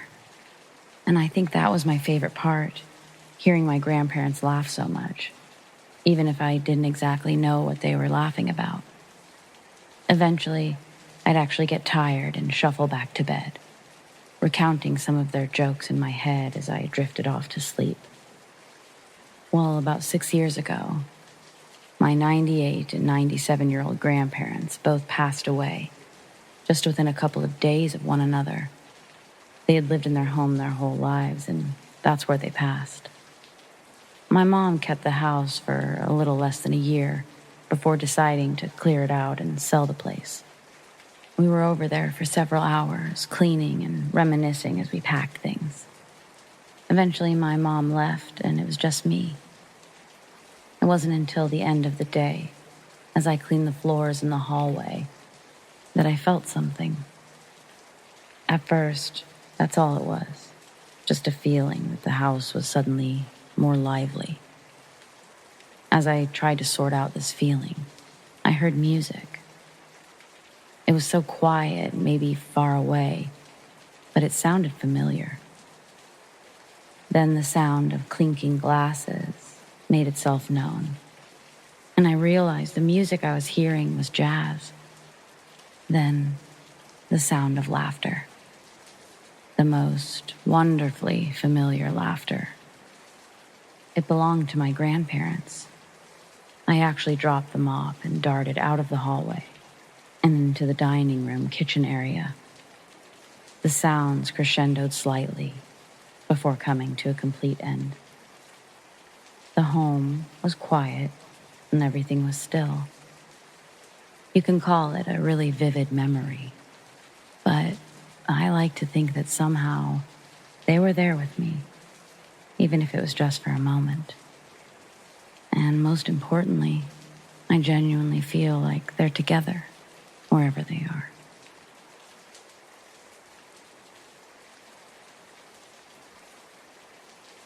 I was 16 and a passenger in my then boyfriend's car, who was 18. We were out driving late at night in a heavy rainstorm when he pulled into a petrol station to refuel the car. It was raining heavily.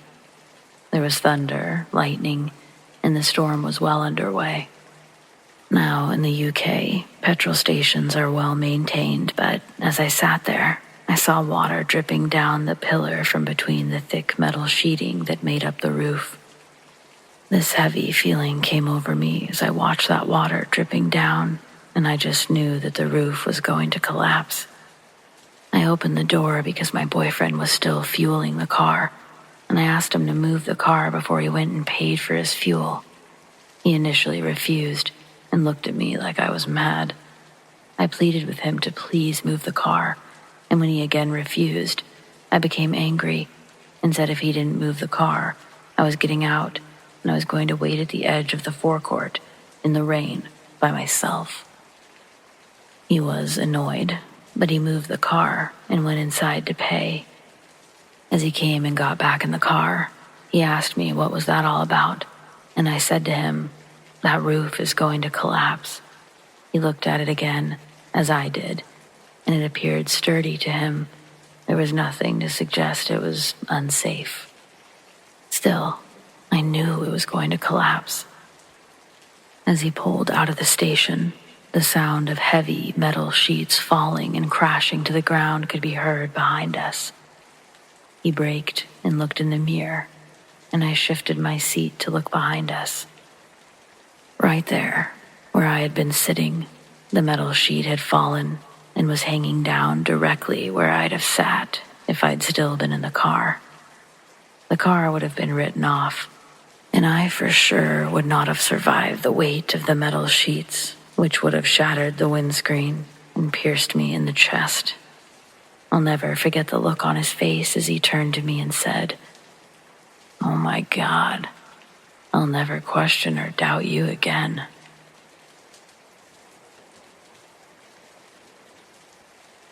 I usually just enjoy reading the personal encounters of others, but I feel like sharing one of the weirdest and creepiest encounters of my life. I'm not a skeptic nor a firm believer of the paranormal. I would say I am in between.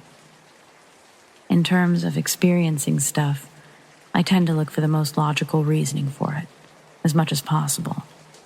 I don't want to think of it as paranormal. I live in a province somewhere in the Philippines. My work at the time was in the city. If I'm not mistaken, this city used to be an army barracks and fort during World War II. Part of it was changed to a fast-growing city business district. My work there was customer support for a European business, and most of my shifts were graveyard, 9 p.m. to 6 a.m. There are only a handful of people working on the graveyard shift, about 15 on weekdays and half of that on weekends. This happened on a weekend. I got to work around 8 p.m.-ish. When I got in, I saw that there were around 3 people in the area. I thought, well, okay, it's still early.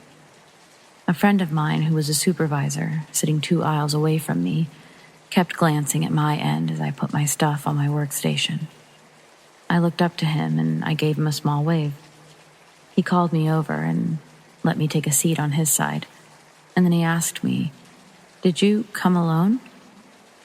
I looked at him confused and I was like, "Yeah." He gave a weird look and then said, "I saw you with someone when you came in. he was just behind you, just following you until you got to your workstation. I even thought it was your boyfriend or something. I was like, dude, we can't have unauthorized personnel here, and I'm pretty sure I was alone when I got here. He just looked at me weirdly. He claims to have a sixth sense, and he told me that it might be an elemental of sorts that's attached itself to me. The weird part was my mom used to tell me that when I was not at home, there was this figure that could be seen roaming inside my room. This figure, from what my mother said, was just pacing inside. She knows it's not me because of the build of the shadow. It was distinctly male. And that was my friend's description as well.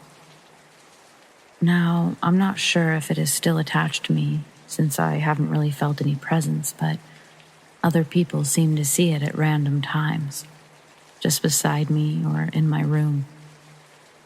At first, I actually thought that what my friend saw was probably an apparition of a soldier because of the area where we work. But with my mom saying that she can see this figure in my room, I think it might have followed me to work that time.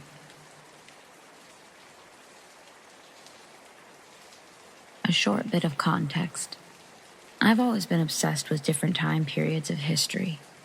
When I was a kid, it was all about the wild, wild West, and then World War II, Civil War era, and the 1950s and 1960s. In my early 20s, which was about 1997, I lived with my ex, and she tolerated my obsessions so much so that our front room in a little house we rented was dedicated to World War II era. I literally went out of control with that room. It was a small family room type area, separate from the rest of the house. I made it so that if anyone walked in there, it would be like walking into the 1940s.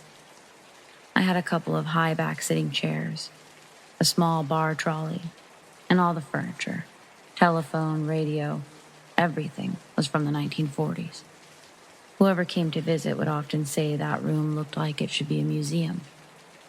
Really, it was me scavenging around, looking for anything from that time period.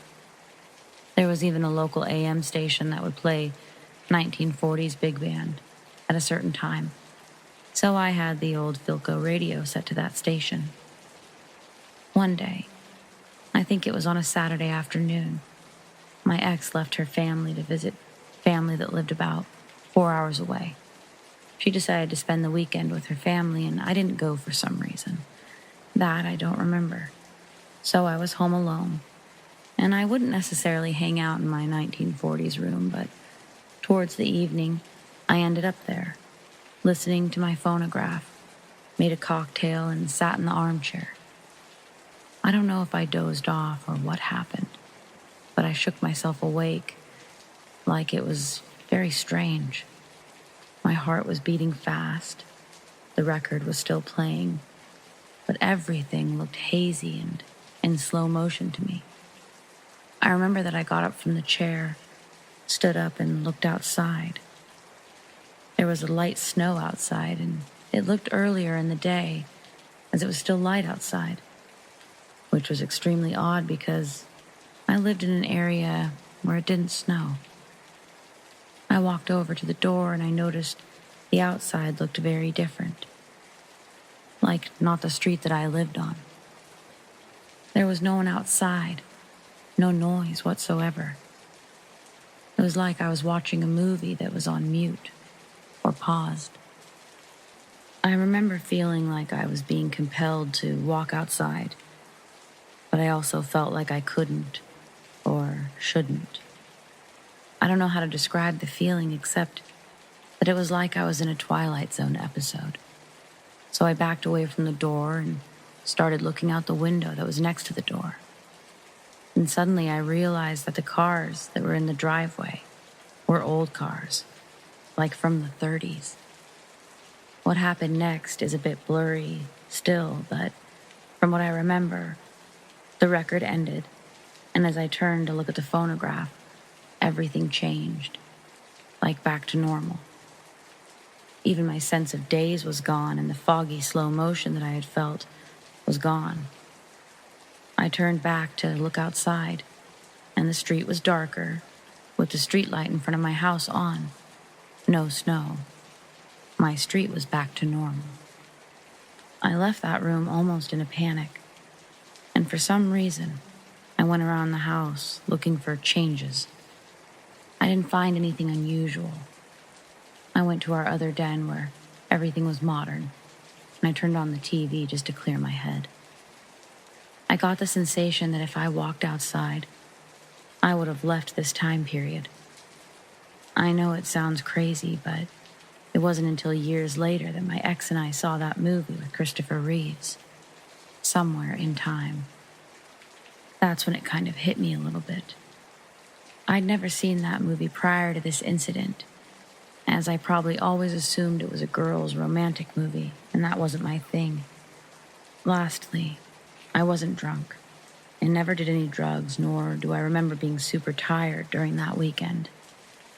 Nothing else really sticks out except for that incident.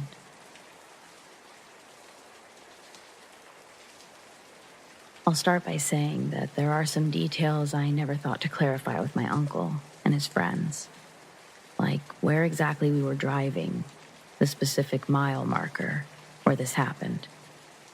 I know that it was down Interstate 191, once we crossed over to Highway 287, heading from Missoula towards Yellowstone.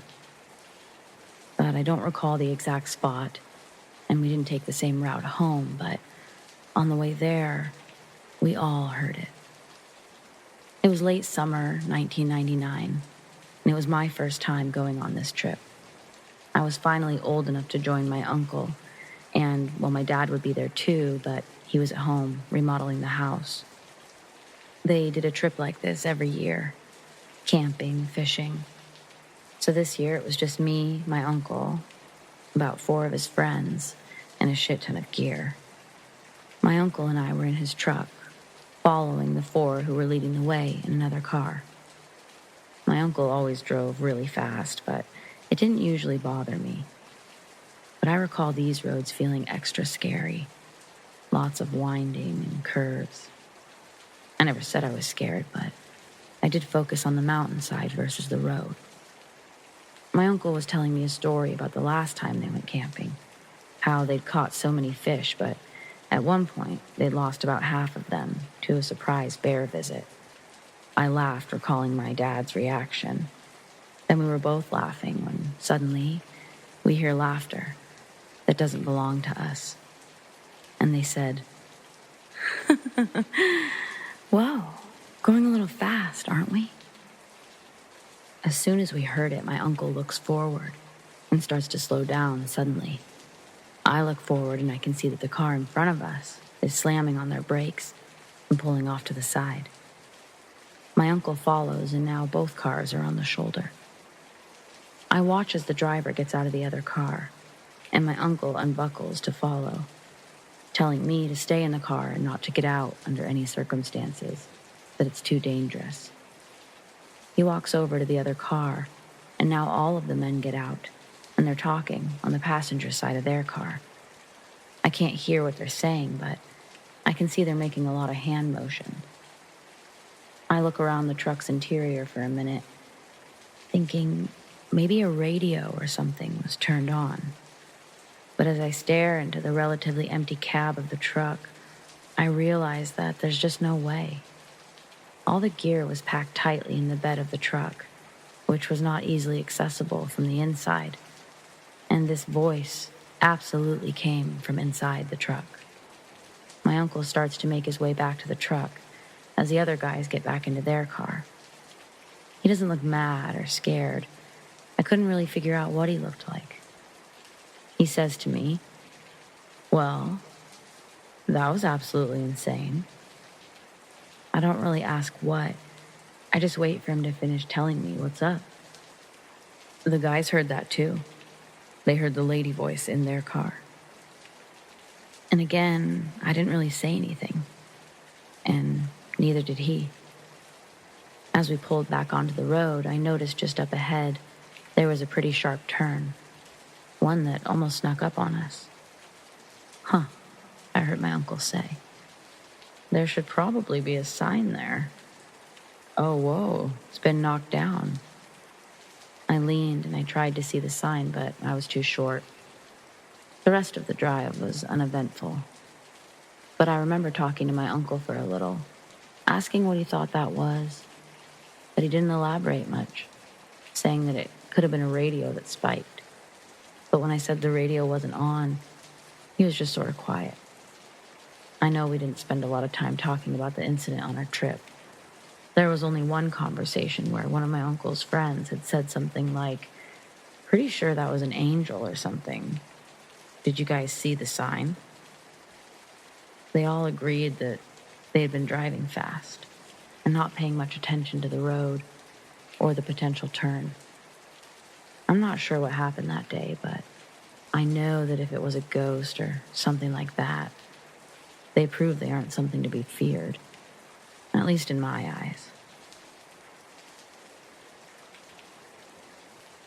The house I grew up in southeast Missouri, was definitely haunted.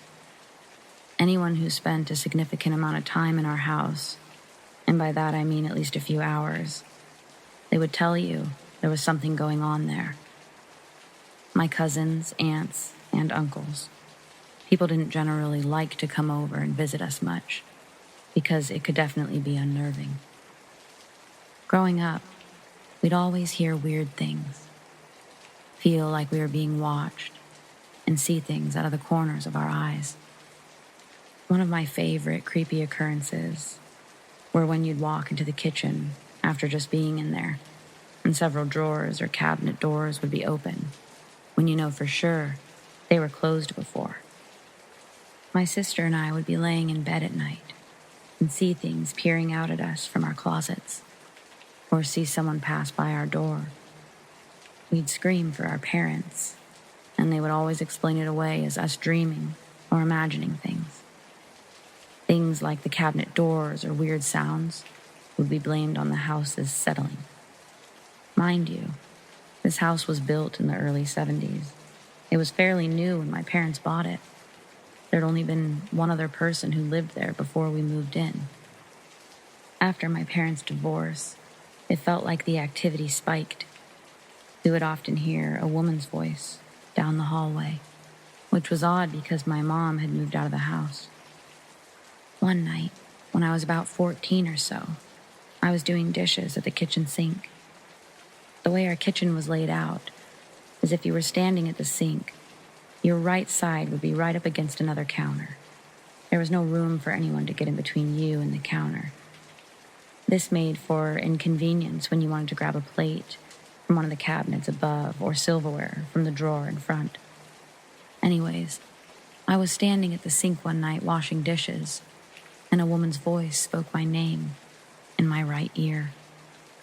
My dad was at work. My sister was in her bedroom playing with her Barbies.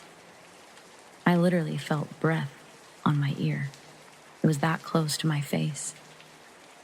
I looked to my right, and of course, there was no one there. I immediately dropped the plate I was holding back into the water and screamed. I ran out of the kitchen and I didn't go back for a couple of hours. We would also sometimes see this female spirit. The way our house was laid out, there was a long hallway from the living room that went down about 40 feet, and all of the bedrooms were off the hallway. The smallest bedroom in the house was all the way at the end of the hall, and that was the room my sister and I were terrified of as kids, because we could see things peering out of the closets in the dark.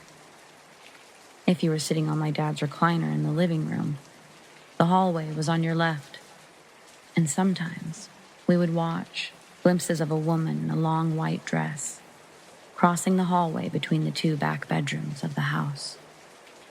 All those years, my dad swore he'd never experienced anything weird or creepy in the house. After my sister and I grew up and moved out on our own, my dad called me one day to ask where I was hiding.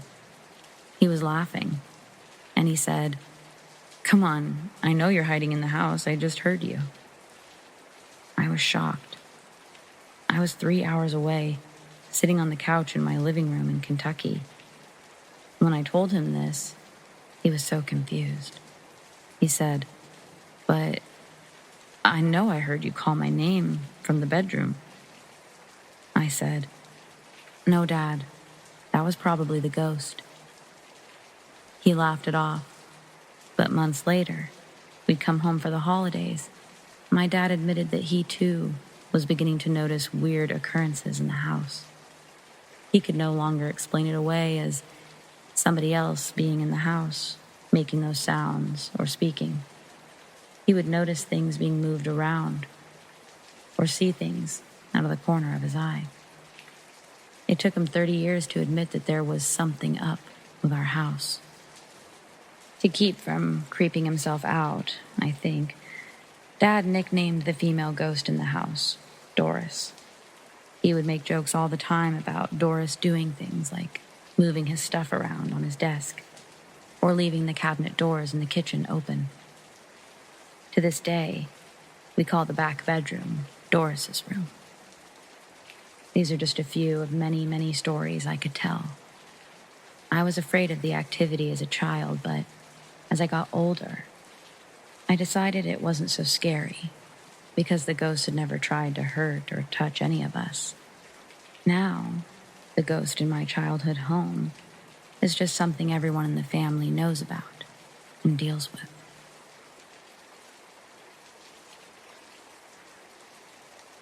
I've told this story so many times. My friends always just laugh it off and tell me I'm crazy. I'm about 9 years old at the time. I'm sleeping over at my best friend's house, down in his basement. At some point in the middle of the night, I wake up to the sound of someone running down the stairs to the basement. I shoot straight up off the couch that we were sleeping on. My friend somehow remains asleep. When I look over at the stairs, I see a kid standing at the bottom. I had just woken up, so I'm wiping my eyes, making sure my eyes aren't playing tricks on me. He's still there, so I ask, "Who's there?" I get no response, and now I'm horrified. He's just standing there at the bottom of the stairs. I think it may be my best friend's brother, messing with us. But they look smaller, and I'm not sure, so I'm still very weary. After not receiving an answer, I ask angrily, "What do you want?" But the little boy who had stopped at the bottom of the stairs had not moved an inch.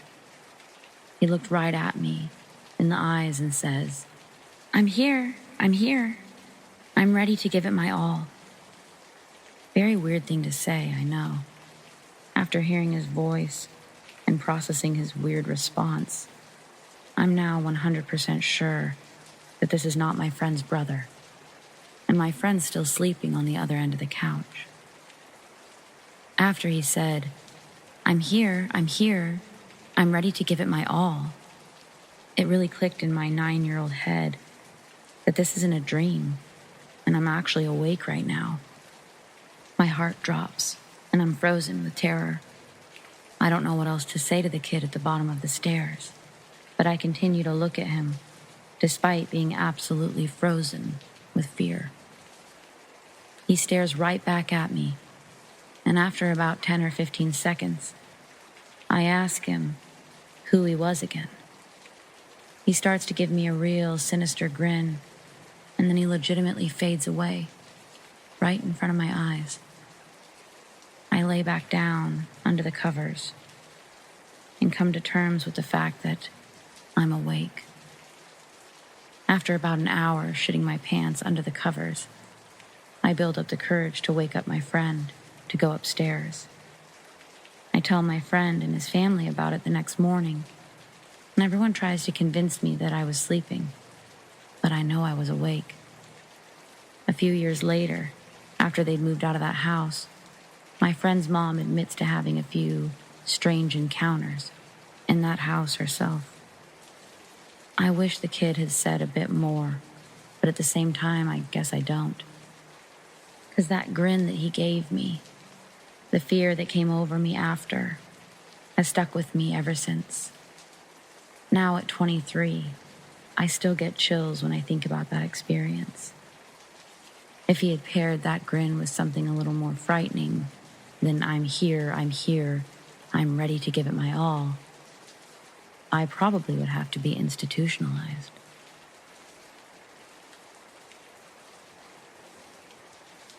This one always kind of reminded me of The Sixth Sense. My dad and I drove past a motorcycle wreck once. He can see things, I can't. As we drove by, the motorcycle rider was being loaded into the ambulance. My dad said, "It's too late. He's not there anymore." I asked him how he knew, and he said the rider was standing over his bike as his body was being carted away. This next one, this was my dad's first experience. At around 8 years old, he was staying in the house of his great-grandma, and he went upstairs to take a nap. She had died only a few months before. He woke up from his nap, only to see his great-grandma, much younger now, looking at him from the hall. When she noticed he had awakened, she placed her index finger on her lip and then left. He was on the second floor, and he swears up and down that he never touched a single stair going down that staircase. This happened to my best friend about a year ago. We were both 18 at the time. My friend and I, both female, about 5'3", 115 pounds. So, we're easy targets.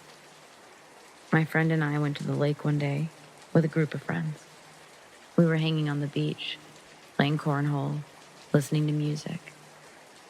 After a few hours, my friend had to leave because she had work. I asked if she wanted me to walk her to her car, and she said no. A few minutes later, she called me, and this is the story that she told me. She got to her car with no issue.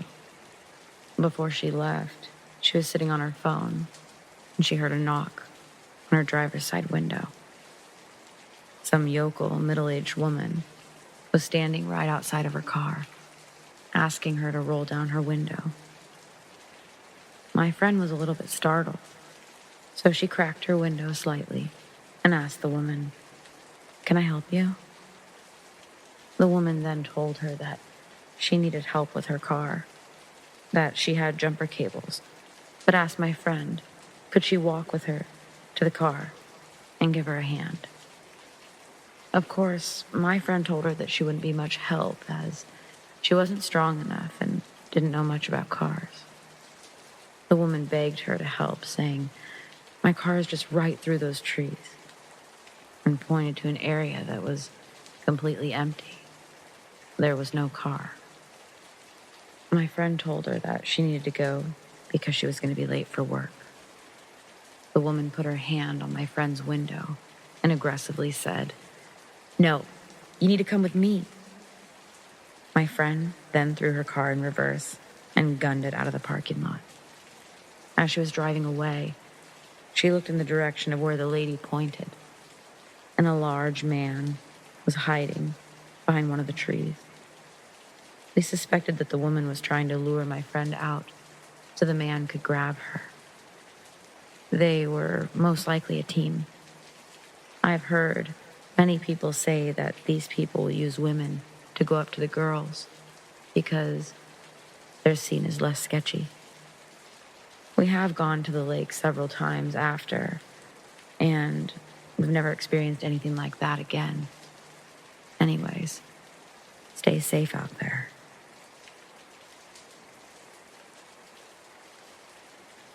So, my current job. Y'all, I'm not entirely sure about this place. It's a hotel that's only like 3 years old. Nothing was really here before that. Though I don't know the history of the area. When I first started here, I heard one of the guests apparently killed themselves in their room. But I've never confirmed it. And really, so far, nothing crazy has happened to make me question it. But the other night, I was making my rounds, emptying the full public trash cans. I went up the elevator to check on the cans just outside of them, and after checking one, I went back on the elevator and waited for the door to close. The door started to close, then immediately opened back up. Nobody was outside of it pressing any buttons, and nothing inside was blocking the door. Could be a mechanical glitch, so I passed it off. I did get a chill when it happened, as if there were a ghost there, which I do get when there's a ghost around, but it could have just been me freaking myself out. Those chills are very similar. But then tonight, I was in the break room bathroom. I use it frequently. While in there, I've heard the people above me in their room moving around, the people in their room on the other side of the wall moving around, and people in the public bathroom on the other side of the wall, flushing the toilet or slamming the toilet lid. My wife is the only other person working with me on third shift, and employees are the only ones who can access the break room through the laundry room door, which is keycard activated. I've even heard her come into the area before looking for clean towels for guests. From the bathroom, I can hear the laundry room door shut as it slams loudly. Tonight, while in the bathroom, I distinctly heard someone walking on the laundry break room floor and heard little things making noise like something being moved and tapping a table or a wall. I know those sounds well, and I'm 100% sure the noises were coming from the laundry or break room. I figured it was my wife looking for towels or something for guests again, except I never heard the door slam shut. I just figured she propped it open or held it until it shut quietly. When I left the room, I saw her at the front desk and asked if she'd been in that room. She said she hadn't been in there at all tonight. What's even stranger is someone spilled something sticky on the floor and didn't clean it up, so walking through there made my shoes sound sticky all over. But the footsteps I heard didn't stick to the floor. By the way, I did just finish mopping that area so that the floors aren't sticky anymore. Unlike those that I work with, I actually do my job.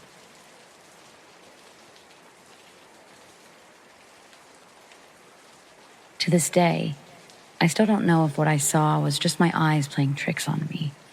But here we go. When I was like 10 or so, I would usually stay up late watching cartoons in the living room. I would stop maybe around 5 or 6 in the morning. This was a regular thing. But then, weird things started happening. Now, the way the house was built made it so that you could see my parents' bedroom from the living room couch. And I'd usually be laying down on that couch. One day, I started seeing this weird figure in front of the room's wardrobe. It was really vague, but I could see some of its features. It looked like it was wearing this long white dress. It had long hair covering its face. And that face, it looked so weird. The only way I could describe it is that it looked like the faces you'd carve on pumpkins. Only the eyes and mouth were much bigger and hollow. It would usually look at the room's bed, but if I stared at it for too long, it would turn to me and reveal its face. So, to avoid this, I would just ignore it and turn away. Very strange. About 10 years ago, I moved into a house. My husband worked nights, so it was just me and my 4-year-old daughter at home most nights. The second day we were there, my husband built our bed. I fell asleep alone and woke up in the middle of the night to my bed violently shaking. As I'm laying there, afraid to move, I notice the handles on my dressers are flapping up and down. I was afraid for my daughter, who was in the next room, so I jumped up out of bed and I ran to her room, but she was sound asleep. I was too afraid to sleep alone in that room, so I had my husband pull our mattress into my daughter's room so I could sleep there. In between the first incident and the last, several unexplainable things happened. Ceiling fans would rotate one way, then stop, and rotate the other way. My dogs would start aggressively barking at a corner of the living room. Things would go missing and then show up in plain sight. We would smell weird smells like old lady perfume or a strong smell of popcorn where the kitchen would have been in the 1700s. I would hear footsteps in the attic, and one night, I heard the TV turn on in the spare bedroom. I go to check it out, and the TV is turning off and on. I then saw a ball of light bouncing around the room. Another night, I had 2 friends over. We were sitting in the living room, talking, while my daughter played with one of those Little People Animal Farm sets. She had a sheep in her hand and set it down in the middle of the table. As she's walking over to us, the sheep flies off the table and slams into the wall. I begged my friends not to leave, as I was terrified to be alone. The night before, I couldn't take it anymore. My husband was off of work and we had fallen asleep watching TV. He'd woken me up around 2 a.m. to tell me he was going to eat a bowl of cereal. So I went upstairs to my daughter's room where I felt the safest, and I still had my mattress on the floor. As soon as I close my eyes, I hear what sounds like her TV crashing to the floor. She had a lamp in her room that had a floor button, so I was able to turn on the light super fast. When I turned around, I saw her closet door flying open so hard, it hit the wall. My daughter woke up, and we were both screaming. I left the next day and couldn't even go back inside the house to pack anything up. I had to break my lease. I told my landlord what happened, and it seemed like she already knew what was going on. She proceeded to tell me that any house can be haunted, new or old, and described how she couldn't keep a babysitter in her newly built house because it was so haunted. This house was not my first paranormal experience or my last, but it was definitely the scariest 7 months of my life. This happened a few years ago. I had gone to Walmart to buy diapers for my daughter, who was about 18 months old at the time. As I was finishing getting her strapped into the car seat after our shopping trip, a woman approached me. I quickly closed the car door and turned around to speak to this woman. She told me that her van was out of gas and asked if I could spare a few dollars. I told her that I was so sorry, but I didn't have any cash on me. She then asked if I could come with her over to the nearby gas station and use my credit card. At this point, I noticed a seedy-looking van a little ways off in the distance, with a man sitting in the front seat, watching us like a hawk. I knew that I had to get out of there. I told her, "I'm sorry, but I can't help you." And I got in my car and locked the door. Sure enough, she walked over and got into that seedy van. I drove the long way home, and I made sure they weren't following me. I was creeped out, but I soon forgot about the encounter. Fast forward 3 or 4 months, I see a news story about an attempted abduction of a woman in a Walmart parking lot. They show the mugshots of the individuals responsible, and it was the same couple I had encountered months before. My blood ran cold.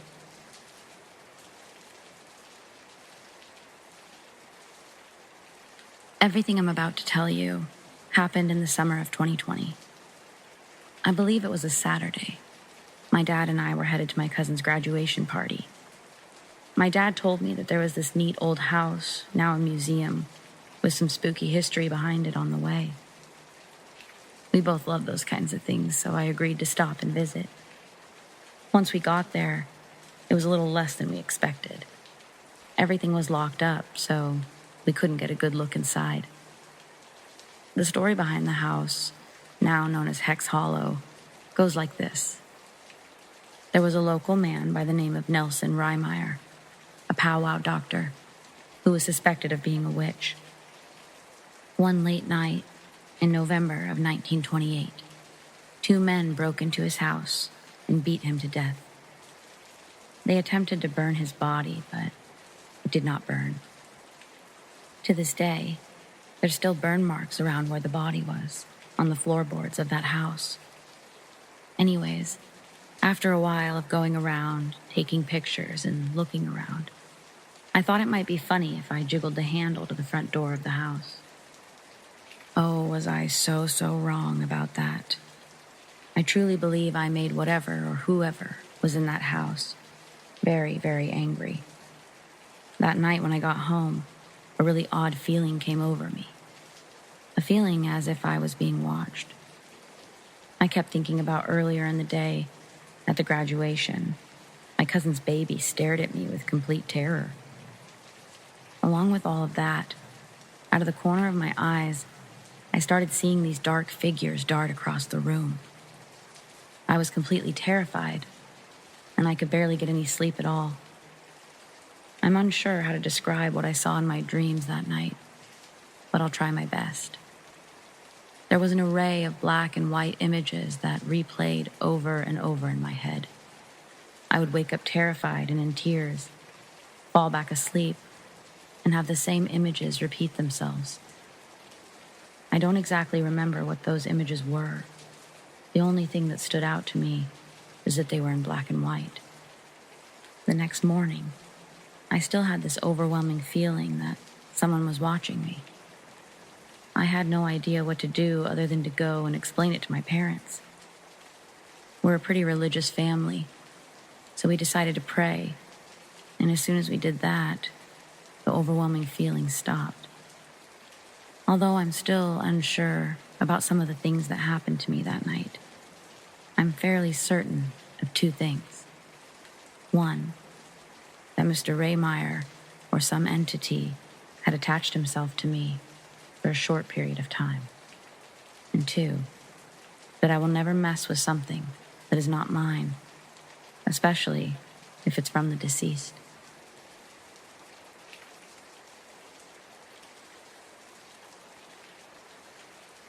This is short, but it's all I've got.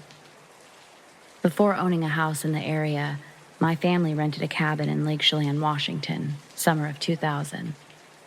I was 9 at the time and super excited for this trip. The first day, and for most of the day, we'd been swimming in the lake. It made for a very exhausted me by the time bedtime approached. I remember taking a shower, and then I plopped down on the couch, started a movie, and that's the last thing I remember. Then, I'm awake. I'm awake, and my entire bed is shaking. Nothing else seems to be shaking, but the bed is clearly moving, rather rapidly. Surely my family can hear this, and they'll run in at any moment, I think to myself. But no one ever does. I'm terrified when I realize that I can't hear anything for a minute. I start to talk out loud, and I can't hear myself. I try screaming, but still I hear nothing. Suddenly, the shaking stops, and the lights turn on, and my hearing comes back. I'm sitting there, too scared to move, when I hear what sounds like laughing coming from under my bed. At that moment, I think, oh my God, it's Katie. That's my older sister. And in almost a moment of relief, I quickly lean off the side of the bed and I look underneath. No sister. No, nothing. I booked it out of that room, and I went back down to the couch where I believe my night started. I turn on all the lights, and I put on some cartoon VHS that we had, eventually falling back asleep. I wake up in the morning to my dad making breakfast. He looks over at me and says something like, "How did I end up back on the couch?" That made me think about the night before, realizing there's no way it was a dream. I didn't tell anyone about the experience. I think I was afraid of getting into trouble or something. I knew that it sounded like a lie or a bad dream, but I also knew that it wasn't either of those things. It was 100% real, and for the rest of the trip, I slept on the couch. About 8 years later, when my parents were looking to buy a house out there, I did give my humble opinion that it shouldn't be anywhere near the house that we stayed at the first time that we went there. And lucky for me, they listened.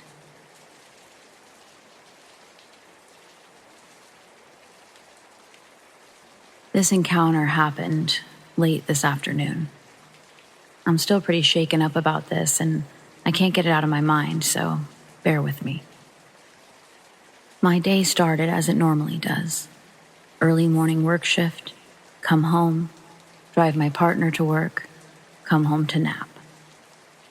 However, when I got home, my partner texted me saying to pick them back up because they just got news they were laid off for the winter due to a very slow season. I went back out, came back, and went for my nap while my partner was playing video games. I was in a pretty deep sleep with my favorite TV show playing in the background that I've seen a million times. About 2 hours or so later, I woke up to my creaky front door being opened, followed by a deep and unfamiliar "Hello?" I listened intently, as I thought it could be my partner's friend who often stops by. I didn't hear anything further, so I shrugged it off to my TV, and I tried to go back to sleep. Shortly after that, I hear my partner open their bedroom door.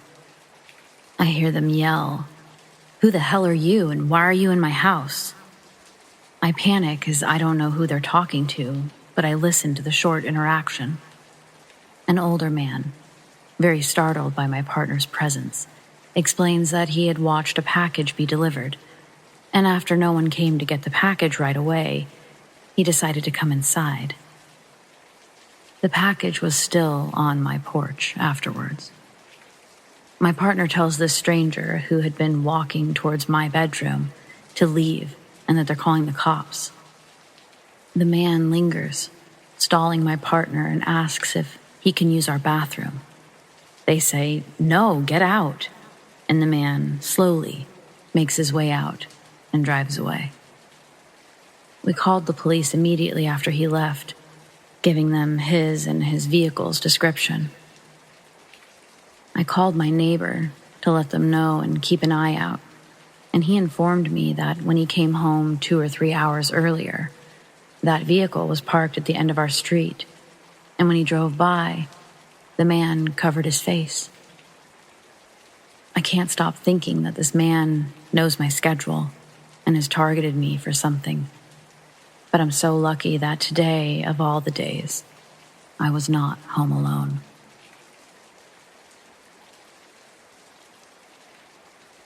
This just happened to me. I'm walking to my car, and a sheriff's car is honking and driving by me.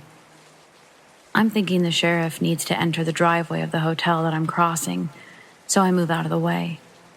He motions again, so I cross the driveway, and he follows me. Then he motions me over, all while his windows are up. I remove my earbud and I start walking closer. He rolls his window down and says, "Get in." And I'm like, "What?" He says again, "Get in the car." There's stuff in the front seat, so the only place to get is in the back. I ask him for his badge number, and he rolls up his window and speeds off, tires screeching. It literally took me a few seconds to realize what happened and called Hubster. I'm low-key shook. That is a predator, and he's using his uniform as power over women to possibly harm them. I'm upset at myself because, other than seeing the things in his car and the fact that he was in uniform, I can't give you any details of how he looks other than his ethnicity. The rest of him is a blur. I already called the non-emergency number for the police department, but obviously they didn't answer. So I'll be going in person to make a report.